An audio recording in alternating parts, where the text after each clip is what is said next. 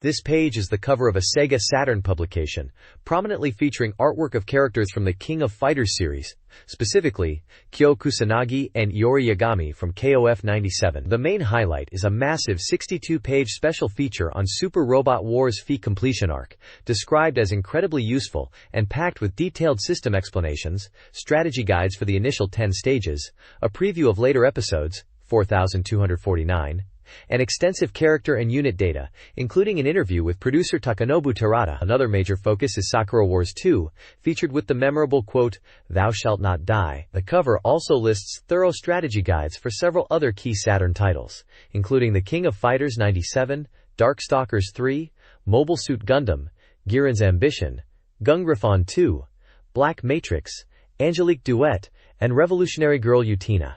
This issue focuses heavily on strategy and deep dives into upcoming and popular games for the platform. This page features the legendary SEGA Saturn mascot, Sagata Sanshiro. The iconic martial artist is captured, standing dramatically in a field of vibrant flowers, holding a large scroll displaying his powerful message in bold calligraphy. The scroll reads, "It's April! Play SEGA Saturn!" His name, Sagata Sanshiro, is also written on the scroll. This image is a memorable piece of Sega's marketing history in Japan, embodying the "This is cool" tagline also present on the page, urging players to dive into the world of the SEGA Saturn during the springtime. It perfectly represents the unique and impactful advertising campaign that made Sagata Sanshiro a beloved figure among fans. The next page is packed with information on exciting new and upcoming SEGA Saturn titles, fitting for the season of new beginnings highlighted by Sagata Sanshiro on the previous page. It showcases several major releases that were essential for any Saturn fan.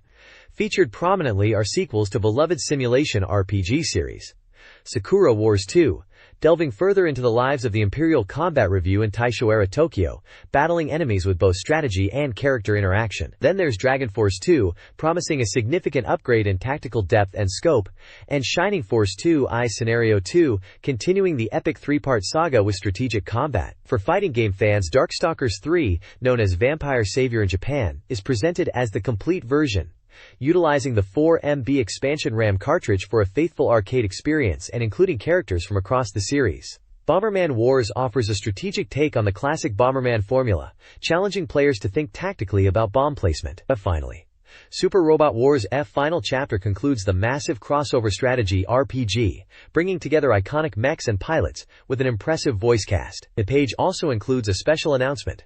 Sagata Sanshiro's popular theme song CD, SEGA Saturn Shiro, is now available. It reinforces the call to action to play the Saturn. Additionally, details for a SEGA Saturn Festa event are mentioned, featuring Miss SEGA Saturn Festa. It's clear Sega was going all out to promote the Saturn experience. This magazine issue focuses on upcoming SEGA Saturn titles, particularly the highly anticipated Super Robot Wars Final Chapter. A 62-page feature offers in-depth coverage, including a strategy guide, character data, and a producer interview. Sakura Wars 2 also receives a detailed strategy guide. Additional features include previews and reports on games like Dragon Force 2, Vampire Savior, Darkstalkers 3, Bomberman Wars, and Shining Force 2-1. New titles such as Angelique Duet, Druid Seeker of the Dark, Black/Matrix, Shoujo Kakume Utena, Melty-Lancer Reinforce, and Gungriffon 2 are also highlighted. The magazine aims to provide comprehensive information and guidance for Saturn owners, covering various genres to showcase the console's diverse library. This page acts as the table of contents and index for this issue, providing a roadmap to the various features and game coverage within. It outlines upcoming content sections focusing on new releases like King's Game and I Shogi 2, coming soon titles including Super Tempo and Langrisser V, and a comprehensive Sega Saturn software complete guide kicking off on page 162 covering Mobile Suit Gundam, Giran's Ambition, The King of Fighters 97, Dragon Force 2, Waku Waku Puyo Puyo Dungeon, and Riven, the sequel to Myst. The major announcement is highlighted for page 204, revealing the emergency announcement for Dynamite Deca 2, known as Die Hard Arcade 2 in some regions, with the exciting news that the next adventure takes place on a ship. The extensive game index provides page references for a wealth of titles, including deep dives into games like Darkstalkers 3, Sakura Wars 2, The House of the Dead, Shining Force 2 I Scenario 2, Super Robot Wars Final Chapter, Black/Matrix, Virtual Oratorio Tangram, and many more. It confirms the magazine's commitment to covering the diverse Saturn library. An illustration of Kyo Kusanagi and Shingo Yabuki from The King of Fighters 97 is featured prominently, hinting at the game's significant coverage in this issue. This page kicks off with a look at the massive launch of Sakura Wars 2 on April 4th. A truly historic day for fans. The demand was incredible, with huge queues forming in places like Akihabara just to get their hands on the game, related musical items, and even themed prepaid cards. The initial shipment of 500,000 copies was reportedly over 90% sold out within days, proving just how anticipated this sequel was. The excitement extends beyond the game with the announcement of a revival for the Taisho Roman radio program, presented by Sakura Shinguji herself. This show, expanding to multiple networks, recreates the atmosphere of a radio station within the game's Taisho-era setting, further immersing fans in the world of Sakura Wars. SEGA is also expanding its physical presence with the opening of a new amusement facility, SEGA Arena Hamaotsu, on April 23rd. Located at Hamaotsu Arcus, this spot promises a host of new attractions, including the Lost World Special, featuring around 200 machines for players to enjoy. It's clear SEGA is committed to bringing exciting experiences to gamers, both at home and out in the arcade. This page delivers a slew of SEGA-related news, starting with the announcement of two new arcade titles. Dynamite Cop 2, known as Dynamite Deca 2 in Japan, was unveiled at a press conference held on a cruise ship, showcasing the game's use of the powerful Model 2 arcade board for enhanced gameplay. Also hitting arcades is Virtua Striker 2 version 98, an updated take on the popular soccer game featuring 24 international teams and authentic 98 World Cup uniforms, promising even deeper tactical play. Away from the arcades, Puyo Puyo fans in Tokyo got a treat with the opening of the Puyo Man Honpo store in Harajuku, finally bringing previously hard-to-find Puyo Puyo merchandise to the capital. The magazine also highlights an event for Naomi Shinohara, who is familiar to readers from the magazine, celebrating her CD debut. On the home console front, there's a promotion for the unreleased title Code AR, offering players a chance to get a trial version by participating in a quiz. Finally, a major topic is Bandai's surprising move into the portable gaming market this fall, releasing a device with a 2.5-inch screen and communication capabilities, setting them up for a direct challenge to Nintendo's dominance with the Game Boy. This page is packed with news about special events and music releases. Leading off, Golden Week is going to be a big deal at Joyopolis locations. Tokyo Joyopolis is hosting a France fair from April 29th to May 5th, celebrating all things French, tying into the upcoming SEGA Saturn game, World Cup 98 France Road to Win. Visitors can enjoy game demos, sign support flags, and even explore a recreation of a Parisian street. Over at Shinjuku Joyopolis, two new attractions, Mystery Walk and Cartoon Street, are opening on April 25th. All four main Joyopolis locations, Tokyo, Shinjuku, Yokohama, and Fukuoka, are also running promotions for the SFX movie Starship Troopers from April 25th to May 5th, featuring displays, themed food, and a special talk show. The bottom section highlights a number of CD releases, particularly focusing on game soundtracks, dropping on April 17th and 22nd. Among them are the orchestral soundtrack for Dragon Force 2, the soundtrack and voice collection for the Saturn adventure game Dukoku Soshite, and the soundtrack for the RPG Princess Quest. Also releasing is the soundtrack for the realistic arcade fishing game Rapid River. There are also music crids from artists like Sekima 2, Pafuchu, Shonen Knife, featuring a theme song for a TV Asahi anime, and Kaoru Sanada. This page introduces Natsuki Kato, the third Genki image girl, following her appearance at the Tokyo Game Show. The article profiles the 12-year-old and includes an interview where she discusses her experience, her love for games and anime, and her dream of becoming a voice actor, admiring Megumi Hayashibara. She mentions owning SEGA Saturn games including Slayers Royal, Mobile Battleship Nadesico, and Battle Athletes Daiundukai. Her profile notes her interests in sports and art, and mentions she also appeared as a character based on her image in the PlayStation game Kotobi Chun. The page includes a large portrait of Natsuki Kato and smaller photos of her on stage and posing. This page presents the weekly data station, highlighting hot titles released between April 11th and April 17th. Featured prominently are four new games. Darkstalkers 3, known as Vampire Savior in Japan, is presented as the definitive edition of the popular fighting series, boasting an expanded roster of 18 characters and new gameplay mechanics like Guard Cancel and Dark Force. It emphasizes the smooth experience provided by the required 4 MB expansion RAM cartridge. Next up is Hero Aspirant, an RPG from Microcabin, where players guide a girl training to become a hero, taking on quests in roughly hour-long segments. Capcom makes another appearance with X-Men vs. Street Fighter, a dynamic fighting game from the popular Versus series. It highlights the tag battle system and powerful joint attacks, noting that the 4 MB RAM allows for a fast-paced, enjoyable experience. Finally, Bomberman Wars offers a different take on the classic Bomberman, presenting it as a strategic table game where players maneuver units and use bombs to defeat enemies. It includes both a quest mode and a battle mode for varying gameplay. A side section discusses the 4 MB expansion RAM cartridge, detailing its compatibility with various games, and listing which titles fully support it for enhanced performance. This page provides a comprehensive look at the upcoming SEGA Saturn release schedule, giving players a heads-up on titles hitting shelves from the current month through the following spring and beyond. It lays out a massive list of anticipated software, detailing release dates, prices, publishers, genres, and compatibility notes like required peripherals or age recommendations. The schedule covers a wide array of genres, from action and RPGs to simulations, sports, puzzles, and even interactive movies, reflecting the diverse library the Saturn cultivated. There's a strong showing from major publishers, bringing both highly anticipated sequels to popular series and entirely new experiences. Browsing the list reveals a mix of confirmed dates and many titles still marked as undecided, indicating they were under development with no firm release set at the time. Notable upcoming games mentioned include titles like Resident Evil 2, Marvel Superheroes vs. Street Fighter, already discussed, Castlevania, Symphony of the Night, Lunar 2, Eternal Blue, and various entries in long-running series like Shining Force, Tokimeki Memorial, and Capcom Generation compilations. There's also mention of fighting games like Pocket Fighter and what appears to be Back and Loader, alongside simulation titles and unique entries like Grandia, Digital Museum. The page serves as a crucial guide for Saturn enthusiasts, detailing the robust pipeline of software heading their way across different seasons and into the future, keeping them informed about the breadth of gaming experiences on the horizon.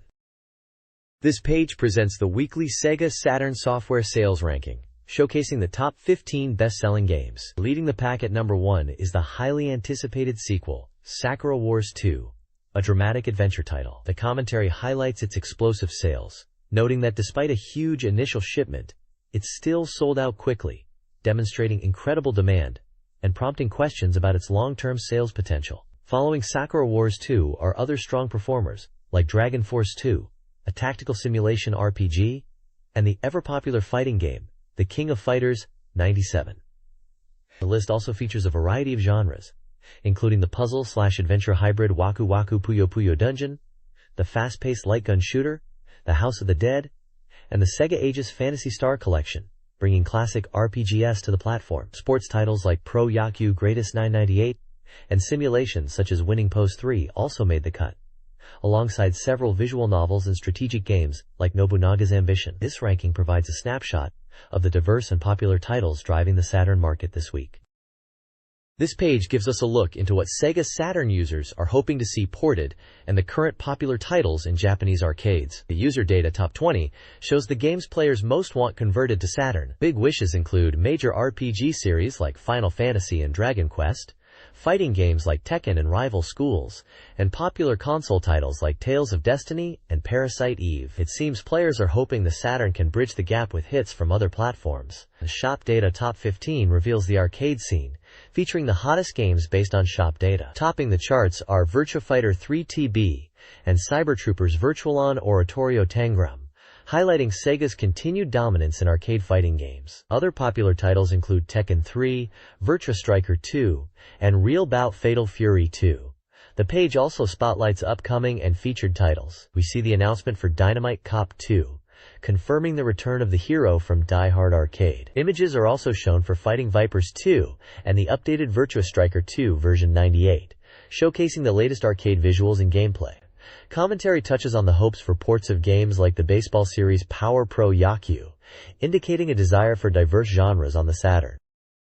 This page presents the latest user data top 30, showcasing the Sega Saturn games users are most anticipating. It highlights that the busy release schedule is starting to settle, making way for players to catch up during Golden Week. The top 3 results reveal the highly anticipated Super Robot Wars F. Kanketsuhen at number 1, the Ultimate port of Virtua Fighter 3 at number 2, and Slayers Royal 2 taking the 3rd spot. The chart also features other major titles like Resident Evil 2, Lunar 2, Eternal Blue, Grandia, and Marvel Superheroes vs. Street Fighter, indicating strong interest across various genres including RPGs, fighting games, and adventures, continuing the trend of user desire for diverse, high-quality experiences. The Pickup Check Game section gives a closer look at some of the highlighted titles. It notes Super Robot Wars F is the awaited conclusion. Virtua Fighter 3 is aiming for the definitive home port based on its arcade success, and Slayers Royal 2 is enjoying a surge in popularity, promising new information and visuals soon. Shining Force 2 I Scenario 2 is featured for its branching story based on player actions, while Castlevania, Symphony of the Night is highlighted for its combat and growth system, making it accessible even to those less familiar with action games. Finally, the page briefly teases upcoming titles in the Other Check, Coming Soon section, mentioning Darby Stallion and Capcom Generation Volume 1, featuring classic arcade shooters. This page features the weekly All-Soft Readers Check, a reader participation project where Sega Saturn owners vote on all release software to create a real-time ranking. This is Volume 96, and as of April 17th, 975 Saturn titles have been released. The main section presents the reader's ranking, showing the current rank, previous rank, genre, and average score for each game. While the full list goes deep, the top spots are dominated by highly acclaimed titles across various genres. Games like the adventure title A Girl Who Chants Love at the Bound of This World, the RPG Grandia, the action RPG Devil Summoner, Soul Hackers, and the unique strategy card game Culdiceps hold strong positions. Fighting games like X-Men vs. Street Fighter and the recently released The King of Fighters 97 also rank highly, alongside shooters like Thunder Force V and Terra Diver. Commentary highlights that the top 10 remains quite solid, noting the success of strong ports, particularly in the fighting and gun shooting genres. Screenshots show The King of Fighters 97, noted for its popularity, and Resident Evil Biohazard, which is ranked 23rd and praised for its high playability. The corner encourages readers to participate as the rankings change based on their votes. This page continues the reader-voted Odds Table Saturn B, showing further rankings of Sega Saturn games based on player scores. The main focus shifts to reviews of significant new releases, highlighting 2 prominent arcade ports and a dark horse title. Featured are in-depth looks at The King of Fighters 97, currently ranked 10th, praised for its faithful arcade graphics, rearranged sound, and added modes like training and survival. Readers appreciate the fan service like the character gallery, though some mention the music felt a bit sparse. Also reviewed is the light gun shooter, The House of the Dead, sitting at 23rd. Players enjoy the satisfying feel of shooting zombies and smooth boss movements, comparing it favorably to the arcade. However, criticisms include dark visuals, somewhat muddy textures, choppy scrolling, and tough bosses. The lack of mouse support is noted as a drawback, but the game is considered a must-play with a light gun for the full experience and atmosphere. Finally, Dungeon Master Nexus, ranked 31st, is introduced as a dark horse. It's hailed as potentially the best in the series on Saturn, deeply immersive and capturing the feeling of survival. Fans old and new are drawn in by its unique tension, challenging puzzles, and atmosphere, despite potential control adjustment needed for PC players. This page highlights several new game releases. Neon Genesis Evangelion, Iron Maiden, 78th, impressed with its faithful adaptation and voice acting, despite criticisms of limited gameplay and a short playtime. Tokimeki Memorial Drama Series Volume 2, Irodori no Love Song, 158th, received positive feedback for its content and charm, though some felt the focus was too narrow. Pro Baseball Greatest 998, 199th, built upon its predecessor, praised for its gameplay, though player data felt outdated. The page also continues reader rankings and introduces dark horse titles. The Convenience Store 2, expanding the national chain, 423rd, offers a detailed simulation with control issues. Detective Mitten's Investigation File, The Clown Murder Case, 666th, is a challenging, linear detective adventure. This page continues the SEGA Saturn reader rankings for Volume 96, showcasing the titles that fell lower in the list, from rank 452 downwards. It provides a comprehensive chart detailing each game's current and previous rank, its Japanese title, genre, and the average reader score. While many titles populate these lower ranks, the real focus here is on the battle at the very bottom. Highlighted is the ongoing Battle for the Bottom King, humorously noting that Death Crimson, sitting at rank 759, currently holds the title of Bottom King. The section jokes about experiencing the King experience during Golden Week. 2 screenshots are featured, one from Cube Battler and another from Planetary Fighter PJ, both seemingly contenders or relevant to the discussion around the lowest ranks. The accompanying text mentions Sakura Wars in contrast to Death Crimson, and comments on how Cube Battler is rapidly approaching the Imperial Throne, meaning the bottom rank, and Planetary Fighter PJ is also nearing the bottom.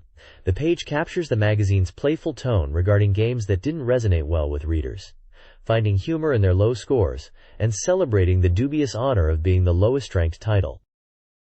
This page kicks off with a preview of the hotly anticipated sequel, Sakura Wars 2, showcasing a screenshot of Sakura Shinguji and another game scene. Readers weigh in with high praise, noting the significant quality improvements over the original, particularly highlighting the charm of the characters and the enhanced combat system, leading to a perfect 10.0 average score from the magazine itself. Moving on, there are reviews for 2 other titles. Dragon Force 2, the follow-up to the beloved strategy RPG, is reviewed with a screenshot of a battle scene. The comments praise the voice acting and character individuality, but mention a slight drawback with the wait command in battles, resulting in a solid 7.33 average score. Waku Puyo Dungeon, a Puyo Puyo spin-off, is also reviewed with a gameplay screenshot. It's described as a fresh take compared to traditional dungeon crawlers, with readers enjoying the familiar Puyo Puyo characters and the game's unique theme park setting, earning an 8.0 average score. The page also features a reader ranking list for SEGA Saturn peripherals, showing their average scores. There are contests for readers to predict the debut ranking of Mobile Suit Gundam, Girin's Greed, and the average score for Riven, the sequel to Myst. Finally, it includes information on how readers can participate in the weekly race by submitting their own reviews and scores, and details a special prize giveaway featuring SEGA Saturn accessories. This page is a massive special feature, celebrating the release of Super Robot Wars Final Chapter. It prominently displays the game's title and an exciting illustration featuring a multitude of iconic giant robots from various anime series that appear in the game. The page announces the game's release date as April 23rd.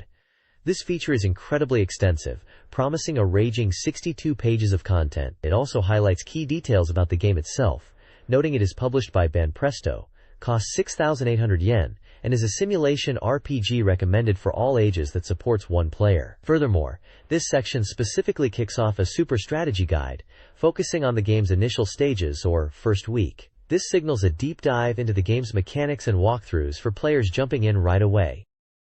This strategy guide for Super Robot Wars Final Chapter provides a comprehensive breakdown of the game. It opens with a beginner-friendly system explanation, pages 24 to 27, covering essential mechanics. A scenario walkthrough, pages 38 to 49, offers detailed strategies for the first 10 episodes, incorporating feedback from the previous game. And scenario introduction, pages 50 to 55, previews 8 scenarios with hints for the future. The data section, pages 56 to 75, provides extensive unit and character information, updated from the prior game. Finally, an interview and preview, pages 76 to 78, features a producer interview and teases future content. The guide is designed to support both new and experienced players. To understand Super Robot Wars F Final Chapter, the text details the key conflicts preceding it.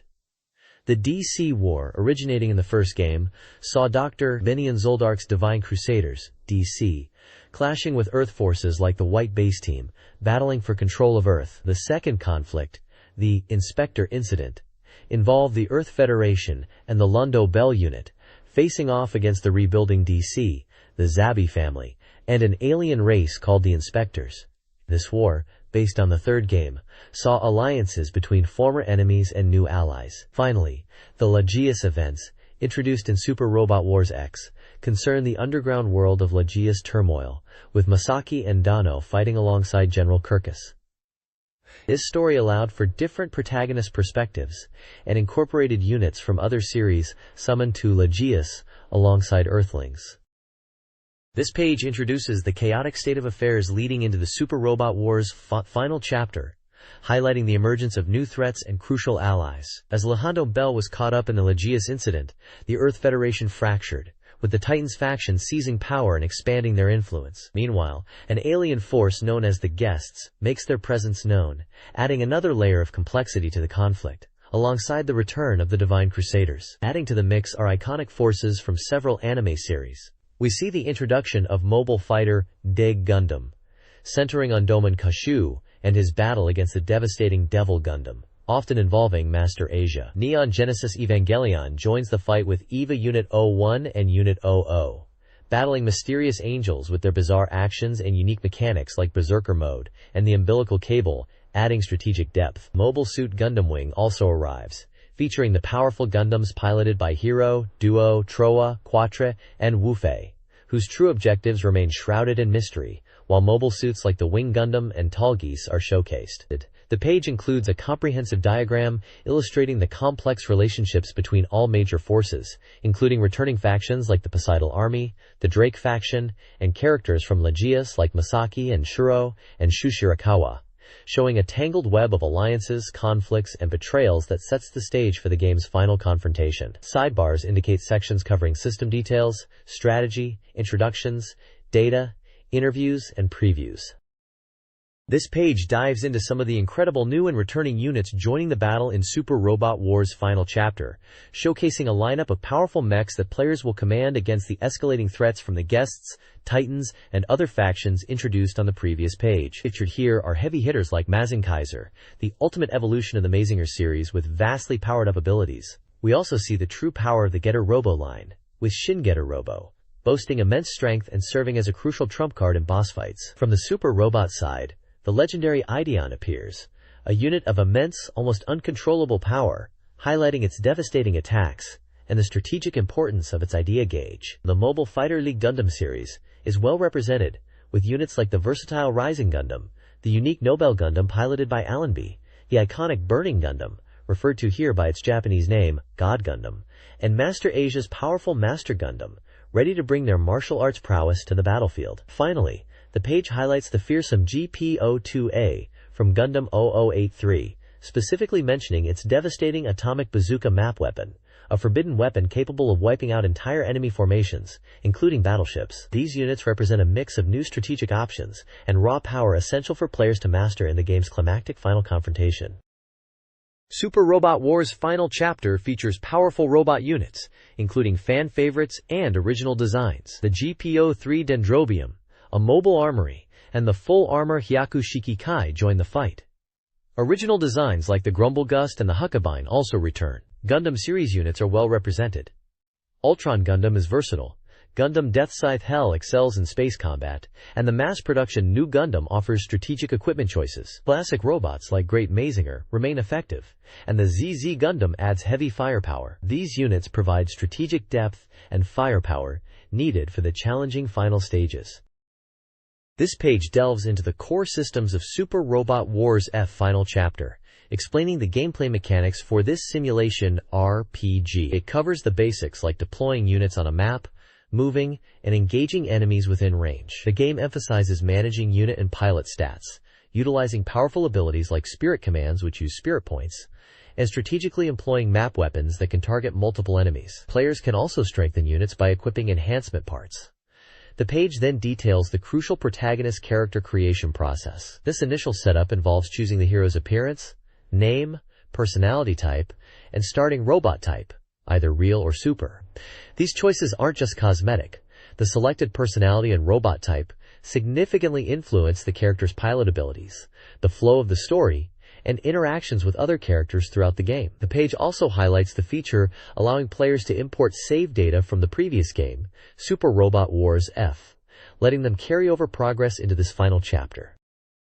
This page continues the deep dive into character creation for Super Robot Wars' final chapter.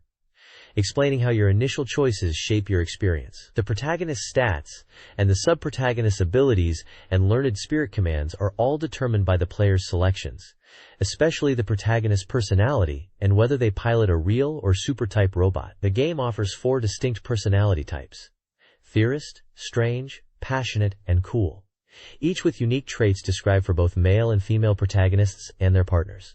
These personalities aren't just for flavor. They directly influence abilities and interactions throughout the game. Crucially, selecting a super or real-type robot for your protagonist dictates the spirit commands they and their partner learn, as shown in the detailed tables. Super types gain powerful attack boosts like Spirit and Sure Hit early, perfect for raw damage output, while real types get key defensive and mobility skills like Flash and Accelerate earlier, vital for evasion and positioning. Both paths eventually unlock the devastating Soul command, a powerful attack multiplier that deals triple damage and is learnable by any protagonist. Adding another layer of customization, your chosen personality even determines the character's voice actor, a cool detail that lets fans pick based on their favorite performers. This page delves into the core gameplay systems of Super Robot Wars' final chapter, building on the character creation choices discussed previously. The game follows a simulation format. Each scenario begins with a briefing, setting the stage and objectives, followed by the crucial phase of selecting your deployed units from your roster. Checking the status of your units, including their HP, EN, and pilot levels, is essential before committing to battle, as some units might be mandatory or unavailable depending on the scenario. Once units are deployed onto the map, gameplay revolves around 2 fundamental actions: movement and attack. Movement is key to positioning your units advantageously within range of enemies, influenced by each unit's mobility stats and the type of terrain they are on. After positioning, you can attack enemy units within your weapon's range. Combat involves direct attacks when adjacent or indirect attacks from a distance. Judging a unit's overall strength isn't solely about its individual stats, but a combination of the unit's performance, the pilot's ability, which, as discussed previously, is heavily influenced by your initial character creation choices, and the weapon's capabilities. The game provides detailed status screens to check parameters like size, type, affecting performance environment, N, required for many actions, agility, influencing hit and evasion rates, limit, related to pilot skill cap, special abilities, and repair cost if destroyed, along with terrain adaptation. Mastering these elements is vital for strategic success. This page continues the explanation of Super Robot Wars' final chapter's systems, detailing more actions players can take during battle, the crucial intermission phase, and how unit and pilot stats work. Beyond basic movement and attack, units can perform actions like boarding allies to recover HPN, repairing or resupplying allies, using spirit commands for various effects, or performing map attacks that hit multiple enemies. Some units can combine or separate, while others can transform for better mobility or combat. Certain pilots can even persuade enemy units. The intermission phase, which occurs between scenarios, is where you strengthen your forces. You can upgrade units and weapons using earned funds, improving their core parameters.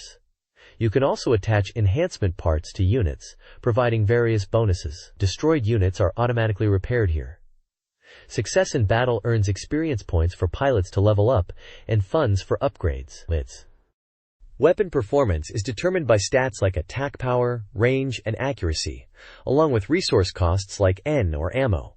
Different weapons have different icons indicating if they are melee, ranged, beam, usable after movement, weapon, or a map attack. Pilot abilities are critical, influencing combat effectiveness through stats like melee, ranged skill, reaction, affecting hit/evasion, will, boosting stats and unlocking stronger attacks, skill, increasing critical hit chance, and terrain adaptation. Understanding these mechanics is vital for strategic depth. This page delves into the fundamental movement system in Super Robot Wars' final chapter and explores several advanced methods. It explains the basic process: selecting a unit, seeing its potential movement range on the map grid, and choosing a destination within that area. The game hints that enemy units typically target the closest unit, especially those with lower defenses or pilot levels. Beyond simple movement, the page highlights special actions. Boarding allows units to enter a battleship or carrier, enabling them to travel the battleship's greater distance before launching later. This is particularly useful for quickly deploying units to the front lines, or providing in-battle repair and resupply. Combination merges multiple specific units into one more powerful form, like Getter Robo or Combattler V. This significantly boosts combat capability. If the combined unit is destroyed, often its components survive, potentially reducing repair costs. Finally, transformation changes a unit's mode, altering its stats such as mobility and terrain compatibility. The common strategy is to transform for faster movement or better map traversal, then revert to the standard mode for combat. Understanding when and how to use these techniques is crucial for strategic success. Screenshots throughout the page demonstrate these concepts, showing the map interface, unit selection, movement ranges, command menus, and unit status displays. Super Robot Wars' final chapter emphasizes strategic terrain usage and hit rate calculation. Terrain restricts unit movement and modifies stats like defense and evasion. Some terrain, such as cities, forests, and bases, provides HP or N recovery. Air units bypass ground limitations but lack terrain bonuses, while water units suffer weapon power penalties but gain defense. Underwater units gain near invulnerability. Hit rate is calculated using pilot stats, weapon accuracy, unit mobility, and various terrain and size modifiers. The formula includes pilot's hit, reaction, weapons hit correction, units mobility, and enemy evasion plus terrain and size corrections. Skills like flash and sure hit guarantee hit rates. Unit size significantly influences hit chance. Larger units are easier to hit. Super Robot Wars' final chapter features a strategic attack system. Players utilize melee, close range, high damage, ranged, distance attacks, often before or after movement, and map weapons, wide area, powerful but with high cost and friendly fire risk. Before attacking, check weapon stats, range, type, and resource costs. Consider pilot will and hit rate. Enemy weapon ranges are crucial to avoid counterattacks. Defensively, manual control allows counter, attack back, resource dependent, evade, dodge, having hit rate, or defend. Reduce damage by half. Melee excels against defensive enemies. Ranged weakens from afar. And map weapons clear groups. Terrain affects resource recovery. Note that certain defensive skills won't activate during a defend command. This page delves deeper into the mechanics of Super Robot Wars' final chapter, starting with how damage is calculated. The formula considers your unit's attack power, weapon efficiency based on terrain, and the pilot's offensive capabilities, all weighed against the enemy's armor and the terrain's defensive effects. Understanding terrain adaptation is key.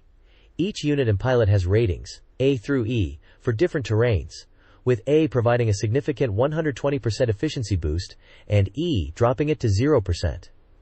Critical hits are also detailed, explaining they deal 1.5 times normal damage. The chance of landing a critical is determined by a formula involving pilot stats and weapon properties, though this chance is significantly reduced when you are the attacker. The page also covers repair and supply units. These units can restore HP and N to allies, and the pilot of the repairing unit gains experience based on the amount of HP restored, following a formula, base 500 plus 60 times the pilot's level. Finally, the Persuade command is introduced. This special command can sometimes appear when specific enemy pilots are adjacent to certain allied pilots. Successfully using Persuade can lead to the enemy joining your side or retreating from the battle entirely. This often happens with characters who had significant relationships in the original anime or manga series the game draws from, adding a strategic layer beyond just fighting. Screenshots show dialogue moments where persuasion occurs, like Hagman talking. This page details two crucial mechanics in Super Robot Wars' final chapter: experience and will. Experience is gained primarily by defeating enemy units and dealing damage. A significant factor in experience gain is the level difference between your pilot and the enemy. The larger the difference, with the enemy being higher level, the more experience you earn. This encourages using lower-level pilots to finish off tougher foes for faster leveling. Experience is also awarded for repairing and supplying allies based on the amount restored, tying into the support actions discussed on the previous page. Furthermore, any remaining spirit points a pilot has at the end of a map are converted into bonus experience. The page also explains the will statistic. Will starts around 50 and can increase up to 150 during battle. Higher will boosts a pilot's attack and defense stats and is often required to use powerful weapons. Will changes based on various combat actions, such as defeating enemies, taking damage, using certain spirit commands like guts or vigor, and is influenced by the pilot's personality. Certain enemy types might gain will rapidly when their allies are defeated, highlighting the strategic importance of managing will on both sides of the battle. This page delves into the crucial Spirit Command system in Super Robot Wars F Final Chapter. These are presented as potent abilities akin to magic in RPGs, used to provide combat support by boosting stats, increasing damage, improving hit rates, and more, proving particularly vital in challenging boss battles. Each pilot can learn up to 6 unique spirit commands by leveling up. The page features a comprehensive list of spirit commands, detailing their spirit point cost and effect. This includes abilities like healing HP, restoring N or ammo, guaranteeing hits or evasion, doubling damage for a single attack, boosting experience or money earned after battle, reviving fallen allies, and even powerful ultimate commands like Miracle, which combines multiple effects. A key strategic element highlighted is the ability to combine spirit commands, especially with units piloted by multiple characters, such as the Getter Robo. In these units, all pilots' spirit commands can be used, allowing for devastating synergistic effects. The guide strongly recommends stacking commands like Concentrate, Hot Blood, and Luck for maximum impact. Additionally, it mentions fairies, support units who can also utilize spirit commands, proving valuable for leveling pilots and providing battlefield assistance. Spirit commands are indispensable tools for navigating the game's challenges. Between battles in Super Robot Wars Final Chapter, players can enhance their units. Modifications, purchased with funds, boost stats like HP, EN, and armor. Weapon modification costs vary. Reinforcement parts grant additional benefits like stat boosts, flight, or recovery items. The optimal modification strategy differs. Focus on agility and limit for real robots, and HP, armor, and N for super robots. Destroyed units require repairs, with costs displayed during intermission. Super robots and battleships have higher repair costs. Repairing units is free if you lack funds, but losing units often suggests difficulty. Pilot switching allows strategic pilot assignments to maximize effectiveness or level up lower-level pilots. Experimentation with combinations is encouraged. This page details the various special skills pilots can possess in Super Robot Wars Final Chapter. These abilities, based on the pilot's original series settings, provide significant advantages in combat. Their effectiveness increases as the pilot levels up, though the specific level timings and maximums are fixed. It's crucial to check enemy pilot skills before battle, as they can also have them. Several key skills are highlighted. The new type and cyber new type skills are essential for mobile suit pilots to use funnel weapons, granting increased accuracy, evasion, and longer funnel range as the skill improves. The Holy Warrior skill is specific to Aura Battler pilots and is required for the powerful Hyper Aura Slash. It also boosts the pilot's evasion for all attacks. The Potentia skill is a risky but rewarding ability that activates when a unit's HP is low, drastically increasing the pilot's hit, evasion, and critical hit rates. Defense is covered by Shield Defense, which halves incoming damage when using a shield, and Parry, which can completely nullify damage from certain physical or sword attacks with a sword weapon, both activating based on a chance tied to the pilot's skill level. A unique section explains the Evangelion pilot's synchronization rate. While not a standard skill, this mechanic significantly impacts their hit, evade, and attack power based on a specific formula relative to a base 50% rate. Screenshots illustrate these skills in action, featuring units like Gundams, Aura Battlers, and Evangelions engaging in combat. Super Robot Wars F Final Chapter features 2 primary mech classifications: real robots and super robots. Real robots, like the ZZ Gundam and Hyakushiki, prioritize agility and evasion, but have low defense. Related units include mobile armors, exemplified by the GP-03 Dendrobium, known for heavy firepower. Mobile fighters, from Mobile Fighter G Gundam, such as the Gundam Spiegel, offer powerful combat styles. The game incorporates special abilities beyond pilot skills. Defensive abilities like Beam Coat, Eye Field, Aura Barrier, and At Field mitigate damage. Offensive/evasive abilities like Illusion and Max Special provide chances to nullify attacks. Strategic success hinges on understanding these unit types and their distinct abilities. Quote, this guide explores unit types and mechanics in Super Robot Wars Final Chapter. Super robots excel in offense and defense, while Aura Battlers like Bilbine prioritize mobility and evasion. Heavy metals, such as L-Game Mk2, utilize beam-reducing defenses, Evangelions, with high initial mobility and a sink rate impacting performance, are also featured. Original units, often with map weapons and transformation abilities, are crucial. Key mechanics include automatic HP recovery at the start of each turn. Transformation allows units to adapt to different terrains. Combination and separation are central to units like Combattler versus special pilot abilities, such as Hyper Mode and the Berserk state. Add further strategic depth. The guide emphasizes the importance of analyzing a new unit's status screen, as demonstrated with the GPO-2A Physalis. This page kicks off the Scenario Strategy Guide for Super Robot Wars, Final Chapter, covering chapters 34 through 41. It first explains how to read the guide pages, detailing sections for scenario objectives, map layouts, general strategy, key battle points, unit data, and even tips for preparing for the next mission. Notably, it points out that unlike previous games, the hidden scenarios in this installment are not tied to turn count, encouraging players to take their time and fully explore each stage. The guide then transitions into crucial advice on unit and weapon customization, emphasizing that while you earn more money than in the previous game, careful selection is still vital. It highlights recommended units for upgrades, showcasing their strengths and the best points to enhance. These include Dankuga, suggesting boost to HP and armor to maximize its power-up potential. Goshogun is recommended for improved mobility and strengthening its powerful Go Flasher weapon. Finally, Psybuster is a top pick for mobility upgrades, particularly focusing on its indispensable Psy-Flash map weapon. Customizing these units will significantly boost your chances of success in the challenging later stages.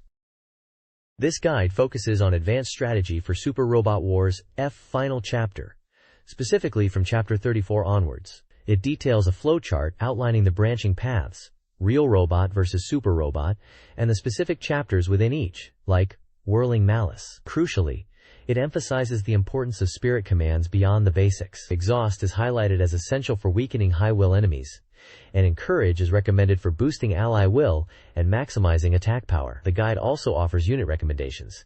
Bilbine's superior dodging, enhanced by upgrades, makes it nearly untouchable. Eva Unit 01, with its powerful at-field and armor upgrades, is another top pick, utilizing the progressive knife. These units, optimized with the suggested enhancements, are presented as vital assets for success in the game's later stages. This page dives into the differences between Super Robot Wars FEF and its concluding chapter, Super Robot Wars FEF Final Chapter. It acts as a system and strategy guide, highlighting key changes players should be aware of. First, it covers the two ways to start the game. Either begin a fresh game creating a custom protagonist, or load clear data from the original F to carry over progress. Screenshots show the title screen and the character creation process. A notable system update is the change in how many reinforcement parts units can equip. Unlike FRUF, where some units like Bilbine could only equip one, the final chapter allows them to equip 2 parts, offering greater customization and power boosts. Finally, a crucial strategic change involves the Bunshin, Doppelganger, special ability. In Final Chapter, this ability, which provides a chance to evade attacks, will not activate if you choose the guard or evade defensive options during combat. It will only trigger when you choose to counterattack. The guide suggests this makes counterattacking a more advantageous choice in many situations.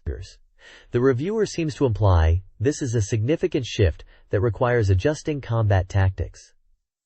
Screenshots illustrate combat scenarios. Super Robot Wars FEF Final Chapter features several improvements. Manual counterattacks are streamlined with direct cursor placement. Low morale pilots are now easily identified with yellow text. A late-game 10-step upgrade system adds depth. Visual updates include refreshed character portraits. Conversation readability is enhanced with distinct text colors. However, loading data from the original F removes demo sequences. Finally, map weapons now have character voices, adding excitement to area attacks with unique dialogue. This page covers Chapter 34 of Super Robot Wars F Final Chapter, detailing both the real robot route, Swirling Malice Part 1, and the Super Robot route, Crisis of Frontier 4, Part 1. The goal in both is simply to destroy all enemies. The story involves the Colony Union's Declaration of Independence, Lund Bell detecting a DC plot and diverting to answer a distress call from Frontier 4. Strategically, while the scenario titles differ, the setup is very similar. You start with Seabook's F-91 and Cecily's Vinya Gina, both at half HP and N. Enemies aren't particularly tough here, so these two can manage initially. Lund Bell arrives on turn 3, and you're advised to send your faster units to assist Seabook and Cecily quickly. One key strategy tip suggests staying near the colony base on the map's top left. Doing so grants increased hit and evasion rates and recovers HP and N each turn, offering a safe, albeit potentially slow, approach. Another important piece of advice is to conserve your main pilots in this chapter. Using too many will leave them with low morale for the difficult Chapter 35. Instead, sortie pilots you want to level up.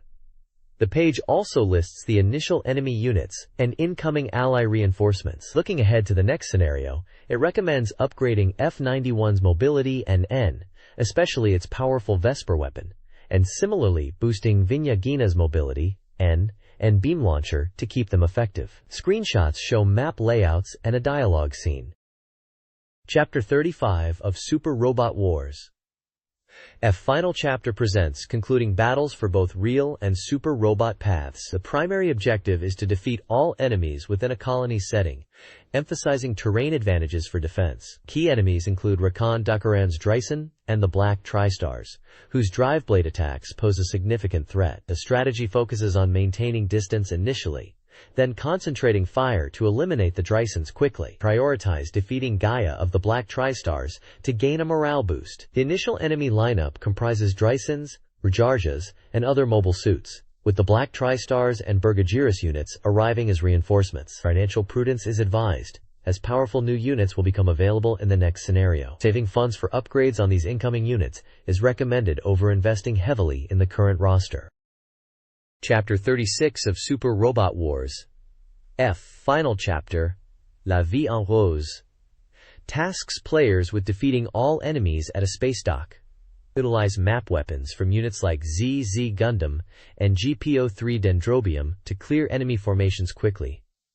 Lure enemies with mobile units before attacking him. A major threat is Gato in the GPO-2, A Physalis, and its atomic bazooka. Neutralize him swiftly, or reduce his morale to prevent its use. Reinforcements arrive on turn 12, including Loon F. Frank and the Valsione R. Upon completion, Psybuster gains its Psyflash, and other units join the player. Judao and Kudu are fixed in their units for this stage. The page recommends upgrading Psybuster's Psyflash and Valsione R's Psychoblaster for their ally-friendly map attacks, making them ideal for money farming in later stages. Chapter 37 of Super Robot Wars. F final chapter, The Axis Defense, outlines a strategic battle. A decoy force, including Amuro and the protagonist, distracts the enemy while the main Lundum Bell fleet attacks. Initial enemies include Mashimere.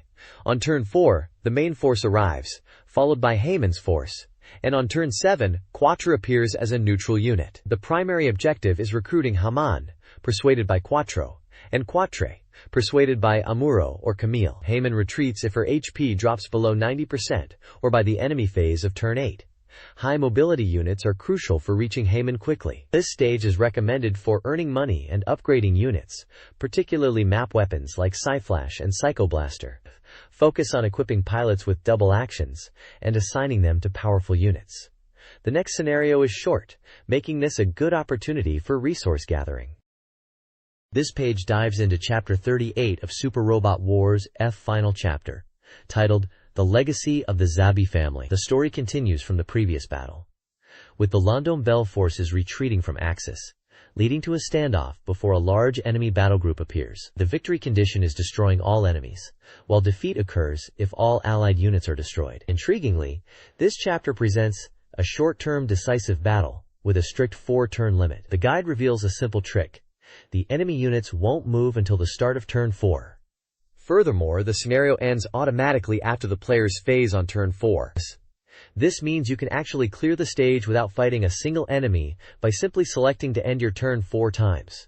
However, for players looking to maximize earnings and upgrades, the page provides a strategy for defeating all enemies within the limit. This requires utilizing ace pilots, units capable of double actions, boosting mobility, and heavily relying on powerful map weapons like the upgraded Psyflash. Successfully wiping out all enemy units even triggers a special dialogue and digital voice event featuring Judao. The page also includes a table listing the enemy units and their stats, and advises equipping mobility-enhancing items like Mega Boosters for the next scenario. This page continues the guide for Super Robot Wars F Final Chapter, covering Chapter 39, titled The Glass Kingdom. The scenario conditions are straightforward. Victory is achieved by destroying all enemies, and defeat if all allied units are lost. The story picks up with the surprising return of the Zalabi family's 3 siblings, piloting a massive battleship called Drawset Axis. Recognizing the unfavorable situation, Londo Bell forces retreat. A distress signal from the area known as Sankingdom is also mentioned. The difficulty of this mission hinges on whether you choose to protect the NPC ball units. Shielding them significantly increases the challenge, because the balls will aggressively attack any enemies within range, making them vulnerable to counterattacks and likely destruction. However, successfully keeping them alive means you acquire them as usable units later. A key strategy highlighted is focusing fire on Jamaican's Alexandria and Yazan's Hanbrabi units. Defeating these specific enemies not only provides substantial money, but also yields valuable reinforcement parts, hybrid armor from the Alexandria, and magnet coating from Yazan's Hanbrabi. The guide notes these enemies don't retreat easily, making them reliable targets for earning these items. While the page includes a list of all enemy units and their stats, the focus is on the rewards gained from taking down these key pilots. Finally, the page offers advice for the upcoming stages, recommending that you prepare your main units like the Z Gundam or Dendrobium by equipping mobility-enhancing items such as boosters or mega boosters. This page continues the guide for Super Robot Wars Final Chapter, covering Chapter 40, titled Amandara Kamandara. The mission is straightforward, requiring the destruction of all enemies for victory, with defeat occurring if all allied units are lost. The story progresses, with the Londom Bell unit protecting Sankingdom and facing off against the Titans Londbell, while also dealing with a military tribunal involving Jamatov and responding to a distress signal. The main challenge highlighted is protecting the neutral Horus unit. Although losing it isn't game over, successfully defending it yields valuable rewards, specifically the Nibelungen and Buster Launcher weapons for the LGAIM units, along with 30,000 credits. The guide suggests deploying high-mobility units like the Z Gundam or Dendrobium to quickly reach and defend Horyaru. High-power units such as Dankuger or Goshogun are also recommended as countermeasures against key enemy pilots like Sima and Gato. Gato and his GPO-2 unit appear as reinforcements on the 4th turn, or, once the initial enemies are defeated, once again wielding the atomic bazooka. The tactical advice emphasizes using a speedy Z Gundam to draw enemy fire away from the vulnerable Horus. Looking ahead, the guide recommends upgrading the LGAIM Mk2's Buster Launcher, noting its excellent performance and efficiency. This weapon is considered a top-tier choice for future battles. Chapter 41 of Super Robot Wars F Final Chapter, Titan's Malice, centers on the Lon Bell's rescue mission for Puru and Puru 2, captured by Makub. The objective is to defeat all enemies, primarily DC forces, while preventing the destruction of allied units. The scenario begins with Lond Bell under attack, and the Purists defenseless, due to depleted resources. High-mobility units are crucial for their safe escape. Players should use spirit commands like Concentrate and Flash on the Purists for survival. Additionally, Quatre must persuade Duo after defeating all other enemies. Key tactical details are provided, including initial enemy deployments such as Zanzibar, Muzai Kai, and Boundok. A table lists unit stats. Players can deploy 1 battleship and up to 14 other units. The guide encourages completion of all persuasion events and the collection of upgrade parts for future upgrades and resource management. Chapters 42 and 43 of Super Robot Wars F Final Chapter detail the Lond Bell's investigation into a rumored alliance between the Titans and the Drake Army. In Chapter 42, Separation Part 1, Lond Bell returns to Earth and attempts to find the Drake Army battleship Will Whips in a Titan-controlled dock. They face a Titan attack, disguised as training, and must locate the battleship within 10 turns. Chapter 43, Separation Part 2 sees Lond Bell uncovering evidence of the Alliance, leading the Titans to label them rebels. The team tries to escape through a less guarded area, but they are blocked by Rosamia piloting the powerful Psycho Gundam Mk2. The chapter emphasizes the Psycho Gundam Mk2's strength and reflector bits as a major challenge. The page also previews later events, including Sirako's appearance and Jared's hypermode debut. Chapters 44 and 45 of Super Robot Wars F Final Chapter feature diverging narratives for the Super and Real Robot teams. In Chapter 44, the Super route sees the Lond Bell facing DC forces at the Photon Power Laboratory, with Great Mazinger's arrival. The Real route finds Lond Bell battling Titans, led by Leela after being falsely accused. Screenshots showcase these conflicts. Chapter 45 introduces a major plot twist. The Federation, manipulated by the Titans, announces a false alliance, leading to a combined attack on Lond Bell. Haran Banju, pilot of Daytarn 3, appears to offer assistance but strangely delays, adding to the tension. The chapter highlights Daytarn 3's arrival and includes a clash between Go Shogun and Gornadar, increasing the narrative's intensity and introducing classic super robot characters. This page dives into Chapter 46, The Sun is With Me, of Super Robot Wars F Final Chapter, detailing the separate paths for the Real and Super Robot teams. On the Real route, Lond Bell allies with Banju from Daytarn 3 to thwart Jamatov's coup, only for Banju to be called away temporarily, leading to an ambush by Titans and Drake forces. The Super route sees Haran Banju piloting Daytarn 3, significantly aiding Lond Bell in battle. Adding to the chaos, Troa Barton appears again in Gundam Heavy Arms Custom, presenting a chance for persuasion. A mysterious new pilot named Elan also arrives in the Blackwing, claiming to have critical information about the coup. While his mech isn't the strongest, and his true identity is hinted to fans of classic anime like Dankuga, his intelligence is crucial. The epilogue section covers the team's reaction to Alan's claims, with characters like Bright and Amuro debating whether to trust this new, potentially allied, force. The chapter highlights key moments, including Daytarn 3's powerful sun attack.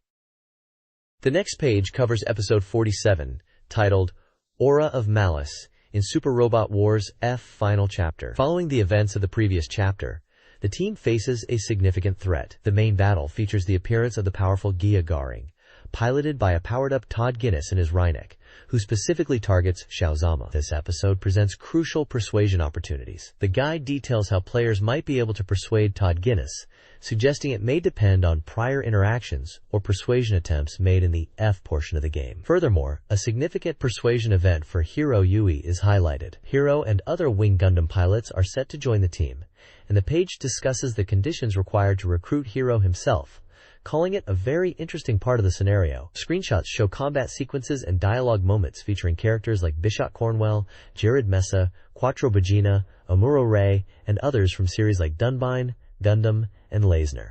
The epilogue section confirms the return of Banju and Daytarn 3 for the next scenario after resolving an issue. The chapter seems to be a turning point, with major enemy encounters and key character recruitments. Episode 48 of Super Robot Wars F Final Chapter, Turmoil in Johannesburg, sees Jamatov's coup attempt. Lofando Bell, led by information from Adran, counterattacks, but Sirocco tries to deceive them.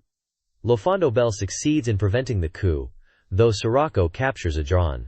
The episode features the return of Mio and the powerful Zamzid. Sirocco, piloting the formidable Zoe, presents a significant challenge. Despite the tactical victory, the political fallout is severe. Congress distrusts Londo Bell, complicating their future. Characters like Quattro, Amuro, and Camille grapple with this lack of trust. Sirocco, meanwhile, plans to exploit their vulnerable position further. The episode combines tactical action, character returns, and complex political consequences. This page covers Episode 49 of Super Robot Wars F Final Chapter, titled Hyper Gerald. Following the events in Johannesburg, Londo Bell anticipates further moves from the Titans. F. Gerald, sensing a dangerous presence from a red-haired woman, receives a premonition. This threat materializes as Gerald, consumed by intense hatred, unleashes her aura power. The power causes her mecha, the leprechaun, to hyper-ISIS and grow to a colossal size, a phenomenon previously thought impossible for machines. Screenshots show the strategic map, character portraits of L.A., Xiao, Cham, and others reacting to the event, and dramatic full-screen images of the hyper-Kai's leprechaun and Gerald's furious face. Xiao and Marvel witness this terrifying display of uncontrolled aura power, realizing the potential danger to themselves and their own aura battlers if they cannot maintain control, while Cham expresses concern for Xiao. The episode highlights the raw, destructive potential of heightened aura power and sets the stage for a challenging encounter. This page presents a crucial data guide for Super Robot Wars' final chapter, focusing on pilot and unit statistics. It begins by explaining the various pilot parameters, covering everything from combat stats like melee, shooting, evasion, accuracy, reaction, and skill, to the critical spirit points and the powerful spirit commands they enable. It also details special abilities, pilot personalities and how they affect morale, and terrain adaptation ratings across different environments: air, land, sea, space. The page then provides detailed data for several pilots, complete with their character portraits. You'll find key figures primarily from the Universal Century Gundam timeline featured here, including Amuro Ray, Emma Sheen, El Villano, El Peo Ple, Ino Abav, and Katsu Kobayashi. While the full tables of individual stats are shown, the guide highlights the importance of understanding each pilot's strengths and unique abilities. A separate section specifically discusses Mobile Suit Gundam type units, noting a key advantage: their pilots gain the ability to act twice in a turn faster than pilots of other unit types, a significant tactical edge on the battlefield. This data is invaluable for players planning their strategies and building their ultimate team in this challenging entry in the Super Robot Wars series.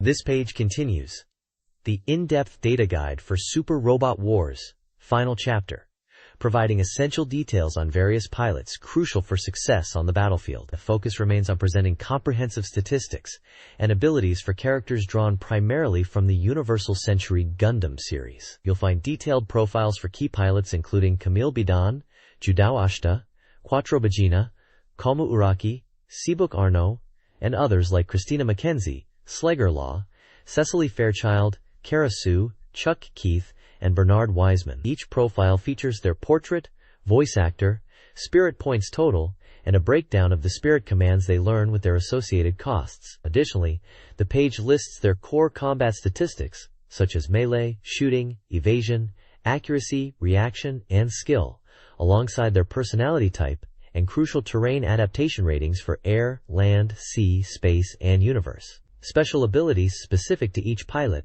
are also highlighted. This data is vital for players to strategically evaluate each character's potential, understand their role in combat, and effectively manage their spirit points and abilities during missions in Super Robot Wars' final chapter. This page continues the detailed pilot data guide for Super Robot Wars' final chapter, offering crucial stats for various characters. You'll find profiles for pilots such as Birgit Pirho, Farah Griffon, Bright Noah, Puru, Mond Agake, Ru Ruka, Domon Kashu, Katreya Lababera, Zex Merkis, and Duo Maxwell. Each entry provides essential information, including the pilot's portrait, voice actor, total spirit points, and a list of their spirit commands with point costs. Core combat abilities like melee, evasion, reaction, shooting, accuracy, and skill are also listed. The profiles detail their personality type and terrain adaptation ratings across air, land, sea, and space, along with any special abilities they possess. The page also includes notes on specific series. A section on Mobile Fighters Dig Gundam highlights that pilots from this series excel in melee combat, though it specifically mentions only Doman is profiled here. The new Mobile Report Gundam Wing section notes that many pilots from this series lack key spirit commands like Sure Hit or Focus, making them potentially trickier to use effectively. This comprehensive data is vital for players to evaluate each pilot's strengths and weaknesses for strategic team composition and mission planning.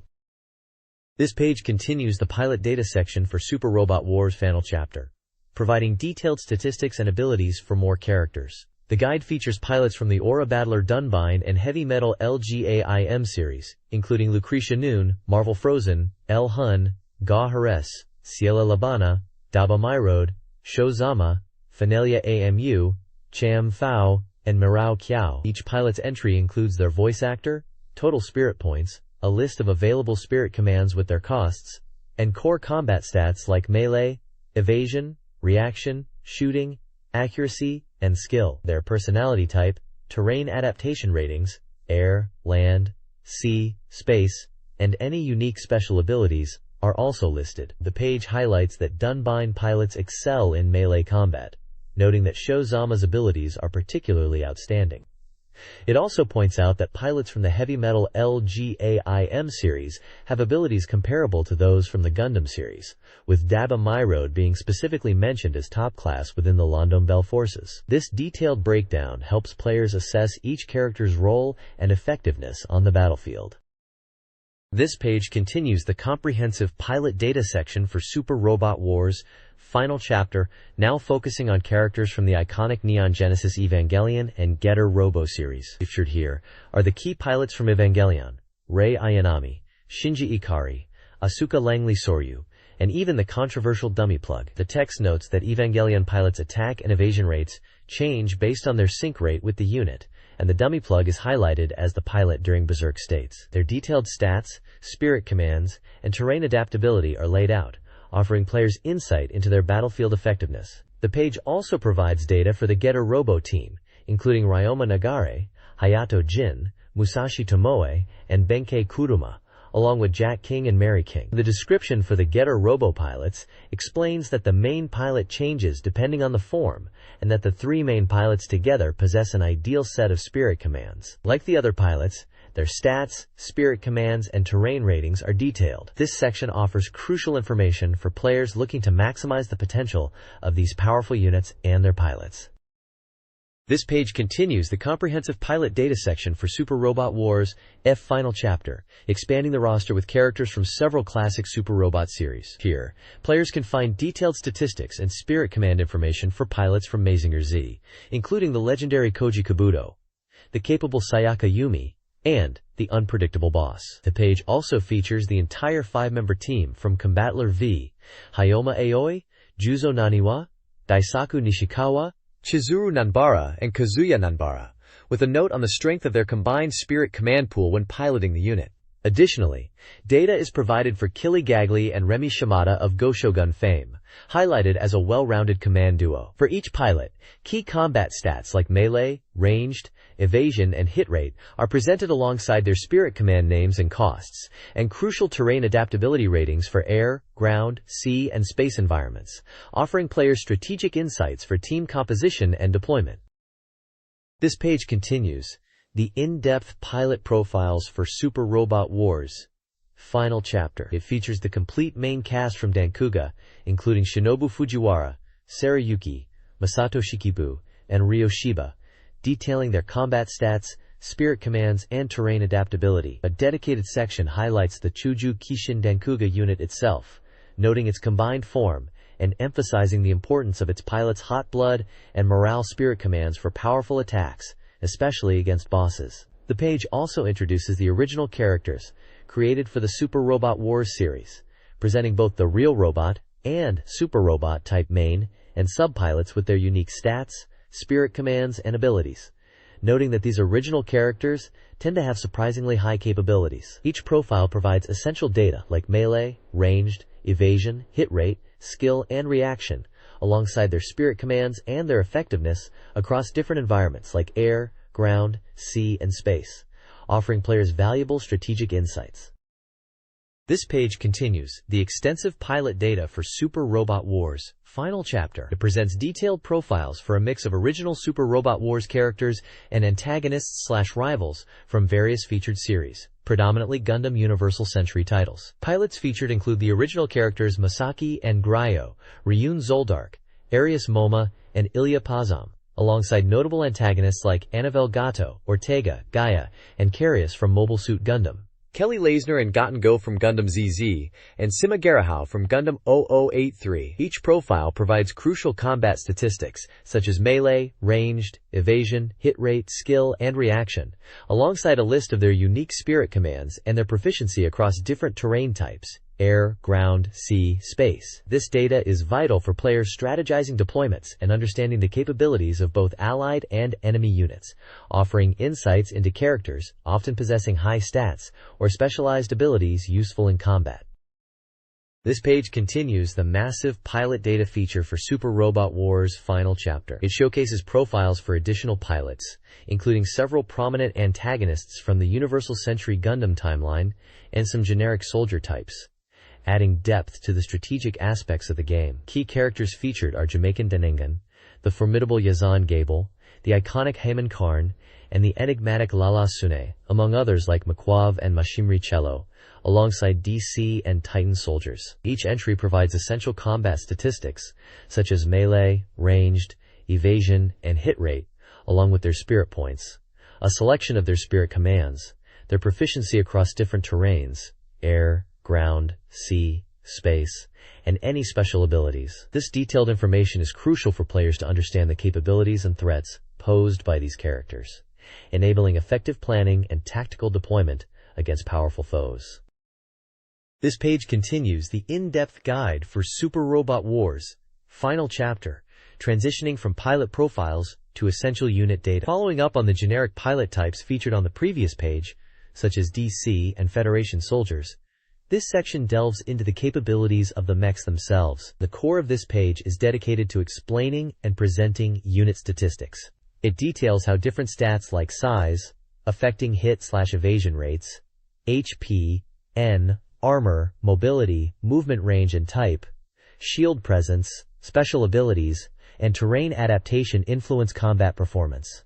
Understanding these metrics is crucial for successful strategy, as they determine how well a unit can survive, move, and contribute to battles. The guide also offers valuable tips for choosing units, suggesting that while armor and mobility are important, prioritizing units with strong attack power to quickly defeat enemies can be a valid tactic, preventing counterattacks. Featured ally unit data includes profiles for iconic mobile suits, like the NT-1 Alex and the F-91.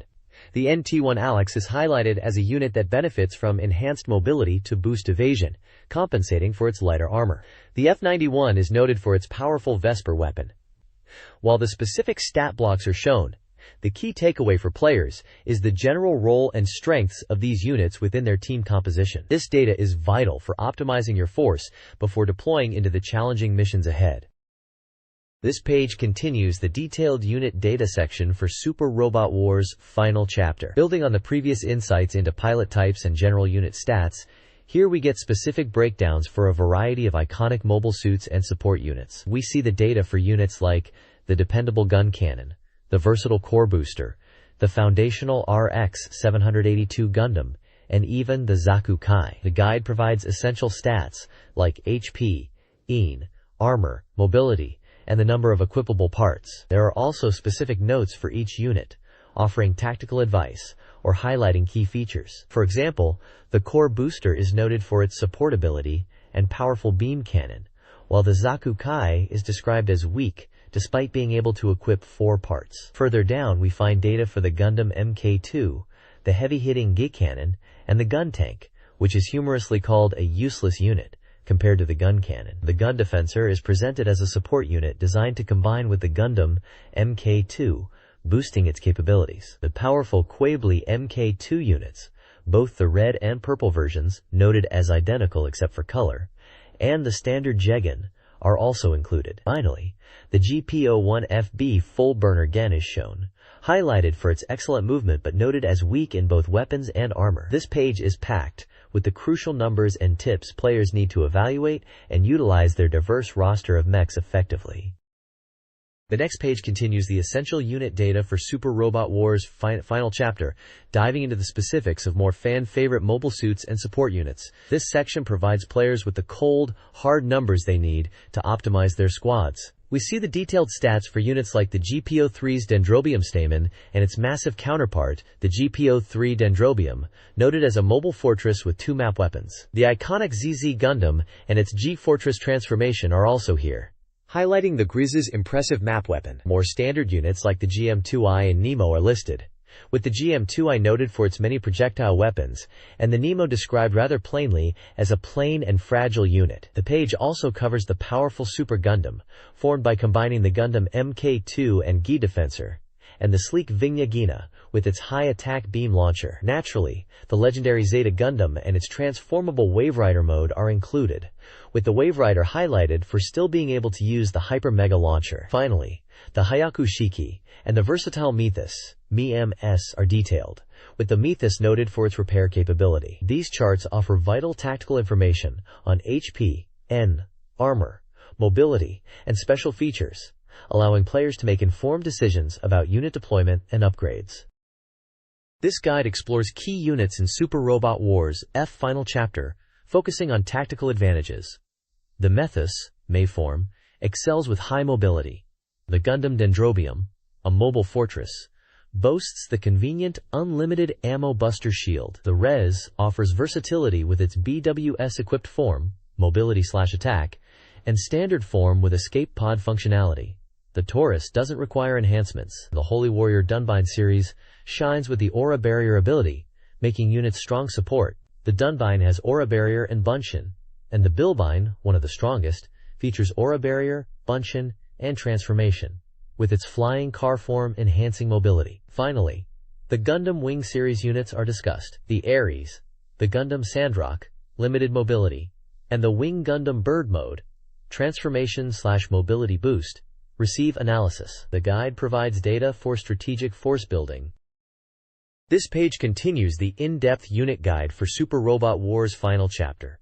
It examines several key mechs and ships, providing essential data for tactical deployment. The Botun is highlighted as a potent aura battler, noted as surprisingly strong, even compared to the Dunbine. The Dizard and its upgrade, the Nouveau Dizard, feature the beam code ability, and are considered more useful than weaker mobile suits. The LGA-IM series is featured, with the LGA-IM capable of equipping the powerful Buster Launcher map weapon, and the LGA-IM MK2 having it as standard equipment and also possessing a transformation ability. The Prowler, a support unit, also uses the Buster Launcher in its transformed state. Diane A carries a repair device, but is noted as less effective than the Mephathus for offensive roles. Boss Barreau is present, equipped with a support device, and notably having a very low repair cost. Finally, the Calvary Temple is discussed, described as roughly equal in strength to the LGA-IM, but lacking a decisive capability. The guide also includes a section emphasizing the critical importance of pilot skill, melee and shooting stats, for maximizing unit damage output, stressing that a unit's power is significantly boosted by an excellent pilot. The next page continues the Super Robot Wars Final Chapter Unit Guide, showcasing data for several key mechs. Mazinger Z, equipped with the Jet Scrander, JS, is detailed, highlighting its powerful breastfire attack, though its limited mobility means a booster might be needed. The Evangelion units are presented. EVA Unit 00 and EVA Unit 02 are shown with the crucial at-field defense, while EVA Unit 01, also with an at-field, has high mobility and a unique berserk state triggered by low HP and the dummy plug. The guide also covers the various Getter Robo forms. Getter Dragon's Shine Spark is noted as effective for boss battles, Getter Poseidon's performance underwater is discussed, and Getter Liger is described as transforming and gaining the Mach special ability at higher spirit levels. The component Eagle Fighters, NAH, from Dankuga are featured, capable of transformation and combination, with specific notes on added attacks or enhanced mobility in certain forms. Lastly, Gashogun is included, highlighting the strength of its Go Flasher weapon, and a general section on pilotless fixed robots explains that units with fixed pilots often possess considerable power. This page continues the Super Robot Wars F Final Chapter Unit Guide, offering a look at several powerful mechs and their stats. You get a detailed breakdown of Combattler V and all its component units: the Battle Crusher, Battlecraft, Battlejet, Battle Tank, and Battle Marin. While the full Combattler V is a powerhouse, the guide points out there's no benefit to keeping the components separate on the battlefield. Cybaster and its transformed mode, Cybard, are also featured. Cybaster is noted for its handy map weapon, making it great for dealing with groups of enemies. The guide shows Shining Gundam, highlighting that its signature Shining Finger attack becomes available once its morale hits 130.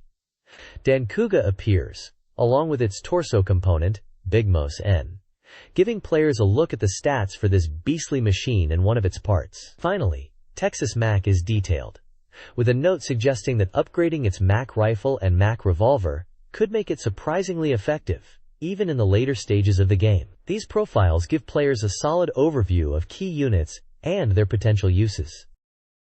This page continues the detailed unit data for Super Robot Wars Final Chapter.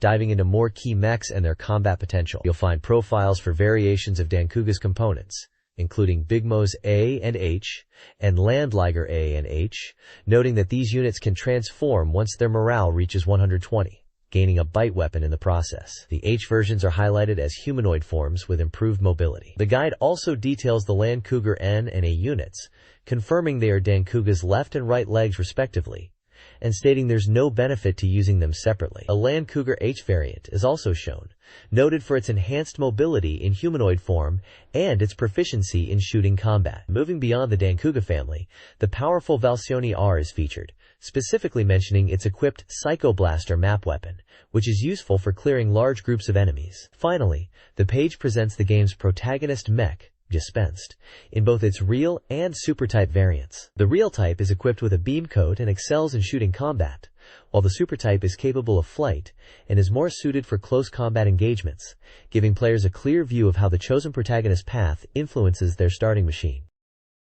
This page continues the unit data for Super Robot Wars Final Chapter, transitioning from individual mechs to larger vessels and enemy units. A dedicated section highlights battleship units, explaining their vital role in storing, repairing, and resupplying other units, though only one can be deployed per scenario. The page features detailed profiles for key ships like the Argama and its successor, the Nahel Argama, both noted for equipping the powerful high mega cannon map weapon. It also includes the Grangaran and Gora Kanon from Aura Battler Dunbine, with the latter boasting both an Aura Barrier and the Aura Nova cannon map weapon, while the former is mentioned to have weak weapons despite its Aura Barrier. Moving into enemy data, the page presents units such as the Rajarja and Ashamar variants, both Ms and Ma forms, highlighting the Ashamar's transformation ability. The Rajarja's stats are considered decent, but the reviewer notes it leaves a weak impression without a strong pilot. Another enemy,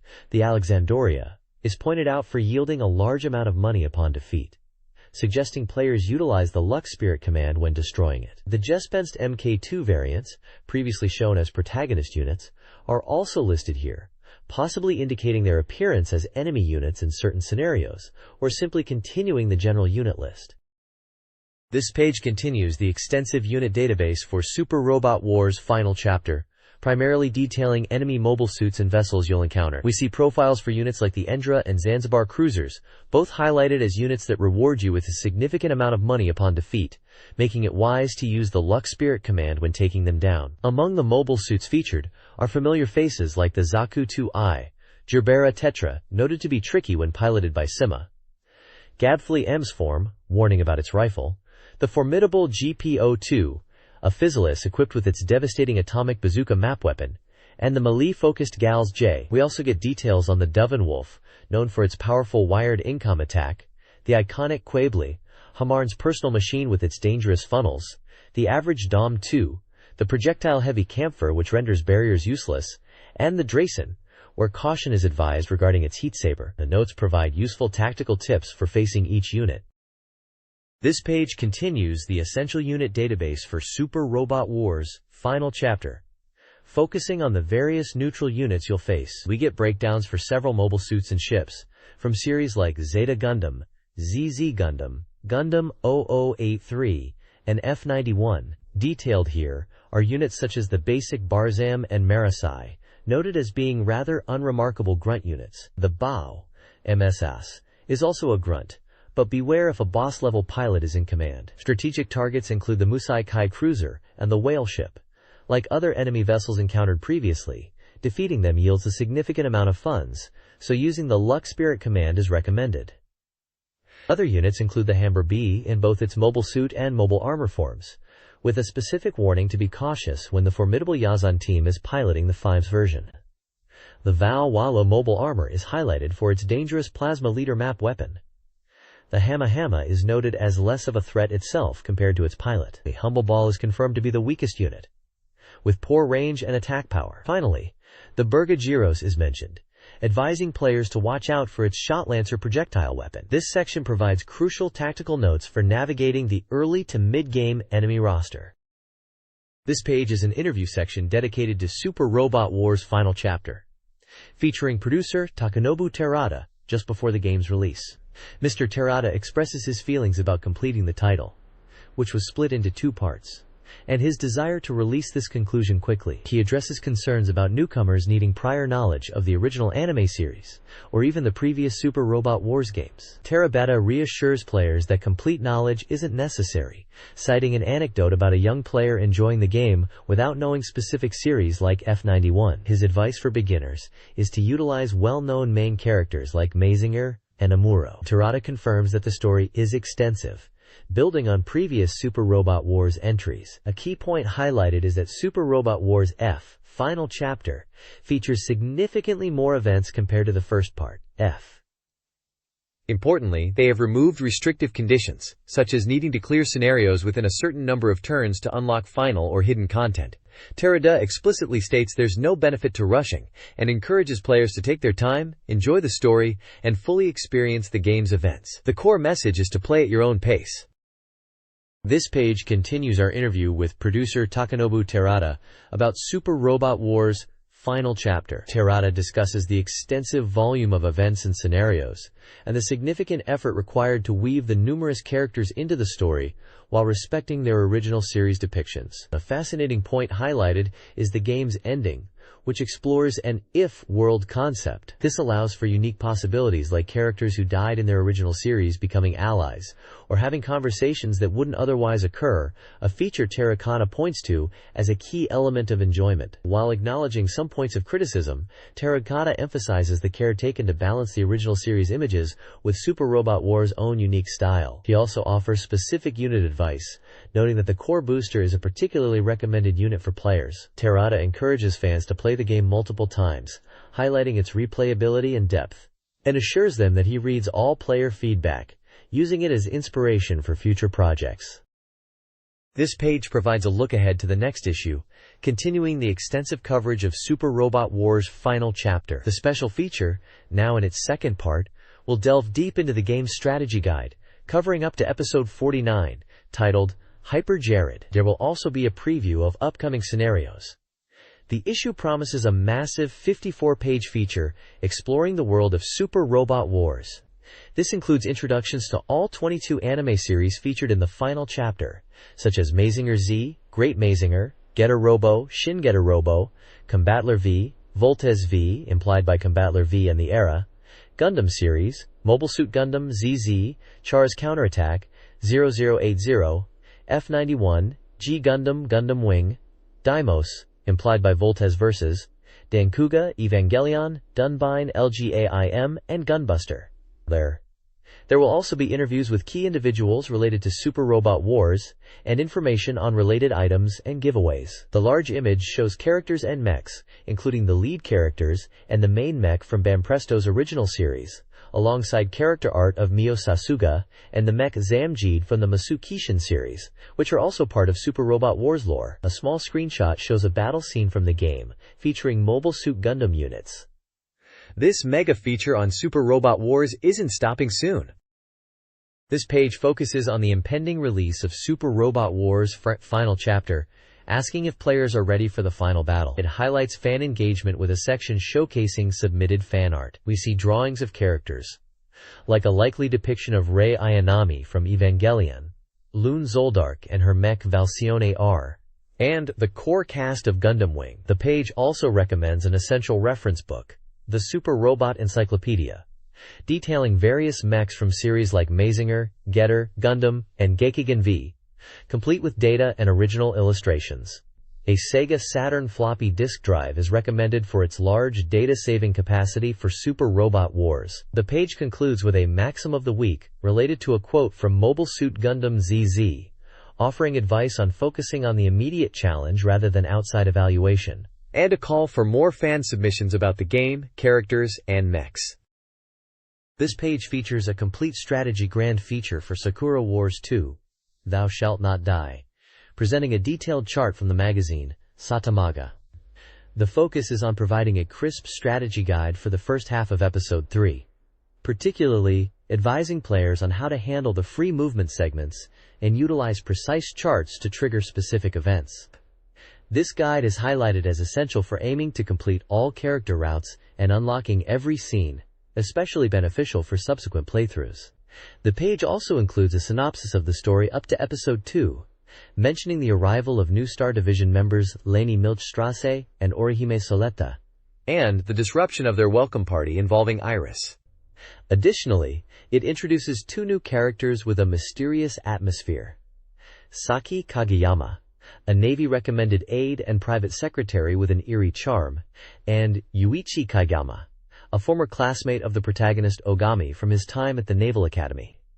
Screenshots and character illustrations for these individuals are shown. Sakura Wars 2: Thou Shalt Not Die is listed as a dramatic adventure game for 1 player, available on SEGA Saturn, recommended for all ages, compatible with the shuttle mouse, and priced at 6,800 yen on 3 discs.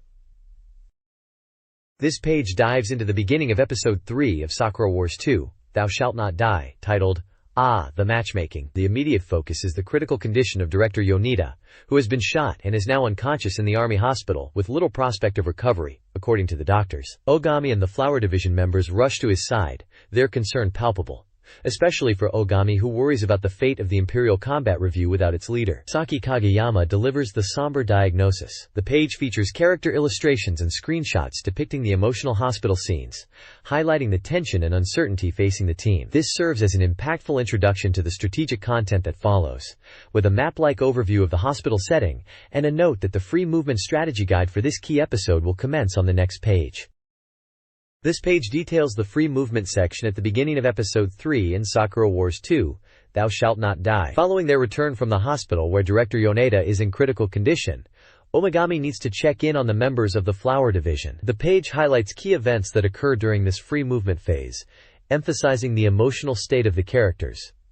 There are 4 primary checkpoints detailed here. Checkpoint 1 is in the lobby on the 2nd floor between 1420 and 1500. Showing Iris distressed about Yoneda and Sakura trying to comfort her.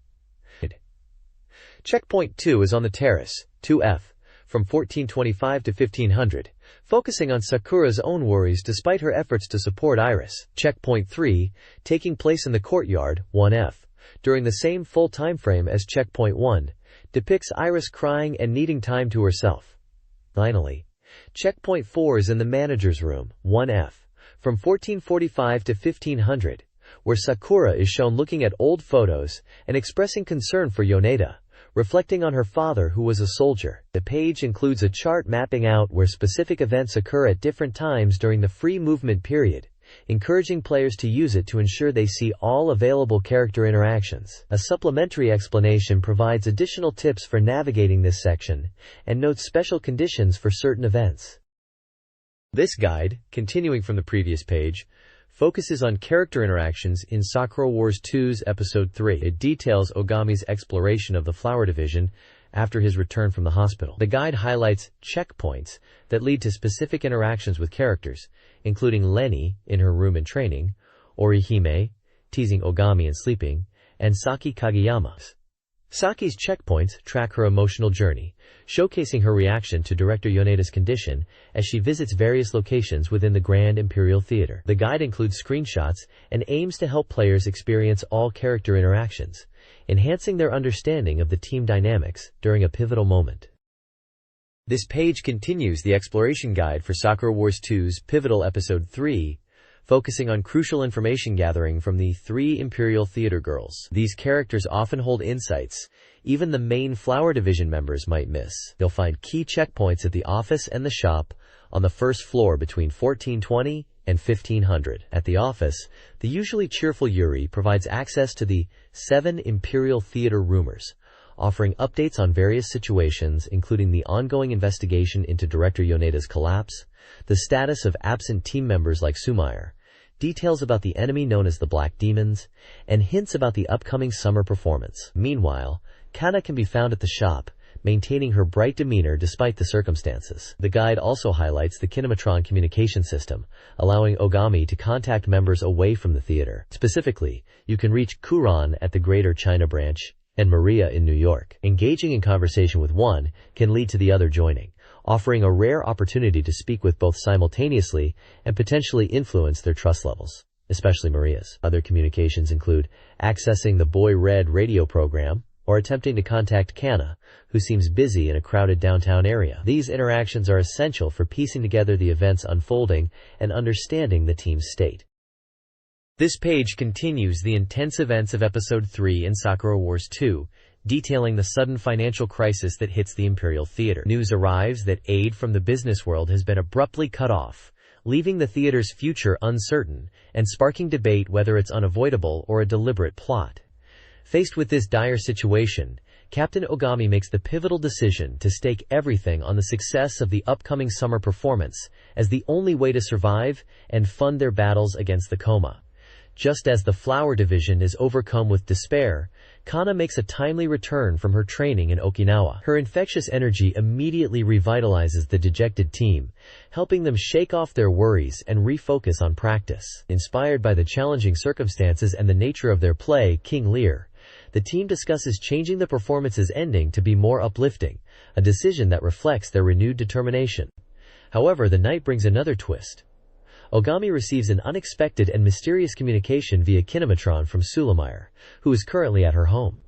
Her brief message is cryptic and carries a troubling tone, leaving the player to ponder the meaning behind her contact and what personal struggles she might be facing. This page dives deeper into the unfolding crisis, revealing the shadowy figures behind the recent troubles. The Black Demon Society is introduced, specifically their executive council, the 5 stars, Gogyoshu. We see profiles for Kan, Fire Vehicle, Mokugan, Tree Eater, Kinsho, Kongo, and Dosho, Earth Spider, each possessing distinct, formidable personalities and powers, hinting at the challenges the Imperial Combat Review will face. Their leader, the mysterious Kyo, Demon King, is also featured, having appeared after the battle at Mt. Taisho. The text teases the identity of the 5th member, Suiko, Waterfox, keeping the full lineup a mystery.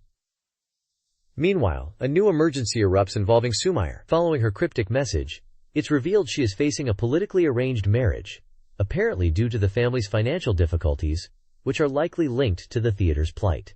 Yuri rushes in with the news, prompting reactions from Iris and Kana, who are eager to help, while Oriheim offers a more cautious perspective. Laney notes that resolving Sumire's situation could strengthen the team. Flower Division decides to rescue Sumire, with Captain Ogami shown ready for action, questioning if they can succeed in ensuring her safe return. The page sets up the immediate next conflict, dealing with the threat of the Black Demon Society alongside the urgent need to save Sumire.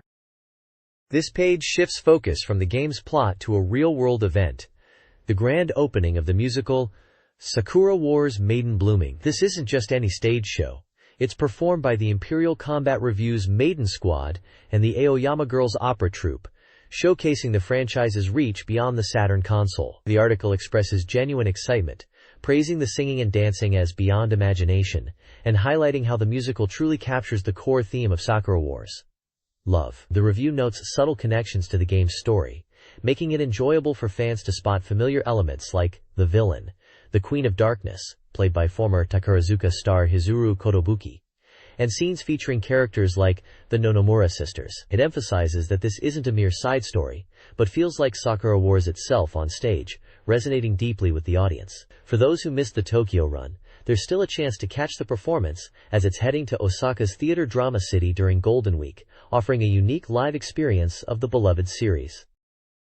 This page features Angelique Duet, part of Koei's neo-romance series, known for its unique blend of simulation and romance specifically aimed at a female audience. The page introduces Duet as a significant renewal of the original Angelique, highlighting its core premise of living in a celestial world alongside handsome guardians while vying to become queen in a cosmic trial. This isn't just a simple remake.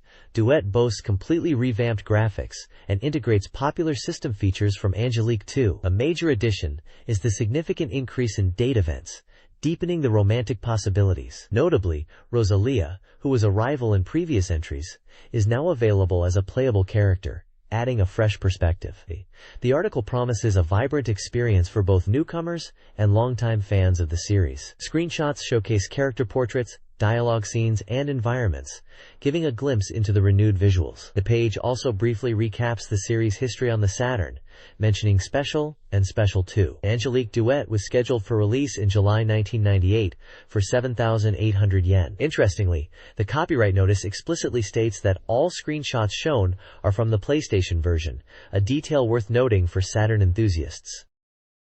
This page delves deeper into the features of Angelique Duet, showcasing the unique aspects of this iteration. A major highlight is the ability to play as Rosalia, your rival from previous Angelique games. This offers an entirely new perspective on the Queen exam, exploring her noble background, graceful demeanor, and witty personality, contrasting with the standard protagonist. Expect fresh scenarios focusing on her interactions, and even a developing friendship with Angelique herself. The page also details the engaging relationship system with the Guardians. Players can enjoy private time with these celestial beings through exciting date events, which include returning features like presenting gifts and sending letters, alongside new events unique to Duet's setting.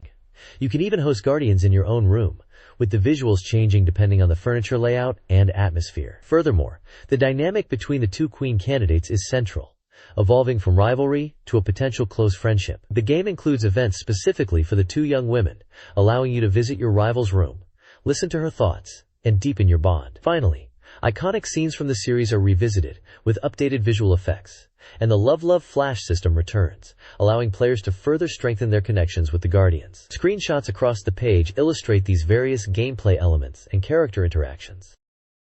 This page introduces Druid, Demons of the Mind, an SF hard-boiled action-adventure created by Surtech, the developers behind the renowned Wizardry series, and published by Koei in Japan. The report highlights the game's high completion rate at 90%, indicating its nearing release. The game plunges you into a mystery right from the start, waking up in an unfamiliar, desolate land. You are immediately thrust into combat against strange monsters. The story unfolds as you are guided by mysterious beings known as druids from the planet Navan. Their mission, which becomes yours, is to find a person named Lawson who vanished months prior. You gain the druids' unique powers, which they can use to manipulate elements like fire or defeat foes using only their thoughts. The page features several screenshots showcasing the game's 3D environments, including desolate landscapes, intricate structures, and views of unique locations on the planet Navan, such as the central island Common Ground, and other regions like Frozen Anali and Burning Lumi. Text prompts within the game, like, "Where am I? Is this a dream world?" emphasize the initial disorientation and mystery the protagonist faces. The central questions posed are why Lawson disappeared, and the true intentions of the druids, promising a narrative full of intrigue. The game appears to blend exploration, action combat, and puzzle solving driven by its compelling science fiction premise. This page focuses on Druid, Demons of the Mind, highlighting the Common Ground area on planet Navan as the main setting for your journey. The gameplay is a blend of action and adventure. Combat offers two primary methods: direct attacks, with commands like upper, lower, and defense, and magic attacks. Magic utilizes amulets combined with the 5 elements of air, water, earth, wind, and fire. The article notes that magic is effective from a distance. Progressing through the game involves moving, searching, and critical thinking. You'll solve layered mysteries and overcome obstacles by talking to characters, acquiring items, finding hidden objects, combining items, and deciphering clues. This leads you to uncover a terrible conspiracy at the heart of the adventure. Screenshots showcase various locations on Navan, including the Stone Circle, a heavily guarded research facility, the large archives building, and the arena. The item system is crucial, with emphasis placed on examining and combining items to solve puzzles and overcome challenges like impassable lava flows. Participating in the arena tournament is recommended, as winning grants you important items. The game promises a rich experience of exploration, combat, and puzzle solving on the mysterious planet Navan. This page dives into the simulation RPG /Matrix, published by NEC Interchannel, and slated for release, though the price is undecided. The focus here is on verifying the opening chapter, the story's starting point, and examining new elements present in the latest development build. A significant point highlighted is a crucial choice made right at the beginning of the game, selecting which female character you will primarily interact with. The article explains that while the main character is popular with all 5 potential heroines, each has a distinct personality, which isn't just a graphical difference. This choice promises to greatly increase the immersion and replayability, as events and dialogue will vary. Examples given are the standard heroine Domina and the younger character Pleika, showing how their reactions differ, such as when the protagonist wakes up. Screenshots showcase character art for Domina and Pleika, along with small glimpses of in-game scenes, including rooms and character interactions with dialogue boxes like Domina expressing worry after bandaging the protagonist, and Pleika pleading for him not to get seriously hurt. The article also mentions that, despite harsh words, deep affection is hidden within the heroine's feelings. It notes that this preview of Chapter 1 should clarify previously unclear aspects of the game's flow, even if detailed specifications aren't finalized. A final screenshot shows a scene in a dungeon with accompanying dialogue touching upon the game's themes. Chapter 1 of Black/Matrix focuses on the protagonist's rehabilitation within a mansion, a year-long simulation period. Daily chores, implemented as timing-based minigames, boost the protagonist's stats. The chosen heroine remains by their side throughout this time. Leaving the mansion leads to a town where white-winged humans face persecution. The protagonist, viewed as an outsider, experiences this harsh society. The chapter culminates with the heroine confessing her love, a grave sin in this inverted world where demons triumphed over God, reversing good and evil. Her confession results in her arrest, concluding Chapter 1 with a dramatic and somber turn. Screenshots depict the mansion activities, the town's atmosphere, and the persecution of white-winged individuals. This page introduces the new allies, who will join your quest in Black/Matrix following the events of Chapter 2. Readers familiar with the game know that many companions become available. This page focuses on some key additions. First, Marco is highlighted as a main character appearing in Chapter 5, crucial to the unfolding story. Despite his feminine appearance, Marco is a capable male warrior with white wings, known for his cool and calm temperament. You'll also meet sub-characters like Parody, Ruby, and Minion. This group excels in ranged combat using bows and arrows, and are unique because they are unaffected by the great evil god's curse, meaning they cannot use magic. Another intriguing character is Piripo, introduced as a quiet boy who was an outcast from the Blackwing tribe due to physical weakness. After encountering the protagonist, he regained his health, and his wings mysteriously turned white, tying him into the plight of the white-winged individuals. A significant gameplay mechanic discussed is the dynamic status system, where a character's appearance changes based on their remaining HP. This visual feedback is tied to a harsh penalty.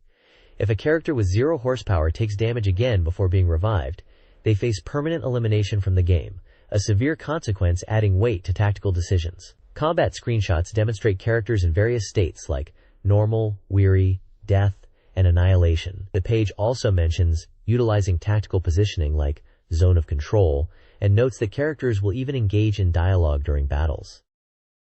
In Black/Matrix, bloody points are the core resource for character progression, functioning similarly to magic points in other RPGs.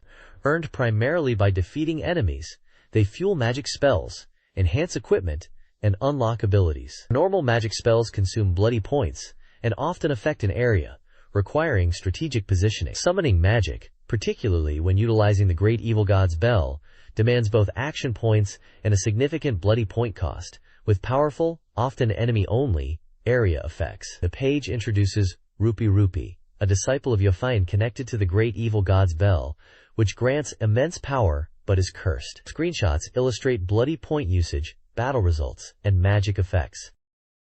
This page is an advertisement for Grandia Digital Museum on the SEGA Saturn. It features vibrant character artwork of Justin, Sue, and Fina from the original Grandia, along with screenshots showcasing the game's isometric environments. Titled Party Continues, this disc is a special fan compilation for Grandia enthusiasts. It's packed with content, including minigames, a collection of the radio drama series, famous scenes from the main game, and extensive deep data and content from the developers. It's described as a must-have for fans, promising a fun revisit to the world of Grandia. The ad also states the release date is May 28th, and the price is 3,500 yen, excluding tax. This page features the weekly bulletin board and Aim for Reader Submission King sections, providing a space for SEGA Saturn fans to share their thoughts and experiences. Readers contribute various topics, ranging from recounting a grueling 24-hour event to discussing personal life and gaming. Comments touch on things like the fatigue after a marathon gathering, observations about aging, and quirky questions about game nicknames, such as hearing Oratan, a common nickname for Virtua On, Oratorio Tangram, as orangutan. One submission questions why embarrassing thoughts come out at night, leading to later regret. The page also includes small illustrated sections featuring mini-comics or character art related to reader thoughts or ongoing series, like Silmira Get and Sensioto Episode 7, which poses a question about a cat-type robot being a savior. Another illustration involves a character interaction, while one depicts a scene with Doraemon and an alien, reflecting on fatigue and unexpected encounters. Overall, the page serves as a lively community hub where fans can connect and share diverse, often humorous, insights into their lives and gaming habits related to the SEGA Saturn. This page features the Saturn Users Square, a hub for fan discussion. One reader delves into the concept of a perfect port, debating criticisms like polygon drops and processing issues, often leveled against Saturn games. They specifically mention Sega Touring Car Championship and Last Bronx, finding the latter's port disappointing due to issues like an unskippable ending, tedious character unlocking, and slow loading in practice mode. The discussion questions whether a 100% perfect port is feasible, and whether expectations for upcoming titles like Virtua Fighter 3 TB are realistic, suggesting that if arcade fidelity can't be matched, perhaps waiting for the next hardware is wiser. Another section explores the significance of the used game market, raising points about manufacturer profits versus user benefits. The reader argues that desired software should be readily available and affordable on the secondary market, hoping for a system that ensures games reach those who want them. A small panel highlights a reader's thoughts related to sound effects, referencing games like Welcome to Pia Carrot. There's also a points ranking list showcasing top contributing users, along with details on point redemption for items like coupons or entry into a Hall of Fame. The lower portion of the page is dedicated to the manga gallery, presenting short comic strips submitted by readers. These often feature humorous takes on popular fighting games, like the King of Fighters, character interactions, and general observations. This page continues with the relay story column, focusing on the second episode, which involves characters and mentions the Game Gear. This section delves into a narrative about characters interacting with games and technology. The Contribution Kings Hall of Fame is also featured, highlighting top contributors to the magazine with their current point rankings. The individuals listed include Guy, 18 points, Kaz, 15 points, and 16 points. In the Let Me Teach You show section, a reader asks about obtaining and pricing for trace boxes used in drawing. The Friend of the Heart column reviews the Neo Geo Fighter World Heroes Perfect. The reviewer praises the game's character designs, noting they stand out from typical manga-style characters prevalent at the time, mentioning diverse types like wrestlers. They also compliment the game system, including throws and powerful special moves, stating it's a solid choice for fighting game fans looking for something different. Finally, the Rumor Really section lists various rumors and news bites. These include SEGA Saturn Magazine's Sei Shishiro participating in Fighters Megamix 2, a game titled Jimmy's Atelier being released, news about peripherals for new Sega hardware, a sequel to Goiken Muyo, consideration not required, titled Goiken Muyo, Renzoku Hitsuyo, consideration not required, continuity necessary, the release of a romance-adventure game, Senshi Muyo, sentiment not required, and a collaboration between Sega and Microsoft leading to the release of Sega Rice. This page features the Reader Submission Corner, showcasing fan art and messages related to various games under the Contribution King banner. Readers have submitted illustrations for Sega hits like Burning Rangers, Dragon Force, and the terrifying The House of the Dead, sharing their thoughts on characters and gameplay. There's also a submission mentioning the King of Fighters, Darkstalker's character Bishamon, and even Gran Turismo and Earth Defense Team, demonstrating the diverse interests of the readers. The editors provide brief, encouraging comments on each submission. The new Software Corner section invites readers to share their impressions and progress on recent game releases. Looking ahead, the next theme for submissions is announced as Waku Waku Puyo Puyo Dungeon, and the magazine is also soliciting ideas for future illustration themes from its readership. The information section provides detailed guidelines on how to submit postcards, emphasizing the format, black ink on white paper, no color art, and necessary contact details. It also outlines the points system, where published contributors earn points redeemable for prizes, including game coupons and actual SEGA Saturn software. Finally, the submission address is provided, with a special call encouraging readers to send in more fan art, particularly for Burning Rangers. This page features a mail-order advertisement from the Sega specialty store Santa, listing a vast catalog of new SEGA Saturn games and peripherals, alongside titles for Mega Drive and Game Gear, complete with prices for direct purchase. This page features the inaugural volume of a fan corner dedicated to the Sega Saturn title Pro Yakyu Team wo Tsukuru, commonly known as Yakyu Tsuku, which translates to Let's Make a Pro Baseball Team. Celebrating the start of the real-world pro baseball season, this section encourages fans to dive into building their own teams in the game. A particularly interesting find highlighted here is a secret technique that allows players to bypass the main game and jump straight to viewing the ending movies in staff roll by entering specific commands. This is a quirky bonus for dedicated players. The page also includes a Q and a corner, addressing fan questions about game mechanics, such as how player ability levels increase through experience points, and the potential for in-game items or goods to regain popularity. Finally, the developers themselves issue a challenge. They provide short messages about the game's design philosophy and include passwords for teams they have created, daring players to build their own teams and face off against the developers' creations. This adds a competitive element and personal touch from the team behind the game. The developers featured are the director, planning lead, and designer. The page includes a small screenshot showing the team selection for the Giants. This fan corner for the Sega Saturn game, Let's Make a Pro Baseball Team, fosters community engagement through contests and submissions. Players are encouraged to send in illustrations, impressions, and data for their created bad teams, with a prize for the most compelling. One challenge involves building and leading the weakest team to championship glory. The page also announces a Let's Make a Face contest, inviting players to design unique player faces and submit their creation details. A password tournament is planned, allowing players to compete with their in-game teams. The corner features a screenshot showcasing team management options and includes commentary from the writers about the game and real-world baseball, with personalized in-game avatars. Submissions for all activities should be sent to the provided address.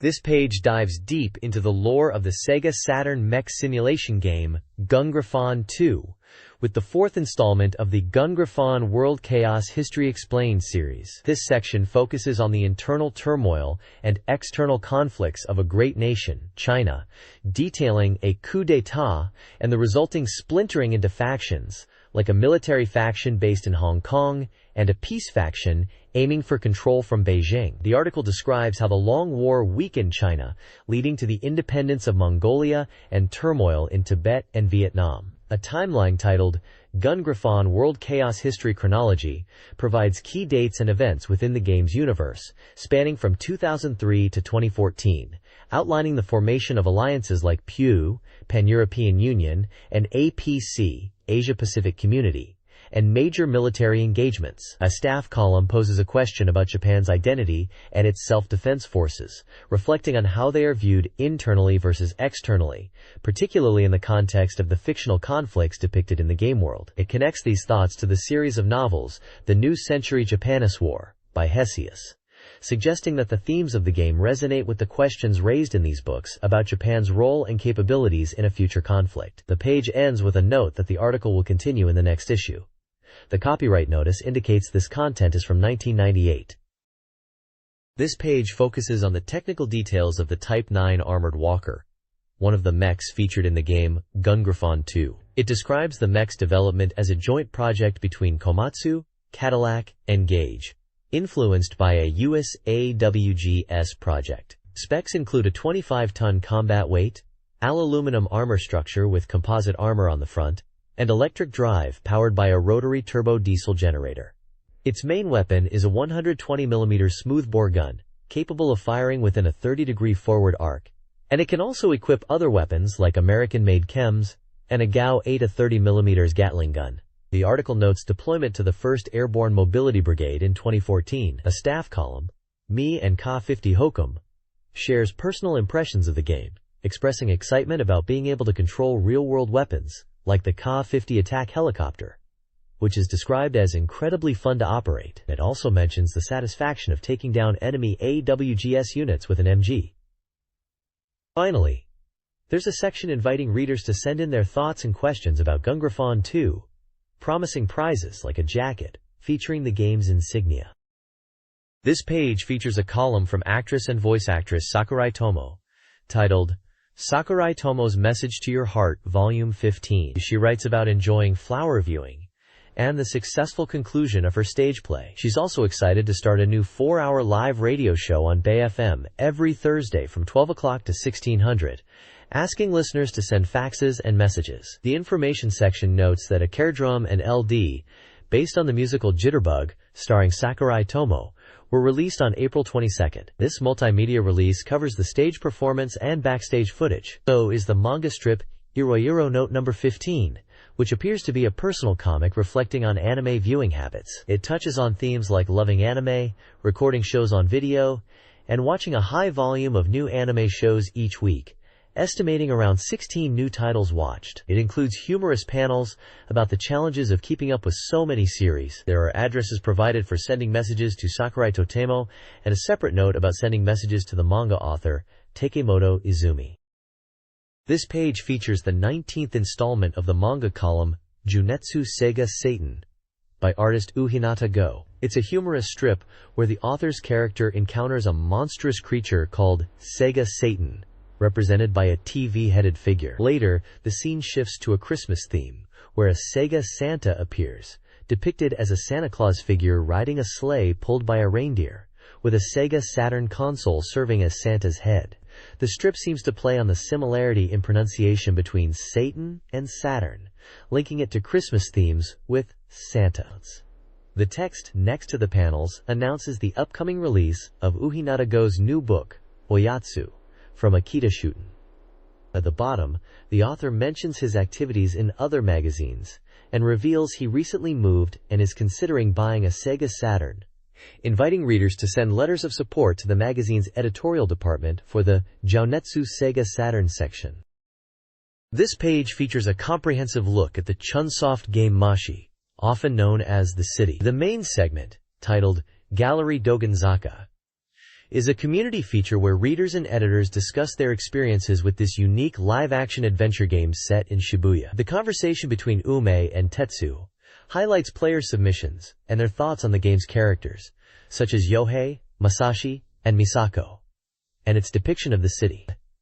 A grand prize section showcases some of the most impressive reader contributions, often featuring illustrations and commentary related to the game's atmosphere and memorable moments. The Tell Me About That Place segment provides details on real-world Shibuya locations featured in Machi. This installment focuses on the hair salon True, giving players insight into where this in-game location exists in reality, complete with a photo and map. Additionally, a This Week's Tip discusses the game's use of the Dogonzaka area, particularly its connection to love hotels, recognizing its narrative significance. The page reflects the game's immersive nature and its strong connection to both its setting and its fanbase.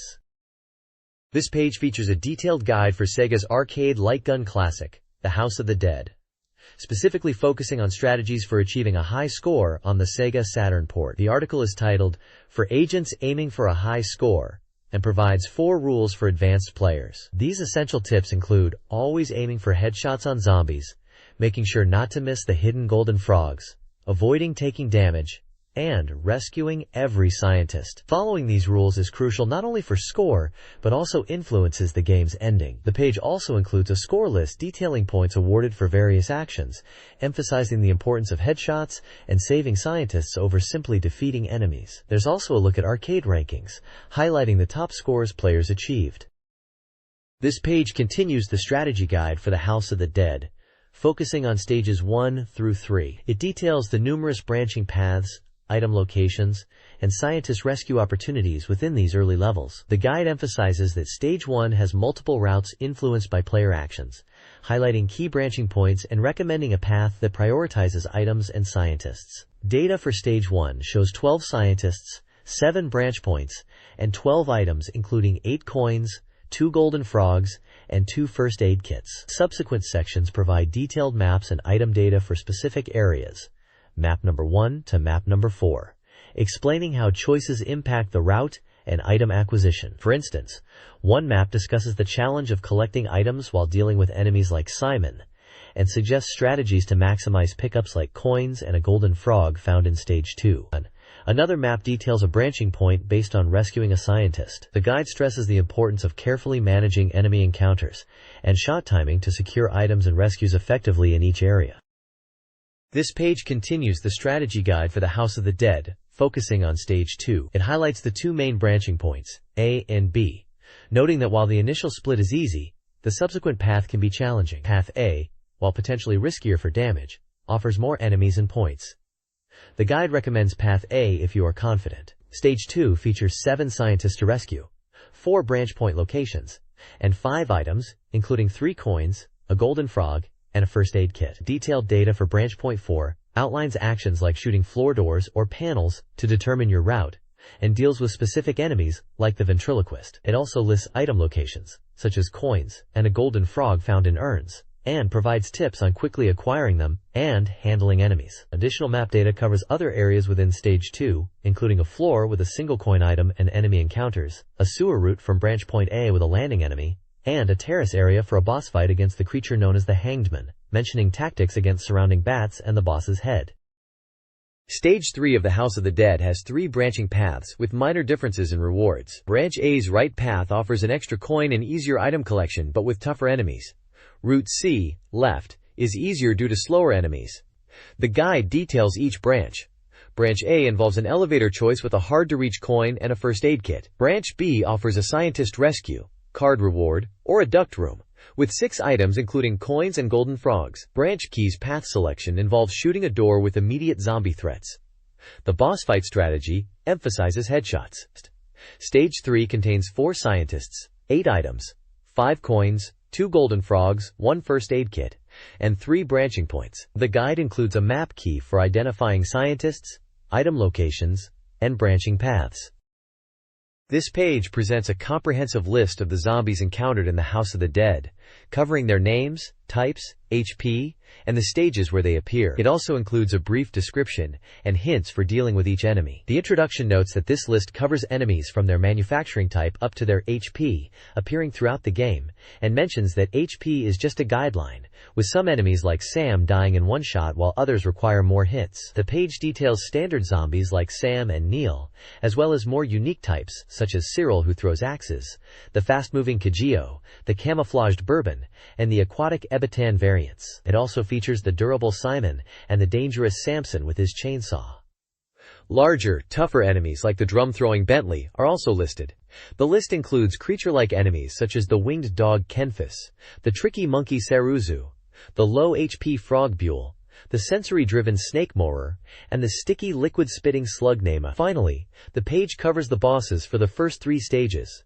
The armored chariot with its chest weak point, the flying human bat hybrid Hanged Man whose weak point is anything but its wings, and the bullet-deflecting hermit whose only weakness is its head. Each boss entry provides their name, type, HP, and weak point, along with a short strategy note.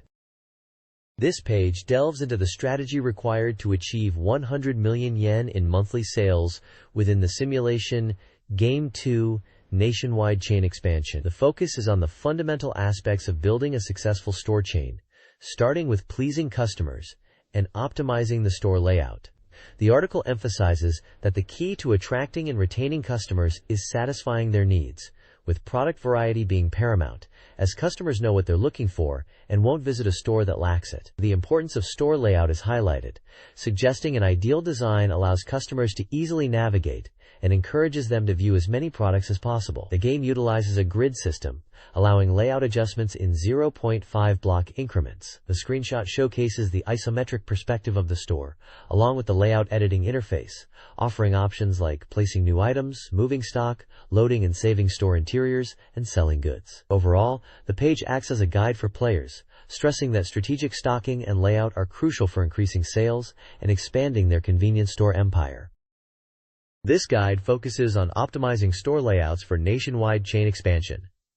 Across small, medium, and large store sizes, small stores prioritize maximizing retail space, even relocating non-essential areas.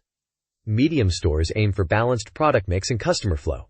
Large stores shift focus to minimizing staff movement. Key strategies include adapting inventory based on store performance. For high-volume stores, focusing on best sellers is crucial. When expanding from a small store, prioritize increasing existing product space over expanding variety if stockouts are a concern. Finally, the guide emphasizes wide aisles and efficient store flow. Strategic space utilization, including potentially splitting the store and utilizing wagons, is essential for a comfortable customer experience and maximizing sales. Careful planning of every square foot is vital for building a successful convenience store chain. This page delves into the crucial aspect of staff management in the convenience store too, focusing on assigning employees effectively for stable store operations. It emphasizes understanding individual staff abilities, highlighting stats like physical strength, education, cashier skills, and customer service, which are visible on employee profile screens like the one shown for Tatsuya Nagasawa. Early in the game, prioritizing staff recruitment towards candidates suitable for store manager positions is key. While initial hires may have limited revealed stats, the guide points out that special unlockable staff, gained as bonuses for clearing maps, are often highly capable. The page features a section on finding these hidden employees. By clearing specific maps, you can unlock characters such as Jennifer and Scissorman from the Clock Tower series, unlocked after clearing maps 1 and 2 respectively. You can also unlock a trio of high school girls from the Twilight Syndrome series, Mika, map 3, Yukari, map 4, and Chisato, map 5. These characters bring unique strengths, like Jennifer's high agility, or Chisato's well-rounded balance. The guide also touches upon the strategic use of staff transfers between stores. As your convenience store chain expands, moving staff can help balance performance and address disparities in employee capabilities across different locations. Effective staff deployment is presented as vital for successful business growth.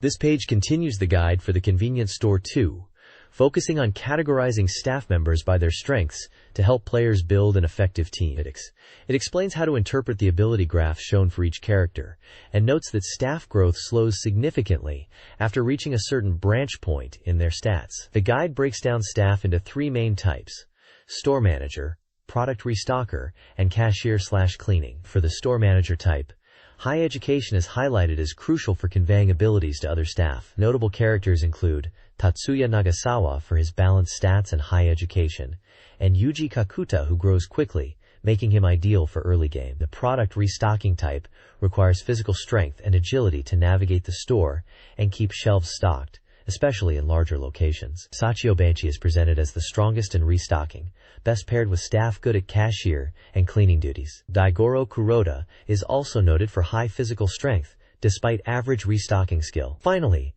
the cashier/cleaning type emphasizes customer interaction and store maintenance.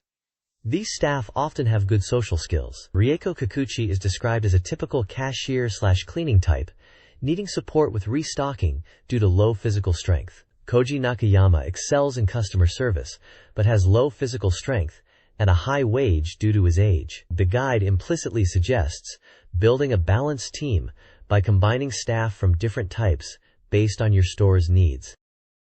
This guide for the convenience store too covers operational and strategic aspects beyond staff management. It emphasizes security through attracting police and fire stations within a radius of your store, detailing how this increases security levels and deters negative incidents. Strategic expansion focuses on locations with easy construction and potential land value appreciation, particularly near roads, railways, and intersections within a 15-block radius. The guide suggests avoiding direct competition for long-term growth. Additionally, the guide introduces rare items found during restocking, encouraging players to collect all 29 for a special map unlock. Finally, it provides a tip for managing game time, using the X button to fast-forward time, skipping visual notifications to expedite downtime. This page features a guide for the SEGA Saturn fighting game, Cyberbots: Full Metal Madness. It's presented as the first release in the Satomaga MOOCs series, a combination magazine and book format, published by SoftBank Publishing and edited by the SEGA Saturn Magazine editorial department. This official guide is described as a groundbreaking ultimate strategy MOOC created by an expert 2D fighting game writer over 3 months. It promises complete coverage of both player versus player and player versus CPU battles, packed with substantial data and comprehensive strategies for amazing combos, covering everything from basic moves to advanced techniques. A major draw for fans is the inclusion of newly drawn illustrations and secret materials from Capcom staff. The guide is 160 pages, a 5 size, and is priced at 1,500 yen. The page displays various mechs from the game, including the protagonist Jin Saotome's BX-02 Blodia and other combat robots, alongside the game's title logo. The bottom section contains publication and ordering information from SoftBank Publishing.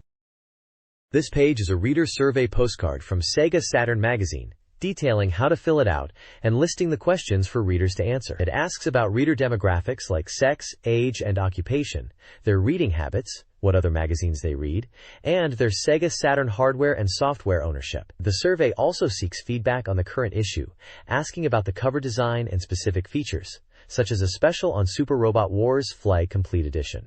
Readers are prompted to rank the articles they found most and least interesting from a provided list, Table 1, and select hardware they own or plan to buy, Table 2, and software they plan to purchase, Table 3. Table 1 lists articles covering numerous games and features, like Landmark, Data Station, SEGA Saturn Reader Race, Sakura Wars 2, Angelique Duet, Druid, Letters Park, Gambari Griffon 2, Shining Force 2i Scenario 2, New Release Title, Langrisser vs. the End of Legend, and many more. Table 2 lists various gaming hardware of the era, including the SEGA Saturn itself, PlayStation, 3DO, Nintendo 64, Game Boy, and numerous peripherals. Table 3 presents a lengthy list of SEGA Saturn software titles, spanning from Idle Mahjong Final Romance 4 to World Cup 98 France Road to Win, covering a vast range of genres.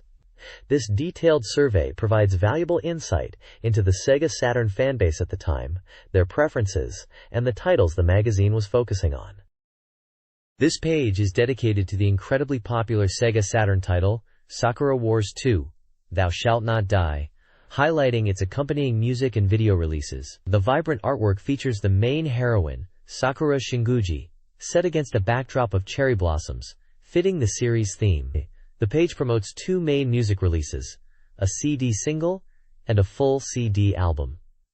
The single features the new theme song, Geki Taikoku Kagekidan, Kai, performed by the main cast members such as Chisa Yokoyama, Michi Tomizawa, Ura Takano, and others from the Imperial Combat Review. This iconic theme is central to the series' appeal. The CD album, titled Sakura Taisen 2 Song Collection, is a full album collecting 14 vocal tracks performed by the voice cast, including solo songs for individual characters, offering fans a deeper dive into the game's musical world. Additionally, there's news about a video release, a retrospective video album covering the events of Sakura Wars 2, with narration by the characters themselves, set for release in 2 volumes. Finally, a section promotes the official Sakura Wars fan club, Taisho Roman Club, inviting new members. These releases demonstrate the significant multimedia presence and fan engagement surrounding the Sakura Wars franchise on the SEGA Saturn. This page is a vibrant advertisement for the SEGA Saturn adventure title, Cross Detective Story. The artwork showcases a diverse cast of characters, including a protagonist wielding a gun, suggesting a mature mystery or crime theme. The ad highlights the game's ambitious scope, boasting that it contains the equivalent of 7 adventure games combined into one, featuring over 100 characters and 5,000 scenes. It emphasizes technical features like an advanced Mach-Seek engine for fast loading, and a 32,000 color graphic mode. Notable contributors include game creator Yutaka Kananaga and character designers Kenpei Tamaoki and Fureku Kakujitsu. The theme song is provided by the popular group Pizzicato 5.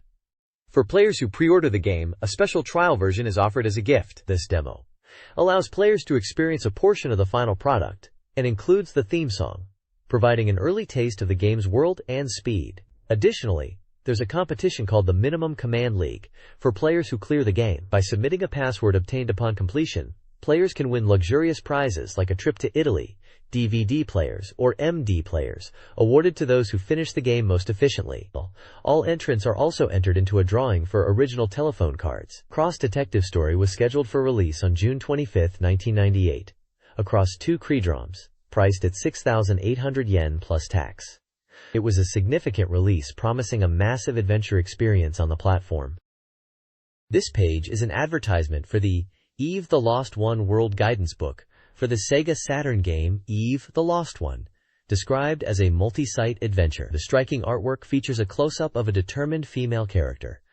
The content of the guide is broken down into files, offering a comprehensive look at the game. File 01 and 02 cover reports on the settings in Japan and Elenidia, integrating the perspectives of the characters Snake and Kyuko to reveal the story through beautiful graphics. File 03 introduces the characters appearing in Eve the Lost One, including Kojiro and Marina. File 04 is a gallery showcasing over 10 illustrations, including magazine covers and promotional materials, plus original art for the book, accompanied by comments from illustrator Tsuneyuki Noguchi. File 05 delves into the making of Lost One, providing detailed setting materials, technical explanations, and staff interviews. It also includes a short story written specifically for the book, filling in a 3-day gap in the game's narrative. The guidebook was scheduled for release in early May, priced at 2,200 yen, and published by SoftBank Corporation. It's clearly designed as an essential companion for fans of the Eve series looking to fully understand the world and story of the Lost One. This page features the Yarigomi, Deep Dive/Completionist, edition of the official guidebook for the game Let's Make a Pro Baseball Team, part of the popular Yakyutsuku series. The guidebook is set to release in late April 1998 for 1,300 yen. It's pitched as going beyond a typical official guide, offering an extensive amount of information and strategy to thrill fans. It promises to reveal both obvious and hidden aspects of the game. The guide highlights 5 key areas: comprehensive and easy-to-search data, tips for player development including information on camps and coaching staff, answers to all questions with unique strategies, player rankings by ability, and points for achieving big profits in management. The page also promotes a previously released guide, the Ike edition, which is described as being very popular and available for 950 yen, suggesting players can use it to prepare before the Yarigomi guide is released. The image features a large baseball bat, baseballs with Japanese characters spelling out Yarigomi edition, and a stylized character likely representing the game, wearing a baseball cap and a shirt with the Sega logo. The cover of the Ike guide is also shown. It's a vibrant visual promoting the depth and fun of the baseball simulation game and its accompanying strategy guides. This page spotlights Sakura Wars 2, Thou Shalt Not Die, featuring guidebooks and a fan club. 2 strategy guides are highlighted: a comprehensive guide for game strategy and character details, and a setting material collection with detailed profiles and interviews, both tentatively releasing in September.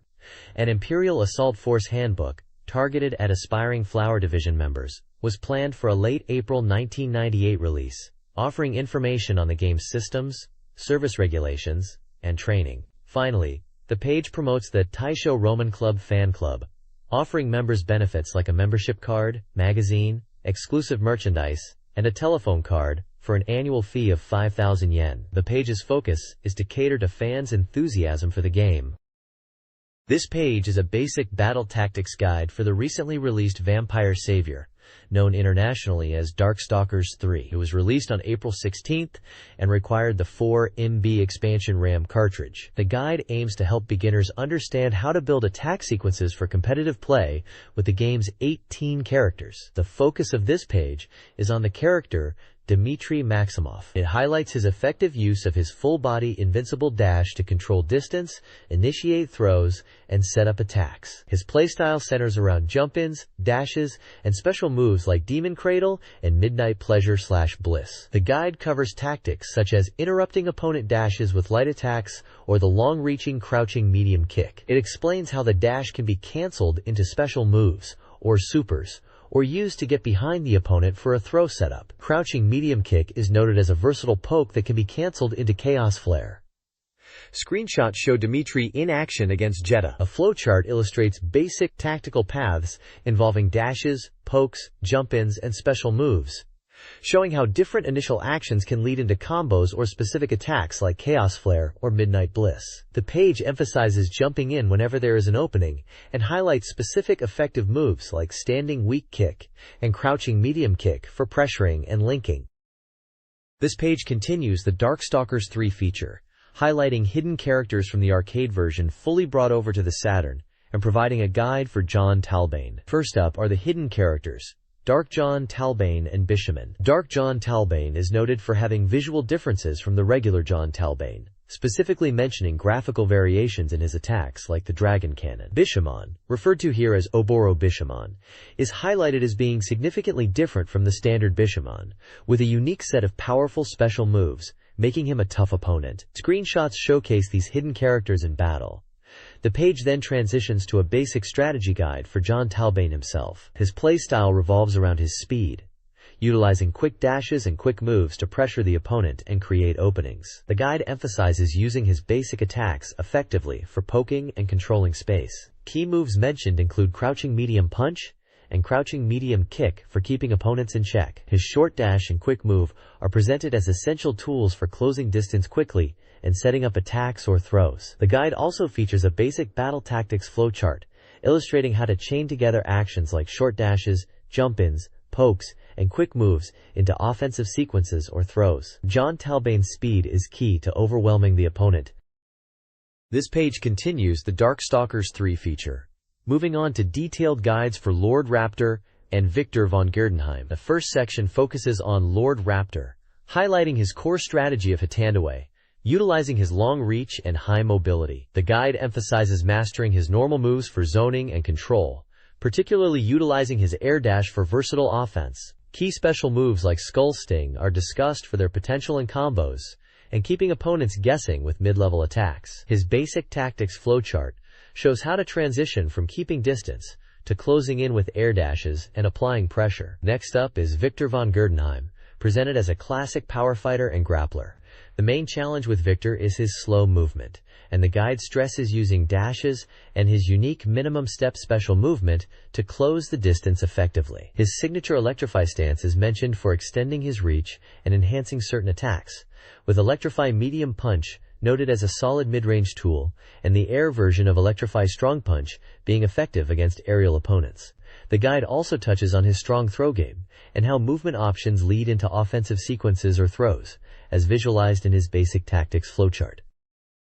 This page continues the Darkstalkers 3 coverage, offering tactical insights for 2 fan-favorite characters, Morrigan Ainsland and Anakaris. First up is Morrigan, who the guide notes has seen adjustments to her dash and normal moves compared to previous titles, making her feel more balanced. Her strength now lies in utilizing her flight for mix-ups and her short dash for quick approaches. Key normals like Standing Medium Punch and Crouching Medium Kick are highlighted for their zoning and cancel potential. The strategy focuses on using Soul Fist and jump-ins to pressure opponents, with her unique Flying Dash attack being a great tool for breaking guards with its mid/low properties. The flowchart illustrates how zoning leads into various offensive options including Soul Fist, dashes, throws, and chain combos. Below that is Anakaris, described as a large character who is surprisingly quick, possessing many unusual, long-reaching attacks. While his movement can be slow, he excels at keeping opponents locked down. His signature moves like Mummy Drop,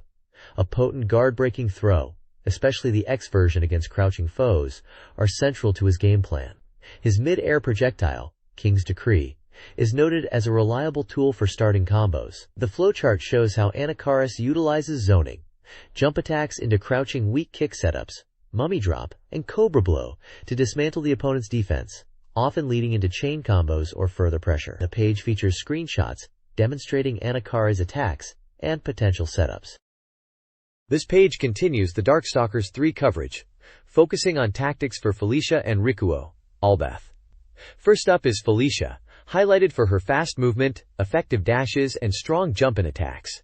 The guide notes her new Cat Spike move is a valuable addition. While she lacks a projectile, her excellent mobility and versatile normal moves like Standing Punch and Crouching Kick compensate, making her effective at controlling space. Her dash is central to her offense, used for quick approaches and setting up mix-ups.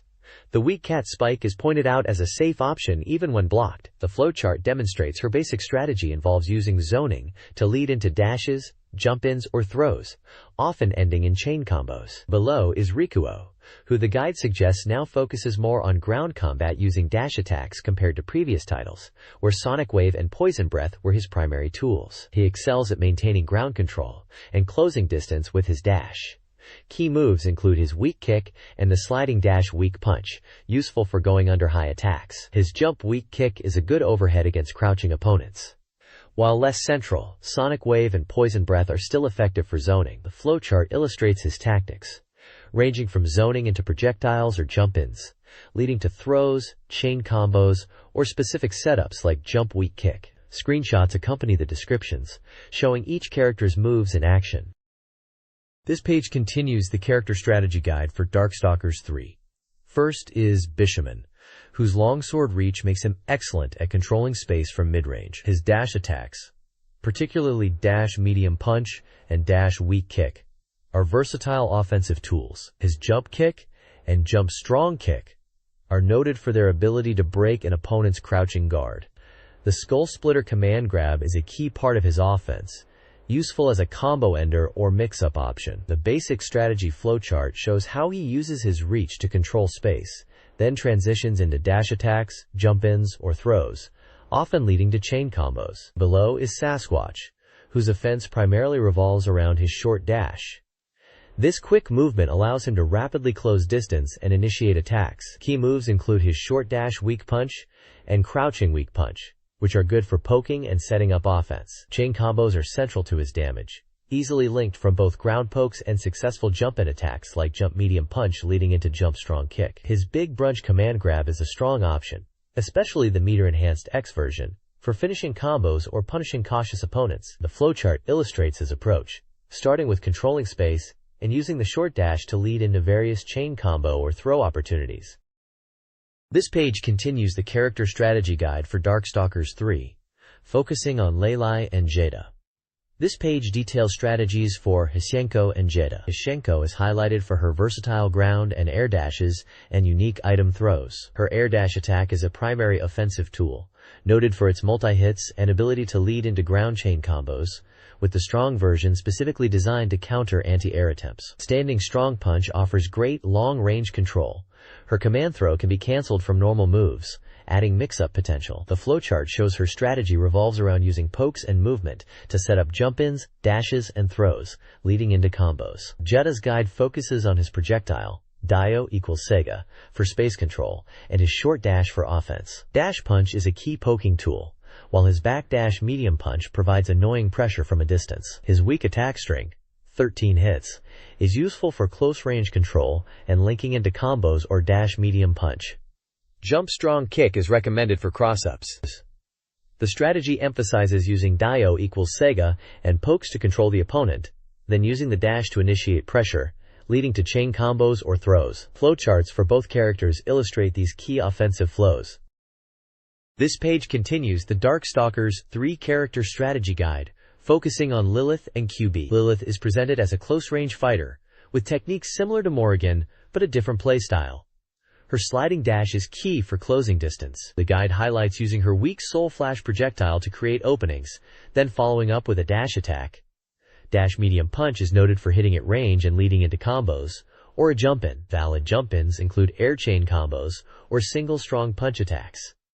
Lilith also has a high jump for faster approach. The basic strategy flowchart shows controlling space with Soul Flash, leading into dash or jump-ins, ultimately aiming for chain combos or mixing up attacks. QB's strategy revolves around her mobility and unique air dash trajectory, which draws her towards the opponent. The guide emphasizes mastering her air dash for offense, allowing for confusing mix-ups and cross-ups. Effective ground pokes like standing medium punch and crouching hard kick are recommended for control and setting up approaches. Jump-ins, often starting with medium punch, can transition into air chain combos. Her command throw is also a strong option after closing the distance. A unique tactic, the Mikuri Kuchu dash, cross-up air dash, involves jumping over the opponent and immediately air dashing back to hit from behind, breaking guards. The flowchart shows options starting from neutral, leading to air dash or jump in, ending in throws or chain combos. Screenshots show gameplay examples for both characters. This page continues the Darkstalkers 3 character guides, featuring Baby Bonniehood and Donovan. Baby Bonniehood's strategy focuses on closing distance quickly, with dashes and jump-ins, to pressure the opponent. While she has projectile items like Smile and Missile, she isn't strong at zoning, and excels in close combat. The guide suggests using Smile and Missile for space control, leading into dashes or jump-ins. Her double jump is a key asset for approaching. A noted tactic involves jumping over the opponent and using the double jump to land back on the original side, confusing their guard. Dash attacks are recommended for their speed, leading into chain combos or throws. The flowchart shows control leading to dash or jump in, aiming for chain combos or throws, with Smile and Missile connecting to control. Donovan, despite having good attack power and mid-range tools like his sword, Kill Shred, feels slightly incomplete to the reviewer. Using Kill Shred effectively is crucial, especially its sword grapple follow-up. The guide explains how the button used for Kill Shred determines where the sword lands, setting up options like cross-ups or combos after retrieving it. Standing Medium Kick and Standing Medium Punch are noted for their reach. His jump-in isn't particularly strong, but he has a command move, Jump plus Medium Kick or Hard Kick, that hits mid. The flowchart illustrates control with Kill Shred, leading to jump-in or throw, with cross-ups, and Kill Shred retrieval feeding back into the attack cycle. This guide details strategies for Darkstalkers, 3 characters, Phobos and Pyron. Phobos is a versatile ranged character utilizing the float ability for aerial mix-ups, combining long-reaching normals with air dash attacks and overhead setups. His core strategy centers on controlling space, then launching mix-ups with throws or combos. Pyron, despite an orthodox appearance, thrives on unconventional methods. He focuses on close-range combat, employing dashes and command moves like Zodiac Fire, a quick dash, and Galaxy Trip, teleport, to close the distance and create opportunities for throws and combos. While his normals are short-ranged, these movement options are key to his offensive pressure. His flowchart emphasizes control, dash/jump-ins, and execution of throws and combos facilitated by his special moves. This page is dedicated to the SEGA Saturn adventure game, Revolutionary Girl Utena. Someday revolutionizes the world. The large pink text at the top reads, Opening Movie, indicating a focus on the game's cinematic introduction. Below that is the title, Shoujo Kakume Utena, with smaller text below translating to, Itsuka Kakume Sareru Monogatari, Someday revolutionizes the world. The page features various anime-style images, including character portraits and scenes that appear to be from the game's opening or story sequences. We see the main character Utena Tenju with her distinctive pink hair, as well as other key characters like Anthy Himemiya and Akio Otori. Several images show characters in school uniforms and dramatic poses, including sword fighting and playing the piano. A special report section highlights information about the game. It mentions the game is for SEGA Saturn, scheduled for release on May 28 for 6,800 yen on 2 discs, is an adventure game, and is for 1 player. The report focuses on the game's opening movie, stating it is fully revealed here. It also mentions obtaining a sample room from the Tokyo Game Show version, and a thorough investigation into hidden plot points and rumored romance elements. The report concludes that they have gained a significant understanding of the game's original story, which previously held many mysteries. The completion progress is listed as 80%. This page dives deeper into Revolutionary Girl Utena.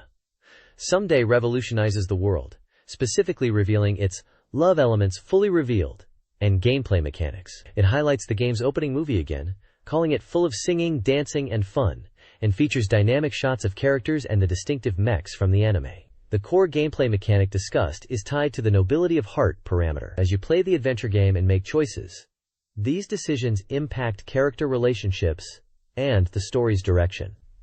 When a choice affects a character's nobility of heart, a rose gauge appears on screen, showing roses blooming or disappearing, indicating the change. The number of roses, up to 5, represents the magnitude of the change for that specific interaction, not the cumulative value. Making choices that resonate with a character's nobility of heart can increase affection and unlock the blooming roses. These choices and the resulting changes in this parameter are crucial, as they apparently influence the game's ending. Screenshots show the dialogue choice interface and examples of how selecting certain options leads to the rose gauge appearing and indicating parameter changes for characters like Tuga Kiryu and Anthy Himamiya. The page confirms that when multiple characters are present, their respective gauges might appear simultaneously to show how your choice affects them. This page analyzes the first day of the game, Revolutionary Girl Utena, Someday Revolutionizes the World. Focusing on the introduction to the world and characters, the protagonist transfers to Okokatori Academy, following in the footsteps of her parents, who met there. The first day introduces key figures like Tuga Kiryu, Utena Tenju, and Anthy Himamiya, laying the groundwork for future events. The protagonist's interactions, including dining in the cafeteria, meeting the chairman, and attending a student council meeting, are detailed. Players learn about the Rose Bride and duels. The game emphasizes player choice, allowing for humorous interactions and hidden talents. Miki's stopwatch mystery and specific dialogue choices, such as comedic responses during serious conversations or singing a nonsensical song, are highlighted as examples of these player interactions. This page dives deeper into the events of the first day in Revolutionary Girl Utena, Someday Revolutionizes the World. The protagonist arrives at the fencing hall, described as a mysterious treasure trove, where they find nameplates of club members and discover paintings possibly depicting Utena and others. A particularly intriguing find is a calendar from 15 years ago, marked on the 25th. A mysterious woman appears, who shockingly knows the protagonist's parents' names, deepening the mystery. The story moves to a grand dance party, where the protagonist dances with Tuga Kiryu. Suddenly, the lights go out, an incident occurs, and a challenge note for the 25th appears on the protagonist's back. Called to the student council room, the group discusses the unknown challenger, and the protagonist is unsettlingly eyed as a suspect. Returning to their dorm room in the East Hall, the protagonist meets Anthy's rodent friend, Chuchu, and is invited to a masked ball. The long day ends, with the protagonist discovering their room lacks a bed, prompting a decision on where to sleep, with Chuchu offering comfort if they choose to sleep alone. The day reveals several layers of mystery building upon the initial introductions. This page features information on Melty Lancer Reinforce, a dramatic simulation game where you play as a member of the Galaxy Police Organization, GPO, on future Earth. The core gameplay revolves around balancing your police duties with your personal life. During the week, you undertake missions, which are essential for improving your character's abilities. Success in your work also positively impacts your relationships. The weekends are dedicated to building connections and going on dates with the various girls in the game. Getting closer to them unlocks special events and deepens the story. The game emphasizes both the professional aspect of being a GPO agent and the romantic element of developing relationships. Screenshots show the mission interface with character stats, private conversations with the girls, and key moments from the main scenario timeline, covering your initial assignment and basic training period. The page also includes a special report detailing the game's genre, release date, price, and contents, noting it's a dramatic simulation recommended for all ages.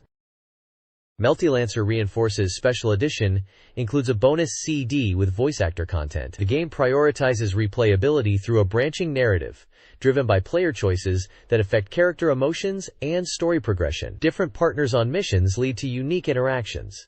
Multiple playthroughs are encouraged to fully experience the game's different perspectives. The decoy investigation scenario exemplifies this.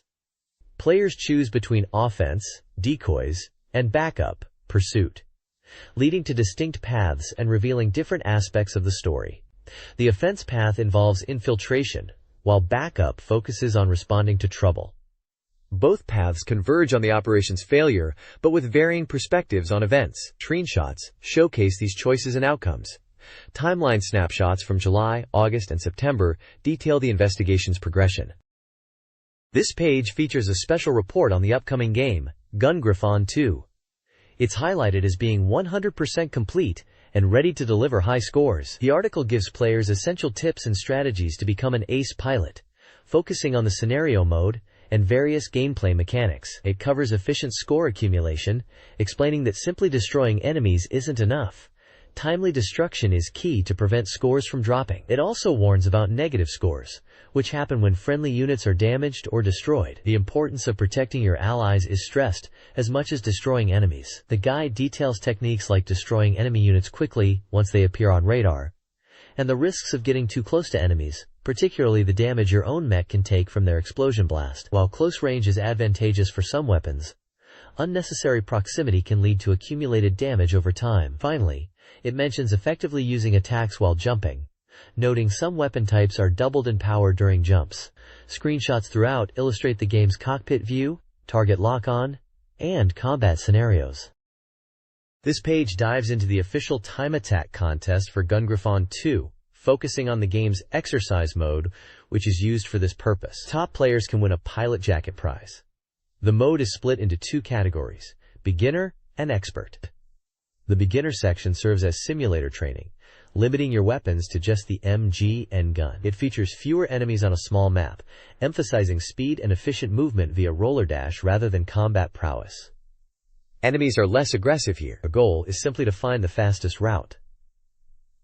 The enemy types include ZA-35, variants, and a leopard. The included map and screenshots highlight basic tactics like aiming accurately and using the controls effectively. The expert section steps up the challenge with a larger map and more enemies, though their attack power remains low. All weapon types are available, and success hinges on efficiently using your arsenal to destroy enemies along a planned route for optimal time. This mode requires more strategic thinking. A particularly tough enemy, the Yakuto Panther, appears near the end. The range of enemies expands significantly, including various trucks, walker tanks, Tunguskas, PT-5s, and Ka-50 Hokums. The maps and screenshots provide tactical tips for clearing different enemy types, such as using the MG on trucks and destroying helicopters before they take flight. This page serves as a strategy guide for the game Gungriffon. It covers two missions. Mission 1, titled Preemptive Attack in North Africa, and Mission 3, titled Valentine Pocket. For Mission 1, the objective is to intercept the enemy transport route. As this is the first stage, the difficulty is quite low, focusing on getting familiar with the game's radar and weapons. The main strategy is to constantly engage enemies visible on the radar. Helpful tips include utilizing the resupply helicopter to restore ammo and health, especially since accuracy might be poor initially. For faster, high-mobility enemies that appear later, the guide suggests using anti-tank missiles, ATM, when they are facing you, but switching to the main gun if they are moving horizontally. The map shows the initial enemy positions, including various tanks, trucks, and personnel carriers, highlighting the central road as the enemy's movement path. The page then transitions to Mission 3, Valentine Pocket, where the primary goal is to protect friendly units. Unlike the earlier stages, this mission sees a significant jump in difficulty. Friendly units consist of vulnerable trucks and tanks that need escorting out of the combat zone. The guide warns that protecting these units from enemy attacks is challenging. A key point for Mission 3 is the detection of enemy air units, urging players to be wary of aerial threats and move to attack them. This page provides a strategy guide for two missions in the mech combat simulation game, Gungriffon. This page details the strategy for Mission 2, titled Lost Victory, and Mission 4, known as Ice Crystal. For Mission 2, the objective is to rescue a trapped engineer at the Shinbara desalination plant on February 12th. Unlike simple enemy destruction, the core task is defending the rescue helicopter while it extracts the engineer. This mission introduces new threats, enemy aircraft like helicopters and bomber planes, which are tough targets requiring accurate MG fire or anti-tank missiles. Ground forces, including tanks and particularly troublesome Sturm Panthers, are also present in large numbers. The strategy emphasizes prioritizing these aircraft and the gray Sturm Panther variant, which is difficult to lock onto from the front. Initial enemy deployments and friendly units are listed, noting that friendly tanks should help guard the plant. Mission 4, Ice Crystal, presents a unique challenge, operating on ice. The guide highlights that movement is slippery, making precise control difficult, feeling akin to drifting in a racing game. The objective is to rescue survivors, which involves simultaneously protecting both a rescue helicopter and a nuclear submarine from relentless enemy attacks. This requires constantly shifting focus and positioning to defend both vulnerable friendly units. The difficulty is high due to the demanding task of protecting two units in adverse movement conditions. Screenshots illustrate combat on the icy terrain and near the submarine. This page provides a comprehensive look at a battle from Shining Force 2 I Scenario 2. It highlights the starting units, featuring characters like Median the Swordsman, Campbell the Knight, Synthesis the Mage, and Uriod the Priest, detailing their initial stats and abilities, including special support effects and magic. The battle takes place at the Saraband Marine Loading Area, with the objective being the annihilation of all enemy units. The page lists the appearing enemies, primarily masked cultists and bats, and details obtainable items during the battle, such as herbs found in barrels and power bread. A treasure chest contains fairy powder. Strategic tips are offered for the battle, noting it occurs right after a short event, and suggesting tactics for dealing with the enemy units, including the bat's poison attacks, and the importance of using healing items, and the return magic. The lower part of the page delves into the narrative of Shining Force 2 I Scenario 2. Describing it as a story that has been distorted. It states that the protagonist of this scenario is the third prince of the Empire, and the game involves journeying through this altered timeline. A small section confirms the game is a simulation RPG, released on April 29th for 4,800 yen. This page provides a detailed guide to the city of Saraband and the subsequent battle in Shining Force 2 I Scenario 2. It features a map of the city, highlighting various points of interest such as the headquarters, church, item shop, weapon shop, and character houses. A list of obtainable items in Saraband is provided, including stat-boosting items like Power Wine, and healing items like Healing Drop and Healing Water.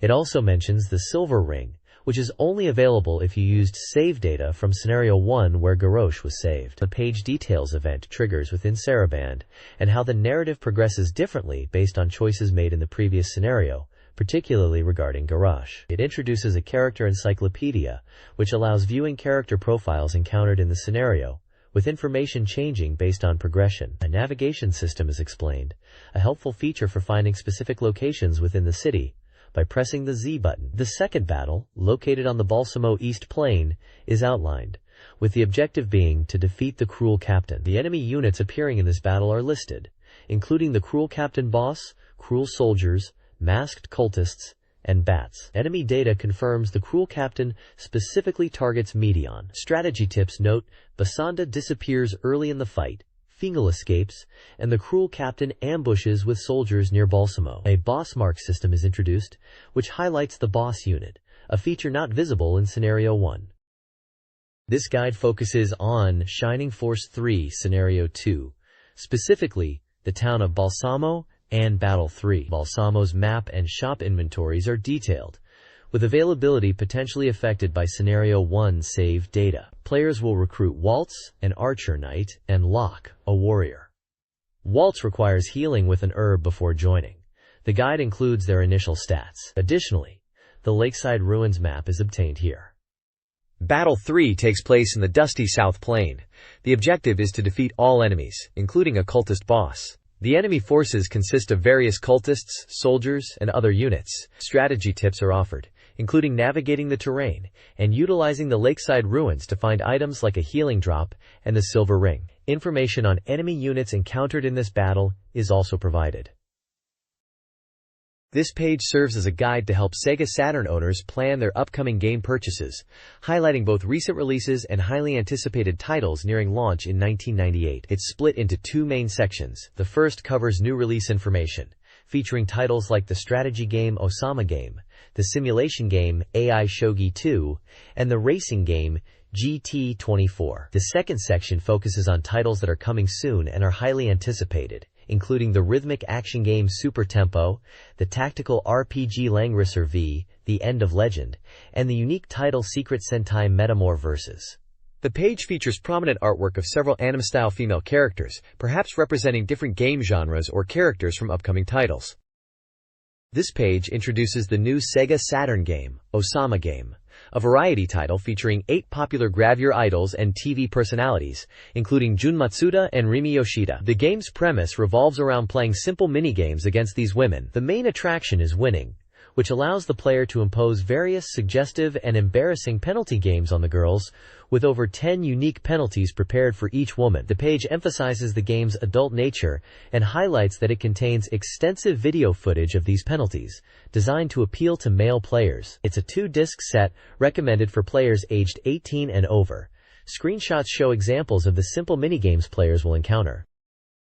This page features two new SEGA Saturn titles. First up is AI Shogi 2, a shogi game that boasts an advanced AI engine based on the winner of the 7th Computer Shogi Championship, offering a more human-like opponent compared to traditional computer shogi games. The game is designed to cater to a wide range of players, from beginners to advanced, with adaptable difficulty and hint features. It also includes a shogi problem mode, featuring 100 problems created by the president of the Japan Shogi Association. Different modes, like a versus mode, with handicap options, are highlighted. Below that is GT24, an endurance racing game focused on the challenging 24-hour GT races. This isn't just about speed. The game incorporates crucial elements of endurance racing like strategic pit stops, including tire changes, refueling, and driver changes. The driver change feature even allows for cooperative two-player gameplay during the race. The game offers multiple modes, including the signature 24 hours endurance mode, a traditional Grand Prix mode with various courses, and a time attack mode with ghost car support for practicing laps. The content suggests the game successfully captures the unique tension of endurance racing, including varying conditions between day and night. This page features an in-depth interview and discussion titled, Discussing Directing Passionately Through Super Tempo, focusing on the challenges faced during game development. The interview is with Keisuke Abe, the director of the SEGA Saturn music action game, Super Tempo. The article highlights the difficulties of translating unique creative ideas into a final product, particularly in the role of a director. Abe discusses setbacks and creative clashes that can derail a project, humorously mentioning moments when he gets depressed after encountering opposition to his vision. The discussion touches on the collaborative nature of development and the pressures involved. Basic information about Super Tempo is included. It's a music action game from MediaQuest, scheduled for release on April 29th for 5,800 yen. It's recommended for all ages and is a single-player experience. The game is described as focusing on strong characters, solid system mechanics, and sound effects rather than emphasizing cutting-edge 3D graphics. The interview provides a candid look into the creative and managerial struggles behind bringing a unique game like Super Tempo to life. The next page presents a special interview titled, Making of Movie and Game, featuring Uji Hiroi, the representative of Red Company, alongside Keisuke Abe, previously discussed as the director of Super Tempo. The conversation delves into their perspectives on creativity and production. Hiroi expresses his view that true genius is exceedingly rare, appearing perhaps once every few decades, and emphasizes that all creators are initially influenced by something. Both he and Abe find the most challenging aspect of their work to be dealing with individuals who lack passion or actively dismiss their creative visions. They discuss the difficulties in bringing ideas to fruition, managing complex projects, and the collaborative nature of development. The interview provides insight into the minds of these creators as they navigate the intricacies of producing both games and movies. This page continues the interview with Keisuke Abe, the director of Super Tempo, focusing on the development secrets of the game. Abe discusses the transition from the Sega 32X version of Tempo to the Sega Saturn version. He explains that while the Saturn offered new possibilities, some things that were easy on the 32X, like syncing, scrolling, and character animation directly to the music, became challenging due to hardware differences. He highlights improvements made for the Saturn version, particularly in character animation, making Tempo and Katie dance. Abe also reflects on the artistic direction, shifting towards a more fairy tale-like visual style compared to the techno feel of the 32X game, and notes the change in character design where Tempo and Katie gained 4 limbs instead of 2. The page also includes a helpful terminology explanation section, defining terms used in the interview. These notes clarify references such as the 32X version of Tempo, explaining it as a smooth, techno-influenced action game, and detail music-related software like Natsuki Ozawa no Autoki for the Famicom Disk System, and Sound Fantasy for the Super Famicom, both described as music composition tools presented in unique ways. In an interview, Super Tempo director Keisuke Abe details the Sega Saturn version's development. He discusses the minigames, highlighting chopping, and expressing satisfaction with its final design. Abe also explains the game's detailed scoring system, which rewards players for collecting items like princess figures. Abe reveals influences, citing Earthworm Jim and Battletoads as major inspirations. He acknowledges the TurboGrafx 16 Bonk series and the 32X version of Tempo, noting the shift to a side-scrolling platforming style on the Saturn for accessibility, while retaining unique world designs. The page includes screenshots of Super Tempo and related games, along with artwork of Abe's mushy enemy character. Brief notes clarify key terms and games mentioned in the interview. This page features a special report on Langrisser v. The End of Legend, the final chapter in the acclaimed simulation RPG series from Messiah. The game is listed as 75% complete, with a scheduled June release and a price of 6,300 yen. It directly continues the story from Langrisser IV and features a character creation system. The report introduces several key characters who are returning from Langrisser IV, detailing their profiles and showing their first appearance scenes in verses. Among the returning characters highlighted are McLean, a warrior who has lost his memory; Lanford, a young general from the Regenberg Federation with doubts about Gizarov; Willer, a brilliant strategist known for his sharp intellect; and Serena, a loyal general serving Willer, depicted as beautiful and gentle. The page includes character portraits and tactical gameplay screenshots, showcasing the continuation of the series' signature style. This page delves into the unique character creation system of Langrisser V, The End of Legend, which marks a significant departure from previous entries. Rather than traditional stat allocation, the protagonist, Sigma, is essentially born or awakened through a process driven by answering questions or following instructions from an operator figure, likely Gizarov as seen in the screenshots. This method determines Sigma's abilities and even his personality, framed in a stark, almost mechanical light that hints at the artificial nature of the human soldier. The page features a look at the extensive class change system, showcasing the various paths Sigma can take, from fighter to dragonlord or archmage, which are determined during this performance determination phase. Additionally, the report highlights the game's impressive visual scenes, confirming over 40 such events will punctuate the narrative, with glimpses shown of a blonde character and the return of the formidable Reinforce. The character creation process sounds intriguing, hinting at the game's thematic focus on Sigma's identity and origin. This page previews Himitsu Sentai Metamor V, an adventure game from Mainichi Communications, scheduled for release on April 23 for 5,800 yen. The game aims to capture the feel of a TV anime, featuring a story that progresses smoothly and branches based on the player's choices. A key system highlighted is Alice, which activates when a heart mark appears above the protagonist, Saiki K. Players must select an emotion using directional inputs: left for calm, up for confident, right for timid. This emotional choice is crucial as it affects the story's progression and whether necessary keywords for super special moves are obtained. Furthermore, selecting companions at certain points also impacts the narrative path and the items or keywords acquired, encouraging players to experiment with different party setups. The game promises deep entertainment through its branching storylines and player-driven choices, including the introduction of enemy characters like Princess Erika from Episode 3. The screenshots showcase character portraits, a battle interface with stats, and in-game character models. This page elaborates on the gameplay mechanics and story progression of Himitsu Sentai Metamor vs.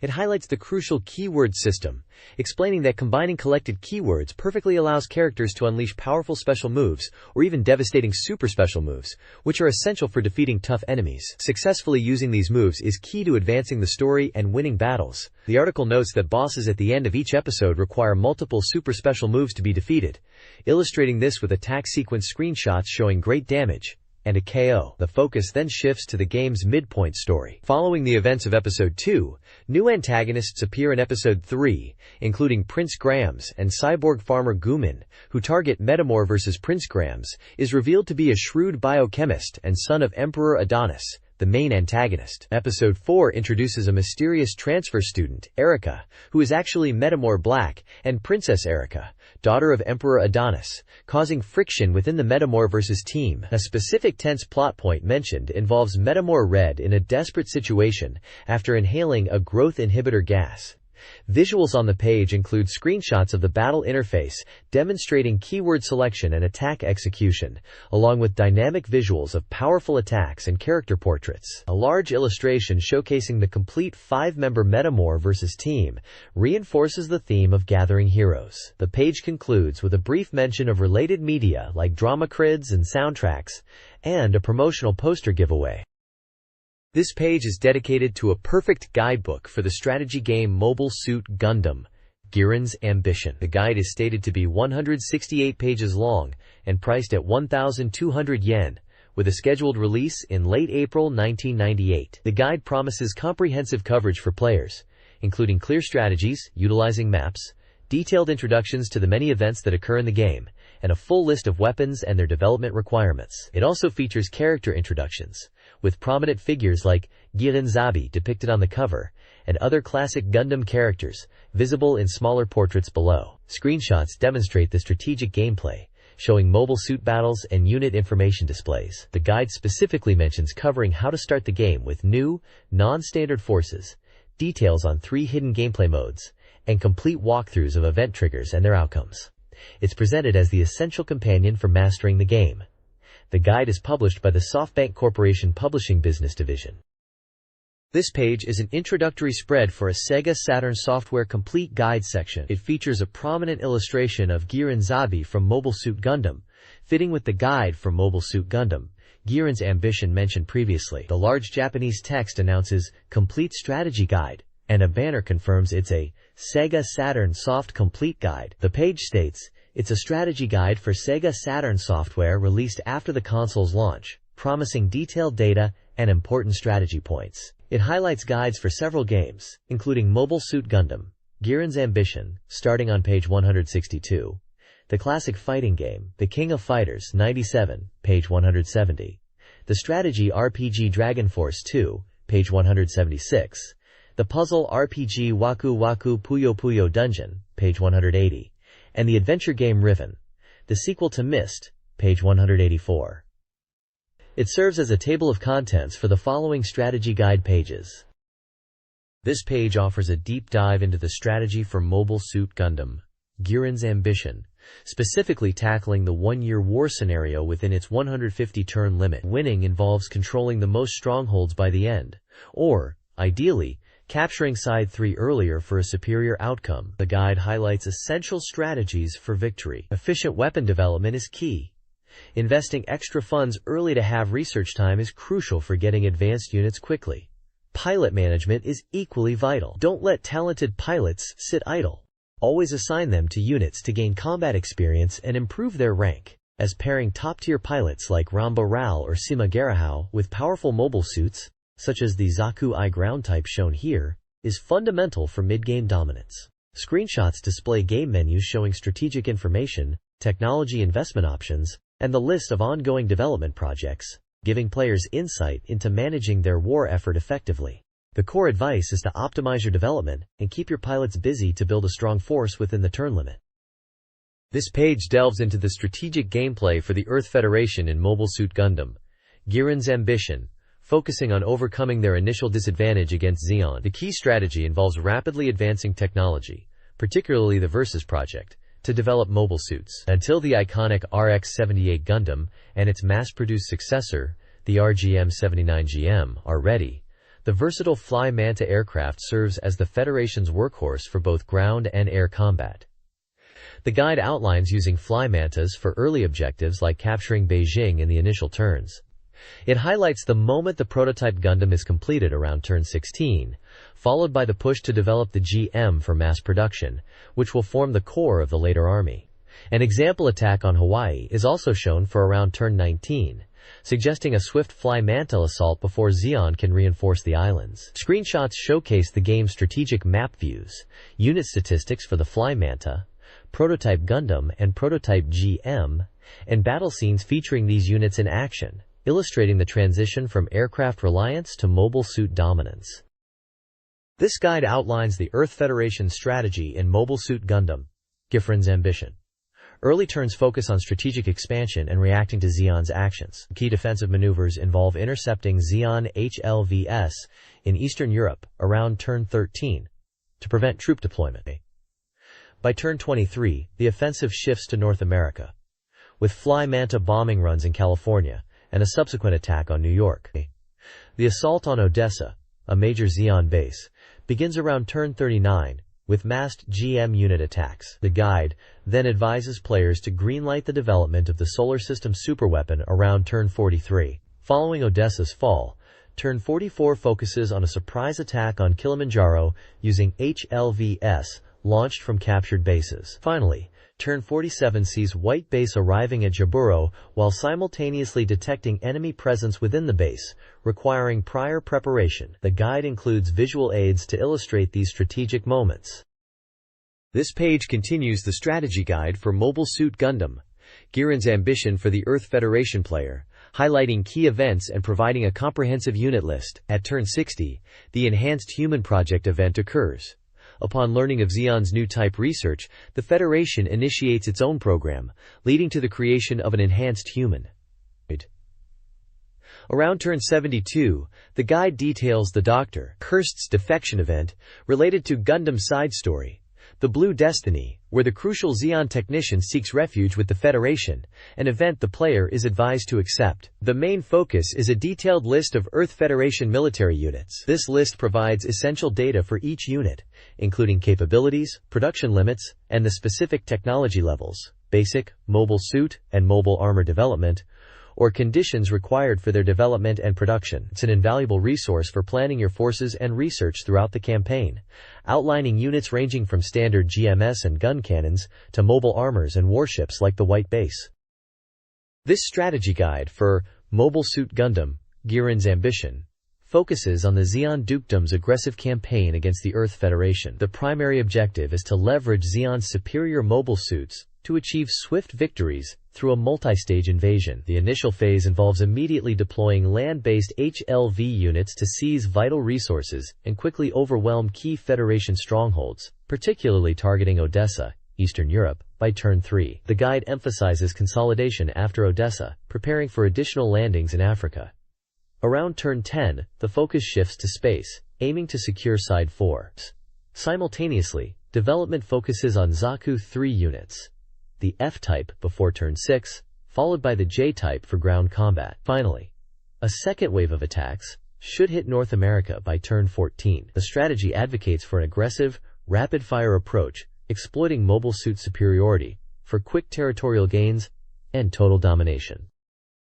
The next page of the Mobile Suit Gundam, Giran's Ambition strategy guide delves into key mid-game turns and strategic options for the Zeon Dukedom. Around turn 32, a significant event allows Zeon to establish a submarine force and attack Hawaii, a vital Pacific stronghold. This requires controlling California first, which grants access to Federation submarine technology, paving the way for Zeon's own development. Later, from turn 34 onwards, countering Federation landings in North America becomes crucial. Placing units, even older Zaku models, near California and New York, is presented as a necessary defense against HLV drops. The African campaign continues towards turn 40, with an attack on Kilimanjaro, relying heavily on the Zaku 2J type as the primary ground unit. A pivotal event occurs around turn 53 in North America, impacting Garmazabi's fate. Char Aznable requests supplies to track the Federation's V project.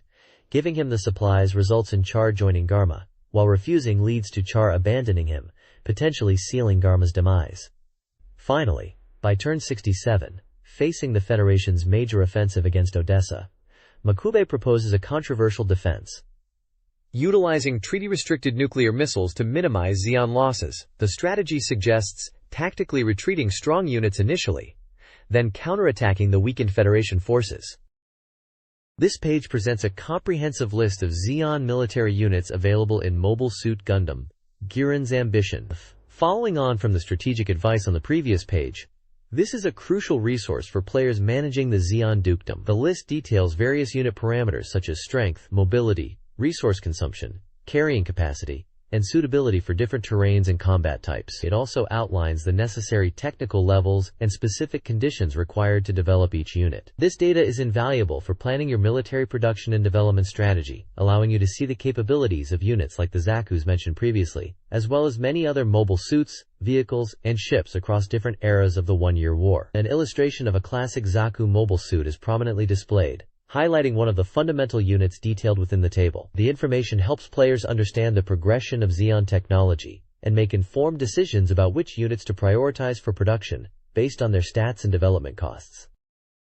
This page provides essential map strategy for Mobile Suit Gundam, Giran's Ambition, focusing on how and where to attack important bases. The core message is that the direction from which you invade a strategic point significantly impacts the ensuing local battle map, and can determine the outcome. The page displays several key locations like Kilimanjaro, Odessa, Madras, Peking, Trenton, Hawaii, California, and New York, marking the main base with a blue circle and defense points with pink crosses. Expert advice is given for each map, detailing the best invasion points to leverage favorable terrain or avoid disadvantageous areas like mountains, which can slow down units like the Zakus discussed on the previous page. Invading from suboptimal directions is shown to result in difficult starting positions on the local map. For instance, attacking Kilimanjaro is easiest from the southwest, while Odessa is best approached from the east. Hawaii and Madras highlight the importance of amphibious or air units due to coastal terrain. Controlling the main base is necessary to conquer the location, while controlling defense points weakens the enemy but doesn't secure victory alone. Mastering these strategic invasion points is critical for efficient and successful campaigns. This page shifts focus to the King of Fighters 97, presenting it as the final section of the strategy guide, focusing on advanced techniques and unusual occurrences. It highlights discovering strange phenomena within the game, such as characters seemingly walking in the air. This unique technique is possible only with Athena, Mai, and Choi, and involves performing a ground special move immediately after a wall jump. While it might seem useful for avoiding command throws, the guide notes it's largely a useless technique in practice. The page also discusses forming specific character teams to unlock different demos and endings, encouraging players to experiment with team compositions. Screenshots showcase gameplay, including the airwalking technique and the character select screen. The guide suggests practicing moves and combos extensively in practice mode before heading into competitive play. This guide explores team composition in the King of Fighters 97 to unlock special endings and demos. Players are encouraged to experiment with various character combinations beyond standard teams. The guide suggests teams like a dream team of Kyo, Terry, and Ryo, along with their secondaries. It also highlights hidden original teams with unexpected pairings like Mary, Terry, and Joe, Yamazaki, Chang, and Choi, and Billy, Kyo, and Mai. Classic SNK combinations, like the Women Fighters team and an old team, are also recommended. Specific focus is given to the dynamic between Kyo and Shingo, though their team yields a non-disciple relationship. These team choices primarily unlock endings for characters beyond the main story protagonists, emphasizing the game's depth of unlockable content.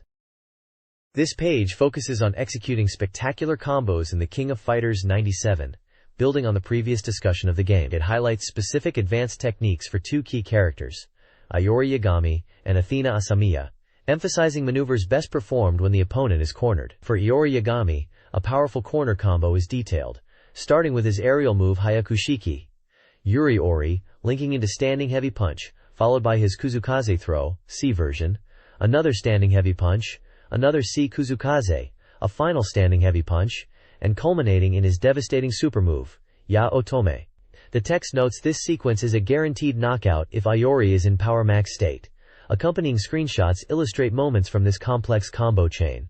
The page also provides a corner combo for Athena Asamiya. This sequence begins with a jump heavy kick, transitions into a close standing heavy punch, followed by her stack super psychic throw, then her light psycho reflector special move, and finishes with her super shining crystal bit. The guide points out a crucial timing detail for the psycho reflector to ensure it connects into the final super. Screenshots display key points of Athena executing this flashy combo. This page continues the focus on advanced techniques and combos in the King of Fighters 97, featuring detailed breakdowns for two more characters. For Terry Bogard, an aggressive combo string is presented. Jump strong kick leading into a close standing strong punch, specifically the second hit, transitioning into a C rising upper, followed by a C power charge, and concluding with a strong crack shoot followed by a weak crack shoot. The text emphasizes the importance of quick timing for the rising upper after the strong punch, and notes that the crack shoot sequence should be performed as quickly as possible after the power charge. Screenshots show Terry executing these moves and landing hits.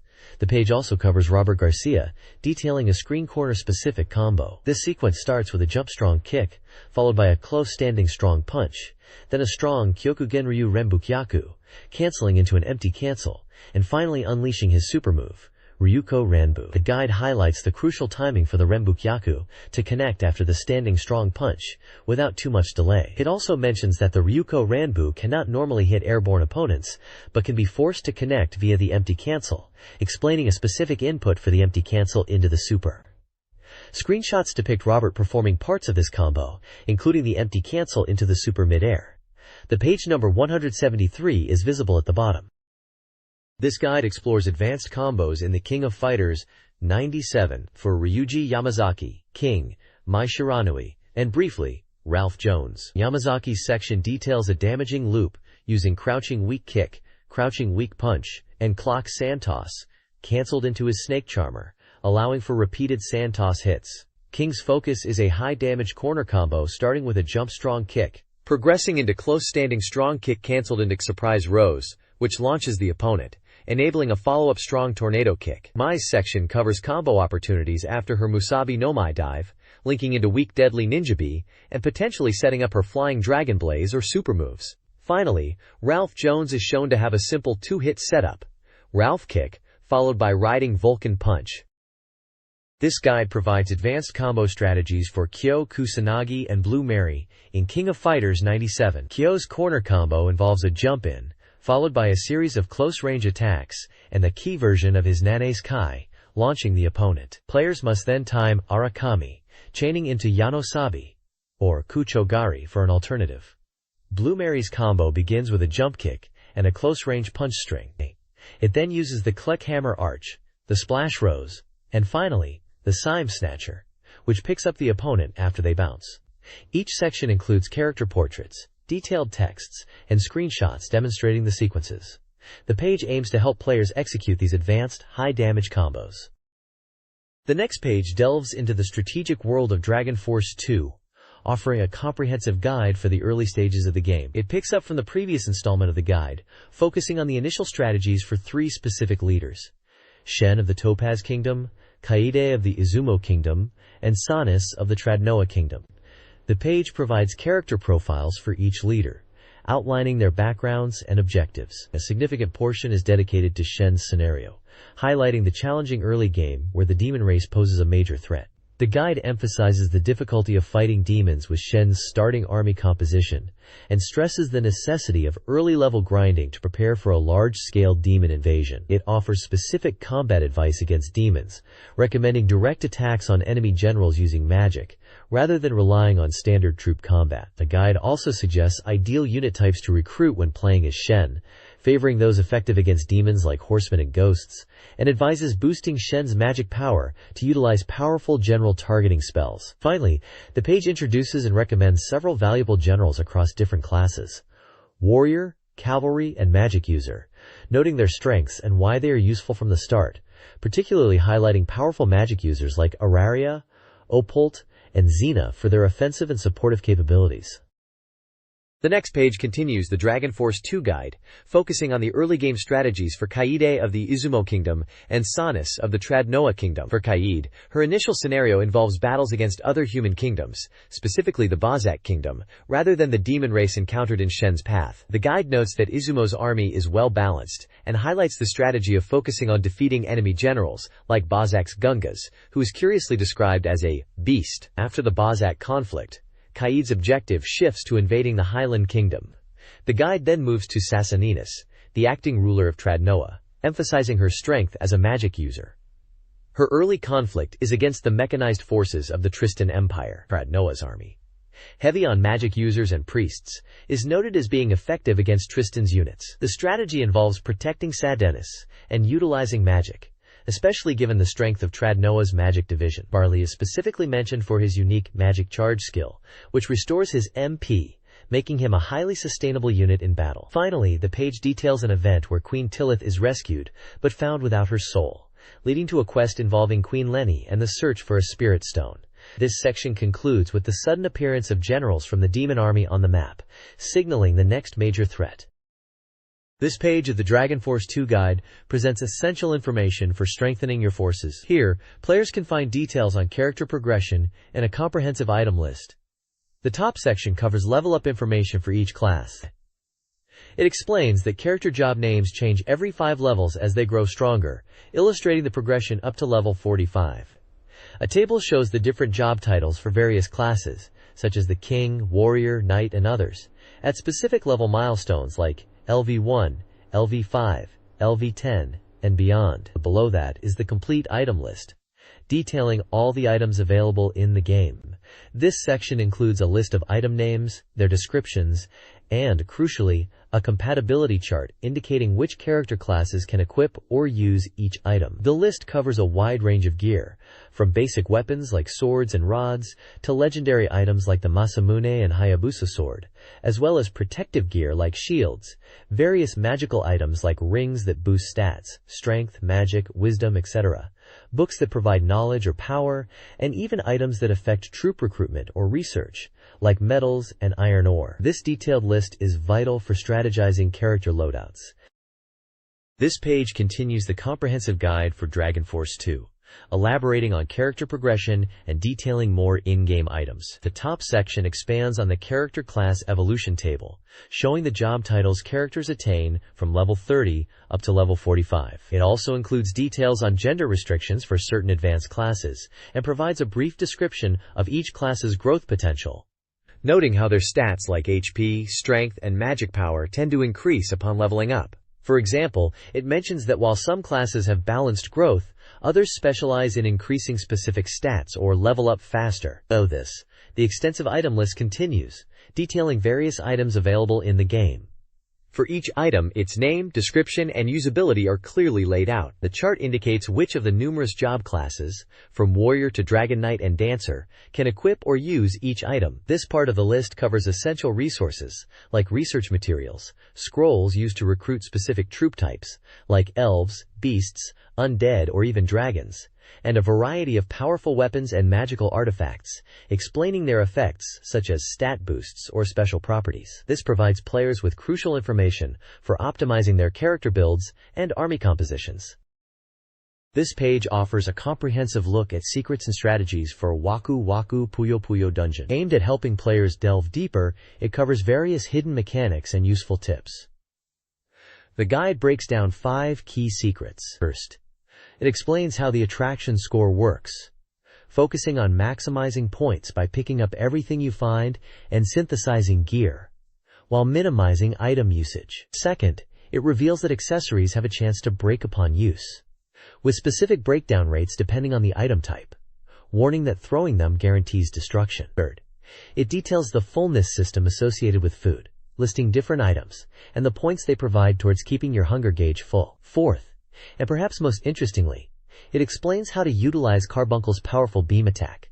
When he's extremely hungry, he might unleash a devastating, defense-ignoring beam, and the guide provides tips on how to induce this state by managing his hunger and food placement. Finally, it touches upon unexpected item effects, such as green juice curing various ailments, and the forgetfulness potion having uses beyond just altering the map display. The page features character art of Arlie and Carbuncle, alongside gameplay screenshots illustrating Carbuncle's beam attack.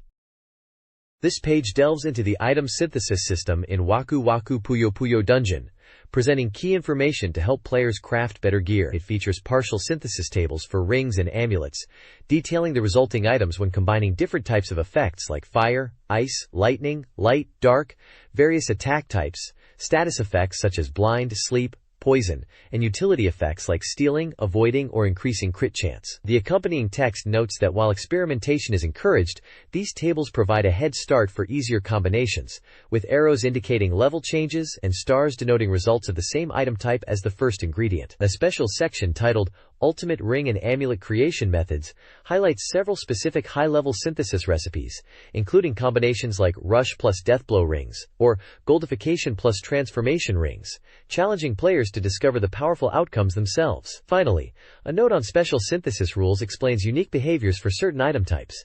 For instance, Dark Series items involve the combined item's level and curse effects, Light Series items start at level 1, Goldification rings achieve X level, and Transformation rings yield a random different ring.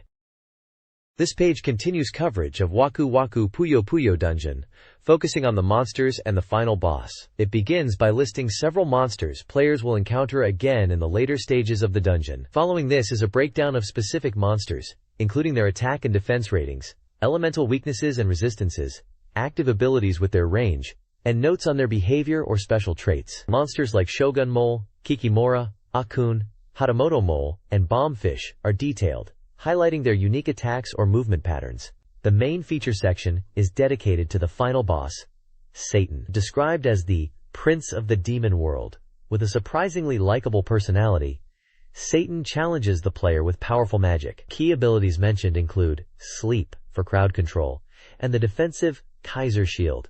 Despite his dark title, the article notes his special attacks, Kaiser Judgment and Satan Blade, are surprisingly light element. Screenshots show the battle interface and the visual effect of the Kaiser Shield. Finally, the page announces a deadline approaching for the Waku Puyo Technique Contest, inviting players to share their best strategies for the game. A small example technique is provided, detailing how repeatedly casting the power-up buff just before it expires can stack its effects and reset the duration, a useful, albeit somewhat cheeky tactic.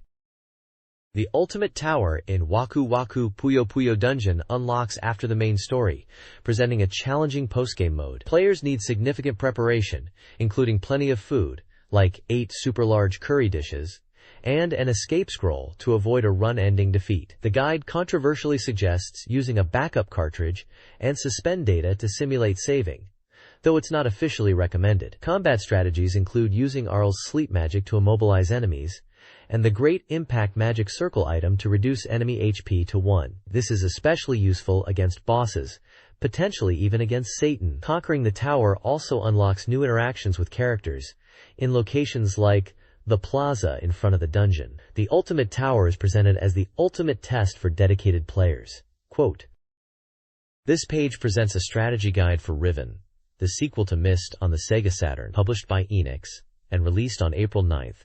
This adventure title spans 4 crodroms, supports 1 player, and is recommended for all ages, notably compatible with the shuttle mouse. The guide focuses on the initial part of the game's journey, detailing exploration and puzzles on Temple Island. It outlines a recommended progression, starting with understanding the gate room's mechanism, moving towards the Great Golden Dome area, visiting the temple, and finally traveling to Jungle Island via the mag car. The gate room section explains its unique 5-sided layout and how pressing buttons rotates inner rooms, illustrating the required sequence to open the metal gates with diagrams. The Great Golden Dome area is mentioned, noting a non-functional elevator switch that will become active later. Approaching the temple involves passing through a small room and dealing with darkness, hinting at a brightness adjustment needed. The mag car is highlighted as the primary transport system linking islands like Temple, Jungle, Plateau, and Crater, explaining its operation with a blue call button and a lever for movement. Screenshots show the gate room mechanism,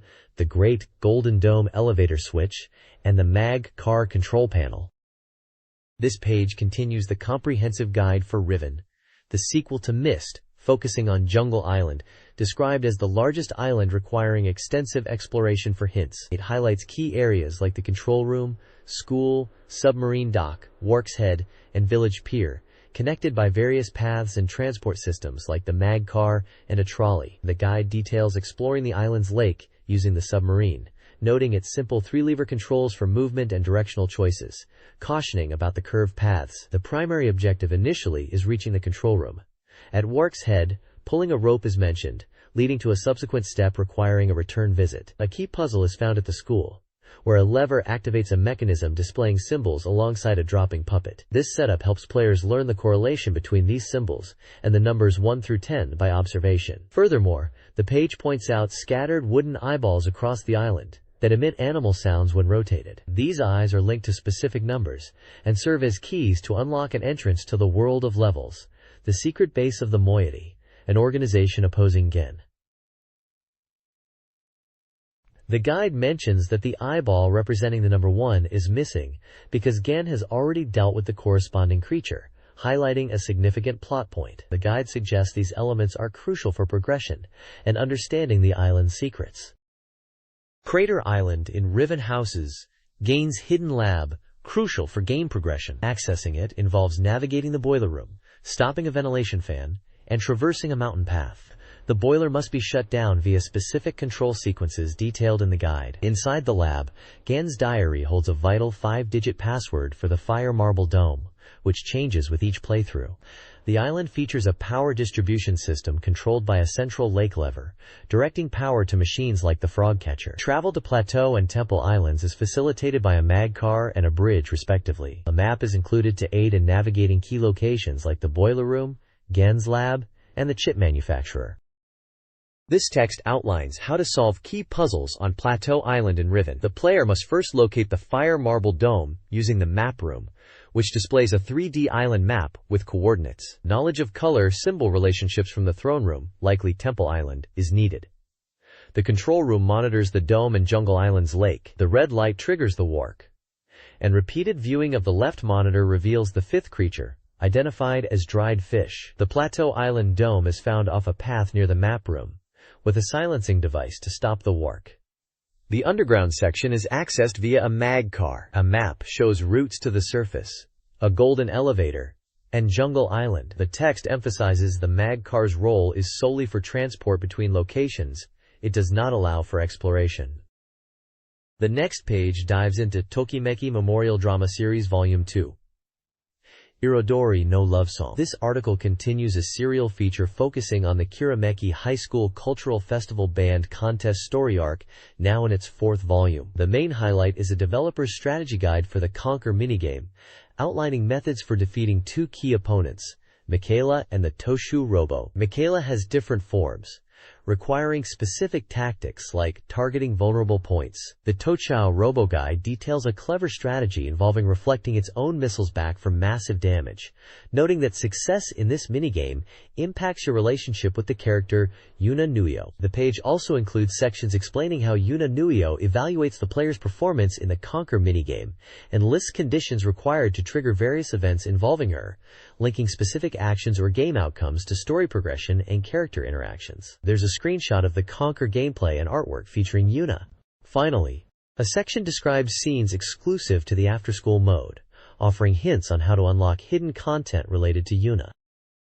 This page presents the final installment of the Dungeon Journal feature, dedicated to Chaos Seed, known internationally as Chaos Seed, Feng Shui Chronicle. The core of the page is a final queue and a section addressing fan inquiries about the game. Questions cover various topics including the developer's nickname, Never, the function of the key repeat setting, the voice actors for the room gods, listing actors like Ryotaro Okiawayu, Masaya Onosaka, Yumi Tuma, Yusaku Yariki, and Yuko Minaguchi, details about the main character's design, the cat associated with the character Sushin Shiru, and a concluding message of thanks from the development staff. Accompanying the Q&A are several fan-contributed illustrations and humorous manga panels depicting characters and scenarios related to the game and the magazine feature itself. The page also notes the impressive number of submissions received for the game's setting material collection. This page serves as a fond farewell to the ongoing feature, celebrating the game and its community engagement. This page features a surreal and striking piece of artwork paired with a narrative excerpt. The image is a dark, abstract composition blending a woman's face with distorted shapes and glowing elements, suggesting a psychological or horror theme. The text is the first volume of a short story titled Precognition, presented as an interludium related to the game Baroque. The narrative explores the nature of the game's world, where a form of distorted delusion is necessary for survival. It's a first-person reflection, focusing on a character named Efimi, and her ability to predict future events, particularly bad ones.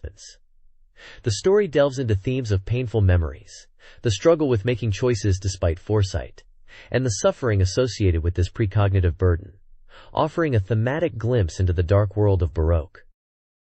This page continues the first volume of Baroque Interludium, titled Precognition, written by Mariko Shimizu and supervised by Kazunari Yonemitsu. This segment of the story further explores the protagonist's encounter with Abimi, the girl burdened with the ability to see the future. The narrative takes place within what appears to be the office of the Golden Fox, a key entity within the world of Baroque. The protagonist interacts with both Ami and another character named Ruby in this strange environment. Ami's precognitive abilities are central, portraying them not as a gift, but a heavy burden that reveals inevitable, often dire, futures. The dialogue touches upon the struggle of knowing what will happen, but being unable to change it, emphasizing the themes of fate and helplessness that are fundamental to the Baroque experience. The story continues to build the surreal and unsettling atmosphere of the game's lore, focusing on the psychological impact of existence within its distorted reality. This page is the 8th installment of the Amadio official fan page, primarily featuring fan submissions. The main article discusses player thoughts on the evolution of game sequels, specifically mentioning less catharsis in a third title compared to its predecessor, and a desire for more characters from a game called Burst. Given the context of Amadio, this likely refers to the Eve series, particularly Eve and Burst Air, and its sequel, Eve the Lost One, which had recently been released. The page includes fan art and comments related to Eve, showcasing characters like Marina Hojo, Tina, and Yayoi from both Burst Air and The Lost One. Fans comment on character appearances, specific scenes from The Lost One, and their experiences playing the game. There is also a This Week's Rejects section, highlighting submissions that didn't make it, including humorous ones related to classic games and names similar to Amadio. The page notes that submissions based on similar names are no longer being accepted. The content indicates the page serves as a bridge between the release of Eve, the Lost One, and the upcoming release of Multi, likely referring to the character Multi from the visual novel To Heart, another title Amadio was involved with. Overall, it's a celebration of Amadio's games through fan contributions. This page is the Amadio official fan page, featuring updates and fan contributions. It includes a column from Takahashi, who humorously discusses the pressure of promoting Amadio titles alone. He announces the upcoming release of 2 versions of Eve the Lost One, a standard version with an experience pack and a value pack bundled with Desire, both featuring special goods and packaging. He jokes about needing sales to keep his job. His profile section provides a humorous, self-deprecating look at his current stressed state. A major announcement on the page is the postponement of the Melty Lancer release, accompanied by an image of one of the game's characters in a military-style uniform.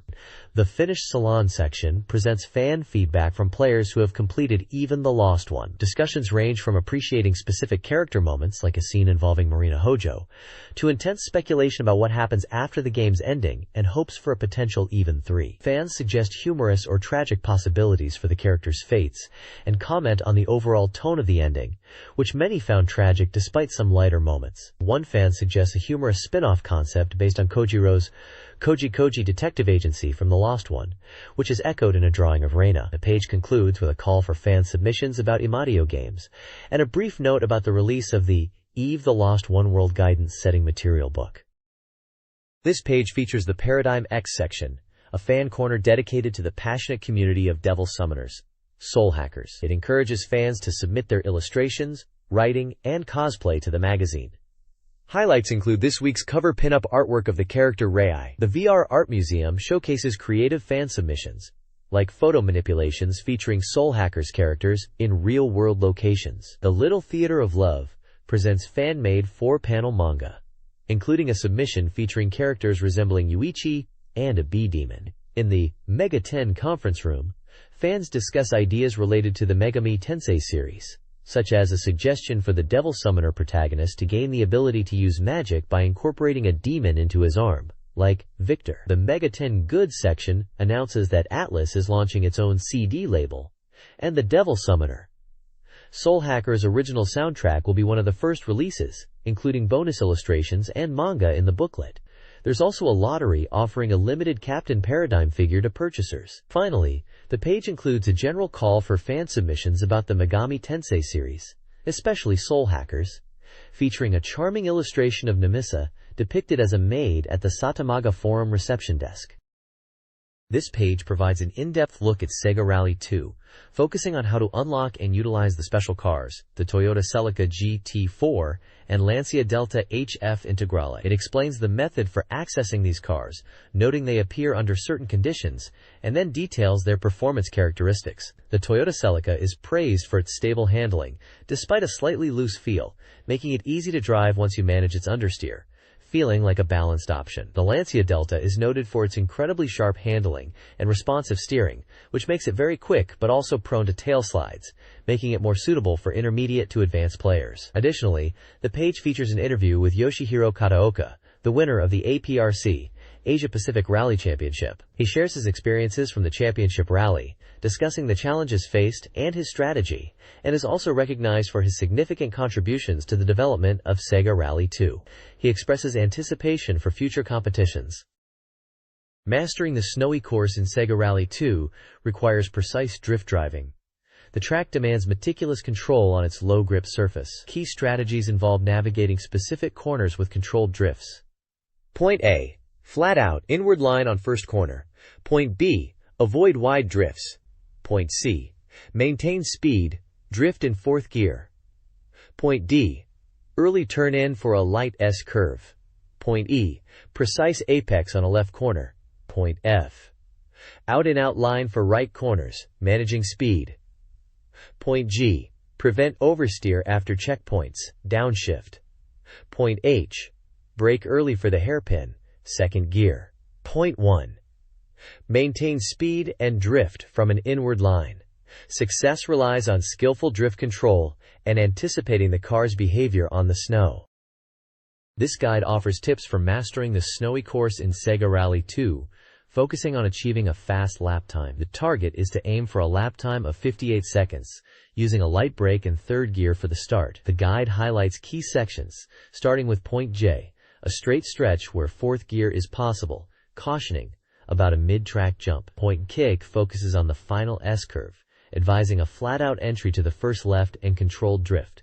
If needed, use a light brake before the subsequent right turn. For the final right, turn in early and hug the inside. The guide emphasizes connecting the inside lines of corners. The page also includes screenshots and a mention of piston sand from the AM division, along with information about the game's soundtrack and a call for reader feedback.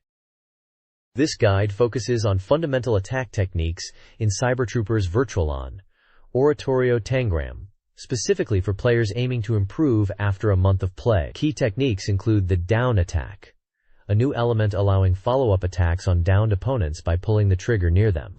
The forward dash close combat enables close-range attacks during a forward dash, triggered by flicking the lever forward and pulling the trigger. The guide also revisits the moving crouch shot, a technique from the previous game, allowing for safer sideways shots while crouching. Finally, it introduces the sliding shot, a new feature enabling shots while sliding in any direction during a dash, executed by pulling the trigger during a dash while tilting the lever. The guide emphasizes the sliding shot's effectiveness, particularly when a crouch shot is viable. The next page dives deeper into the core combat of Cybertrooper's Virtualon, Oratorio Tangram, focusing specifically on mastering the 4 distinct types of dash attacks for various Virtualoids. Building on the previous discussion of fundamental techniques, this section highlights a major change in Oratorio Tangram.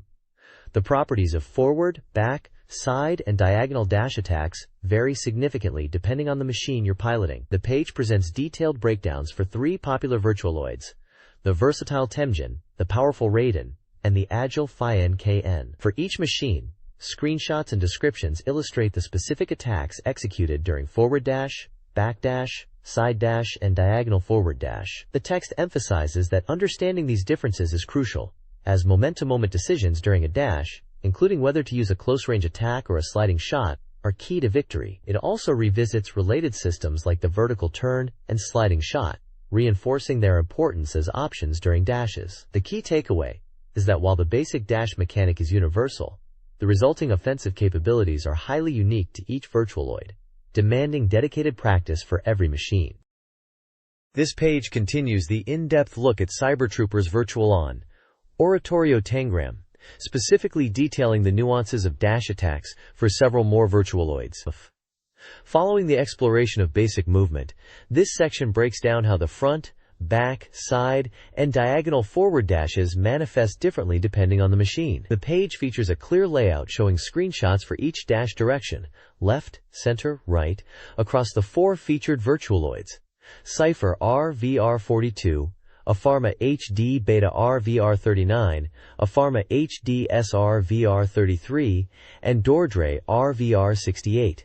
As any seasoned Virtual-On pilot knows, understanding your mech's unique dash properties is critical. The breakdown highlights distinct offensive capabilities for each Virtualoid.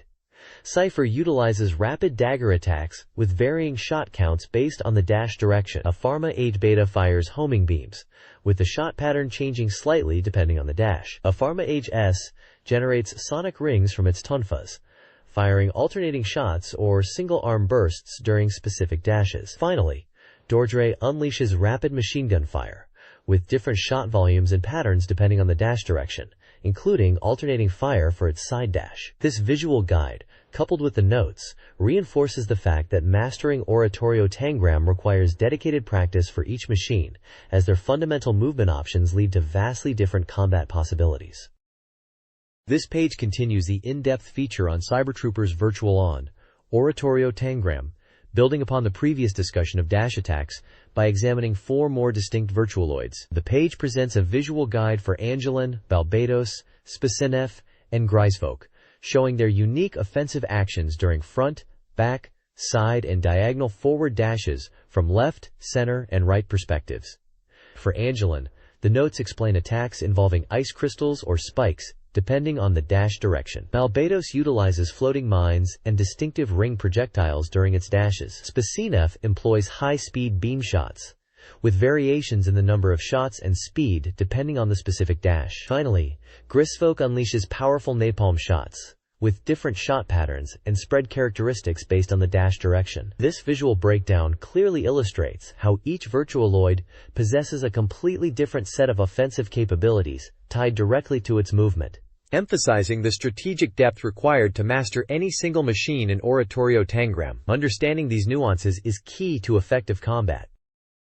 This page reports on the Cybertroopers Virtual-On National Tournament, held on March 29. The event saw hundreds of fans queuing before opening, eager for free real-model Temjin kits and limited merchandise, like phone cards and t-shirts. The atmosphere was clearly electric, with posters selling out in just 30 minutes. The tournament itself featured 66 skilled qualifiers and kicked off at 10:30 a.m. with high-level battles right from the start, commented on by guest experts, including Virtual-On producer and Virtualoid designer Hajime Katoki. The final match was a clash between Balbazbo and Dulcus. Ultimately, the champion was Yuichi Yamada, piloting Balbazbo, while Keiichi Yamada took second place with Dulcus, and Hirofumi Ino secured third using Temjin. The winner proudly declared Balbazbo the strongest Virtualoid, a bold statement after such fierce competition. The photos capture the huge crowd, the excitement, the merchandise rush, the intensity of the matches on the arcade machines, and the victorious top 3 players receiving their awards.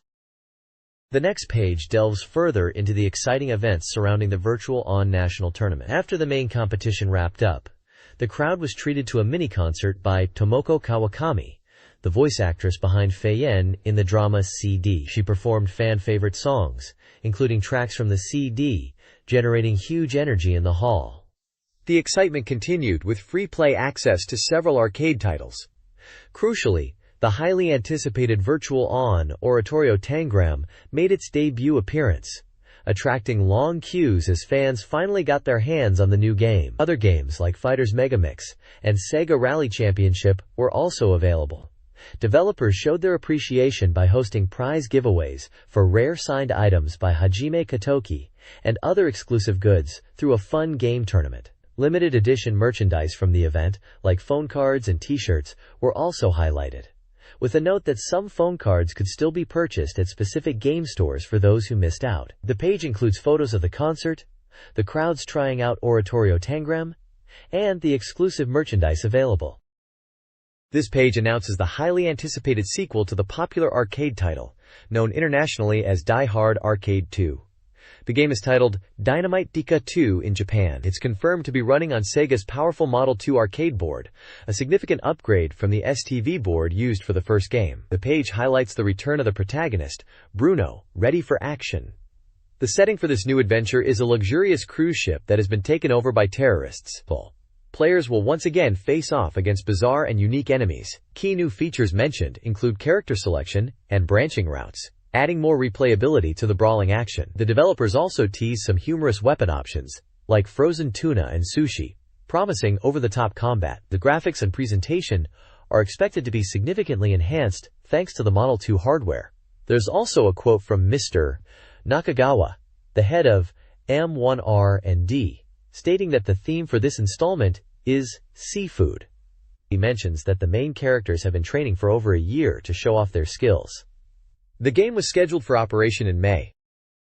This page dives deeper into the upcoming arcade sequel, Dynamite Deca 2, known internationally as the sequel to Die Hard Arcade. The primary setting is revealed to be the luxurious American cruise ship Bermuda, which has been hijacked by armed terrorists while carrying the president's daughter. To rescue her, SEALs members Gene Ivey and Eddie Brown are deployed, joined by the returning protagonist Bruno Dellinger, brought in due to his past heroics. The page features several screenshots showcasing the game's environments, from the ship's deck to various interior locations like a casino and restaurant, highlighting the varied stages for the game's signature brawling action. New characters Gene Ivey and Eddie Brown are introduced with wildly over-the-top backstories, portraying them as highly skilled but eccentric combatants with mysterious pasts. Interestingly, the page also reports on the game's real-world announcement event, which fittingly took place on a cruise ship, the Symphony Go, in Tokyo Bay. The event featured SEGA AM1 R&D staff, including the head Mr. Nakagawa,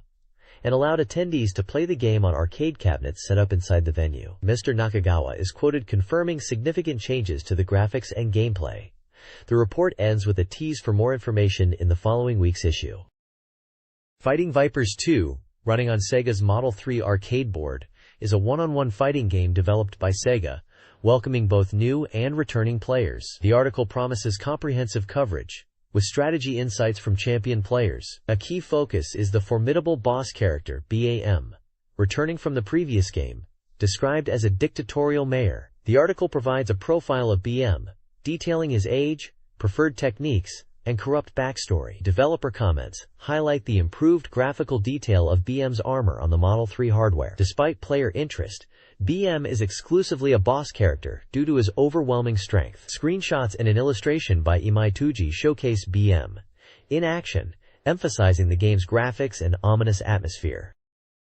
This page is the first volume of a system guide for Fighting Vipers 2, focusing on unique defensive and offensive mechanics. It delves into the guard and attack G and A system, which integrates guarding with an immediate counterattack. The guide explains upper/middle G and A, and lower G and A, triggered by specific button combinations while guarding. It details that D and A has properties similar to a standing guard during its startup, but leaves the player vulnerable for a longer period after execution, especially if guarded by the opponent. A technique called G and a reversal is also mentioned, allowing players to counter an opponent's G and A with their own if timed correctly. The guide then introduces Tech Guard, a more advanced defensive technique. Tech Guard is described as being faster than BEG and capable of extending the opponent's recovery frames upon a successful block, creating opportunities for counterattacks that would otherwise be impossible. Screenshots illustrate the execution of both GOG and Tech Guard by characters like Bon and Sandman, showing the visual cues and the resulting in-game scenarios, such as guarding attacks and landing hits. The guide suggests Tech Guard is aimed at experienced players due to its strict timing requirements. This page provides news and a media catalog for the King of Fighters (KOF) series, primarily focusing on KOF 97 and 96. The news section highlights 2 radio programs. DJ Station is a weekly radio drama featuring SNK characters, with listener input influencing the story. Neo Geo Rahio, a weekly program on MBS, returns with SNK news, comedy, and guest appearances, including new voice talent, Hitomi Sato. The core of the page is a KOF discography all catalog, showcasing 33 releases from 94 to 97. This catalog, presented by the SNK Sound Team, includes original soundtracks, arranged soundtracks, drama crids, and videos. KOF 97 releases feature a split OST, character voice collections, and videos with gameplay and strategy guides. KOF 96 media includes drama KEDs, gameplay videos, and a KEDROM compilation. The catalog demonstrates the extensive media ecosystem surrounding the KOF games.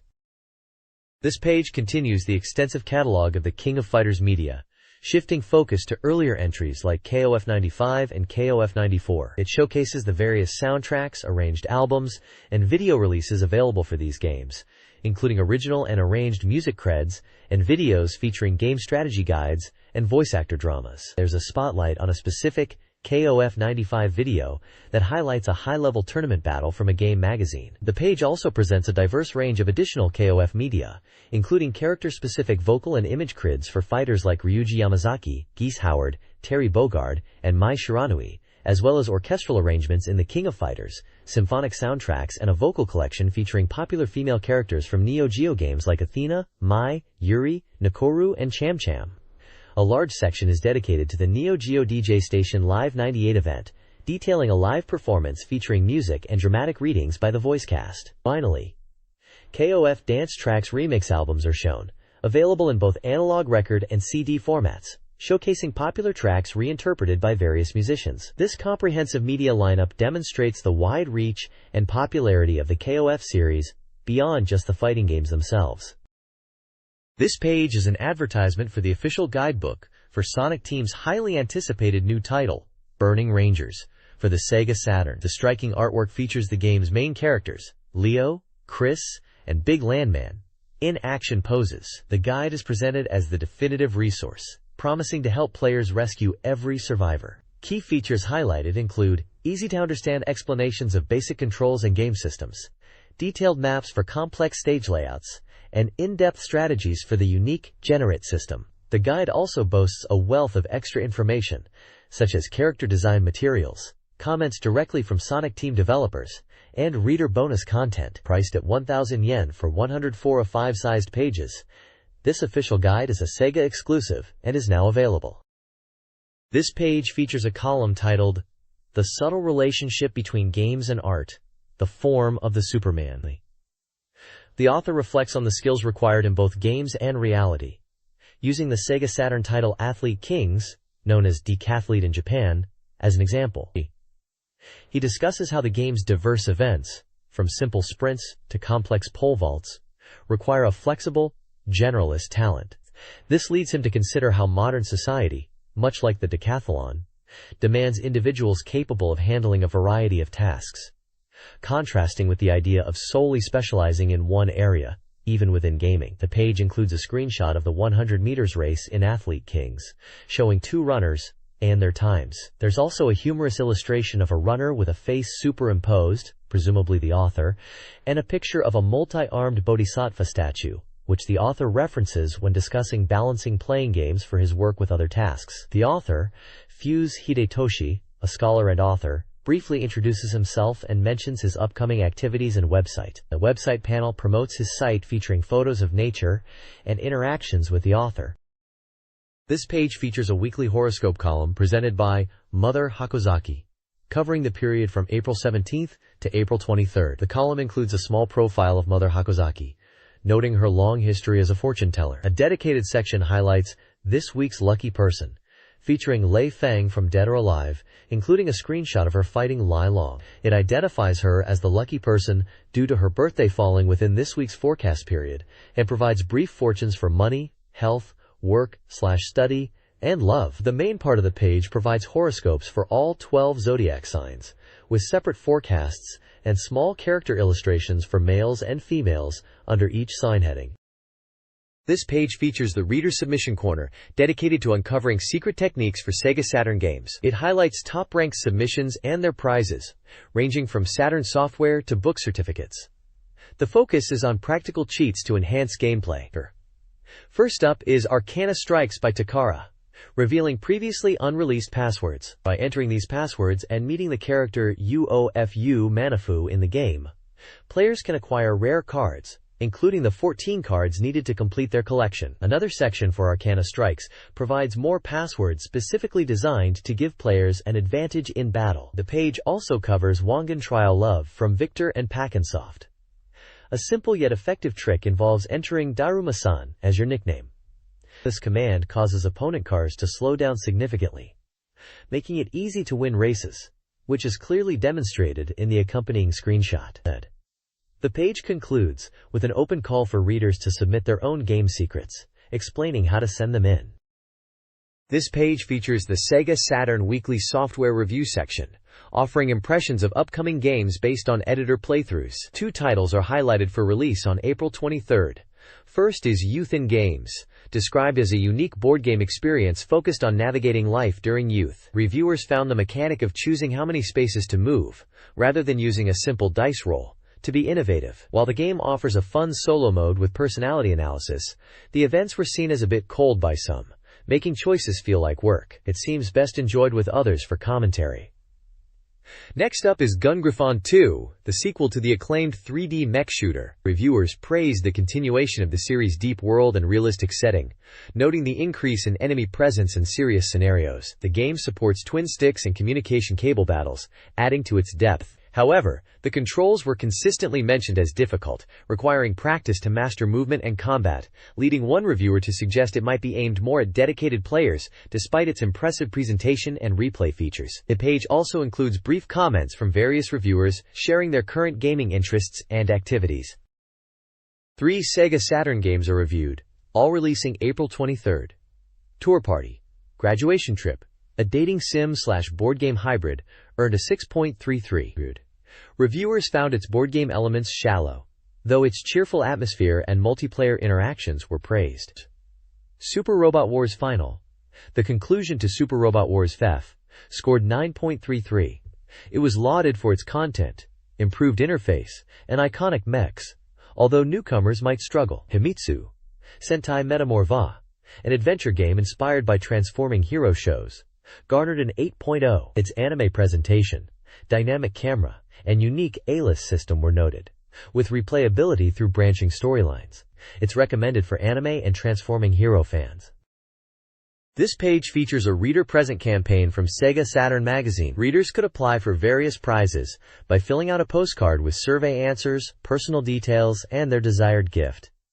The deadline for entry was May 1st. For questions about the magazine content, you could call a specific number on weekdays between 4 and 6 p.m.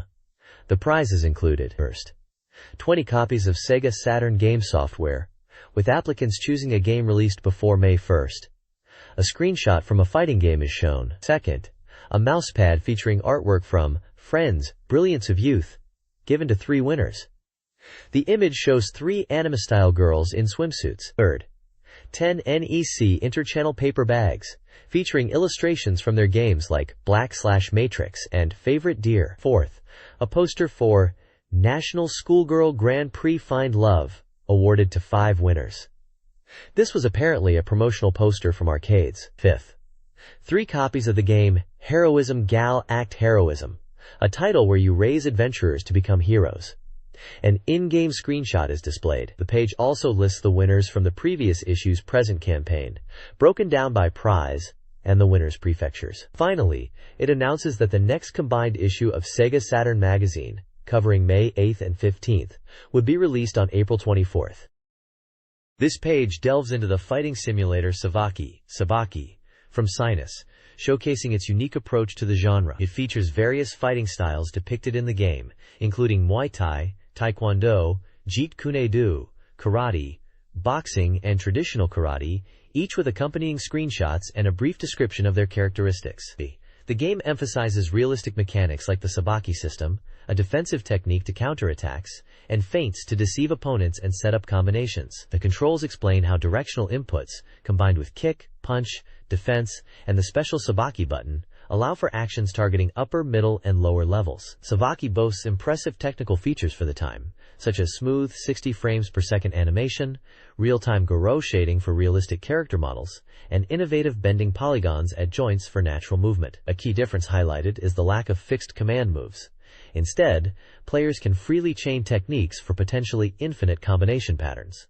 The game was highly reviewed and on sale for a standard price of 5,400 yen, excluding tax. This page focuses on the highly anticipated simulation RPG Super Robot Taisen F Final Chapter for the SEGA Saturn. Announced with the title, Final Operation Commence! This release is the definitive conclusion to the story arc that began in Super Robot Taisen F. Set for release on April 23 at a standard price of 6,800 yen, it allows players to import their completed save data from the previous game to continue their journey, though it's also fully playable independently. The page features dynamic screenshots showcasing the strategic grid-based gameplay, intense battle animations featuring a wide array of classic anime mechs, and expressive character portraits. A prominent illustration highlights key robots from the series, reinforcing the diverse roster of piloted machines players command in this tactical giant robot crossover epic from Banpresto. The page also includes typical publication details for this issue of SEGA Saturn magazine.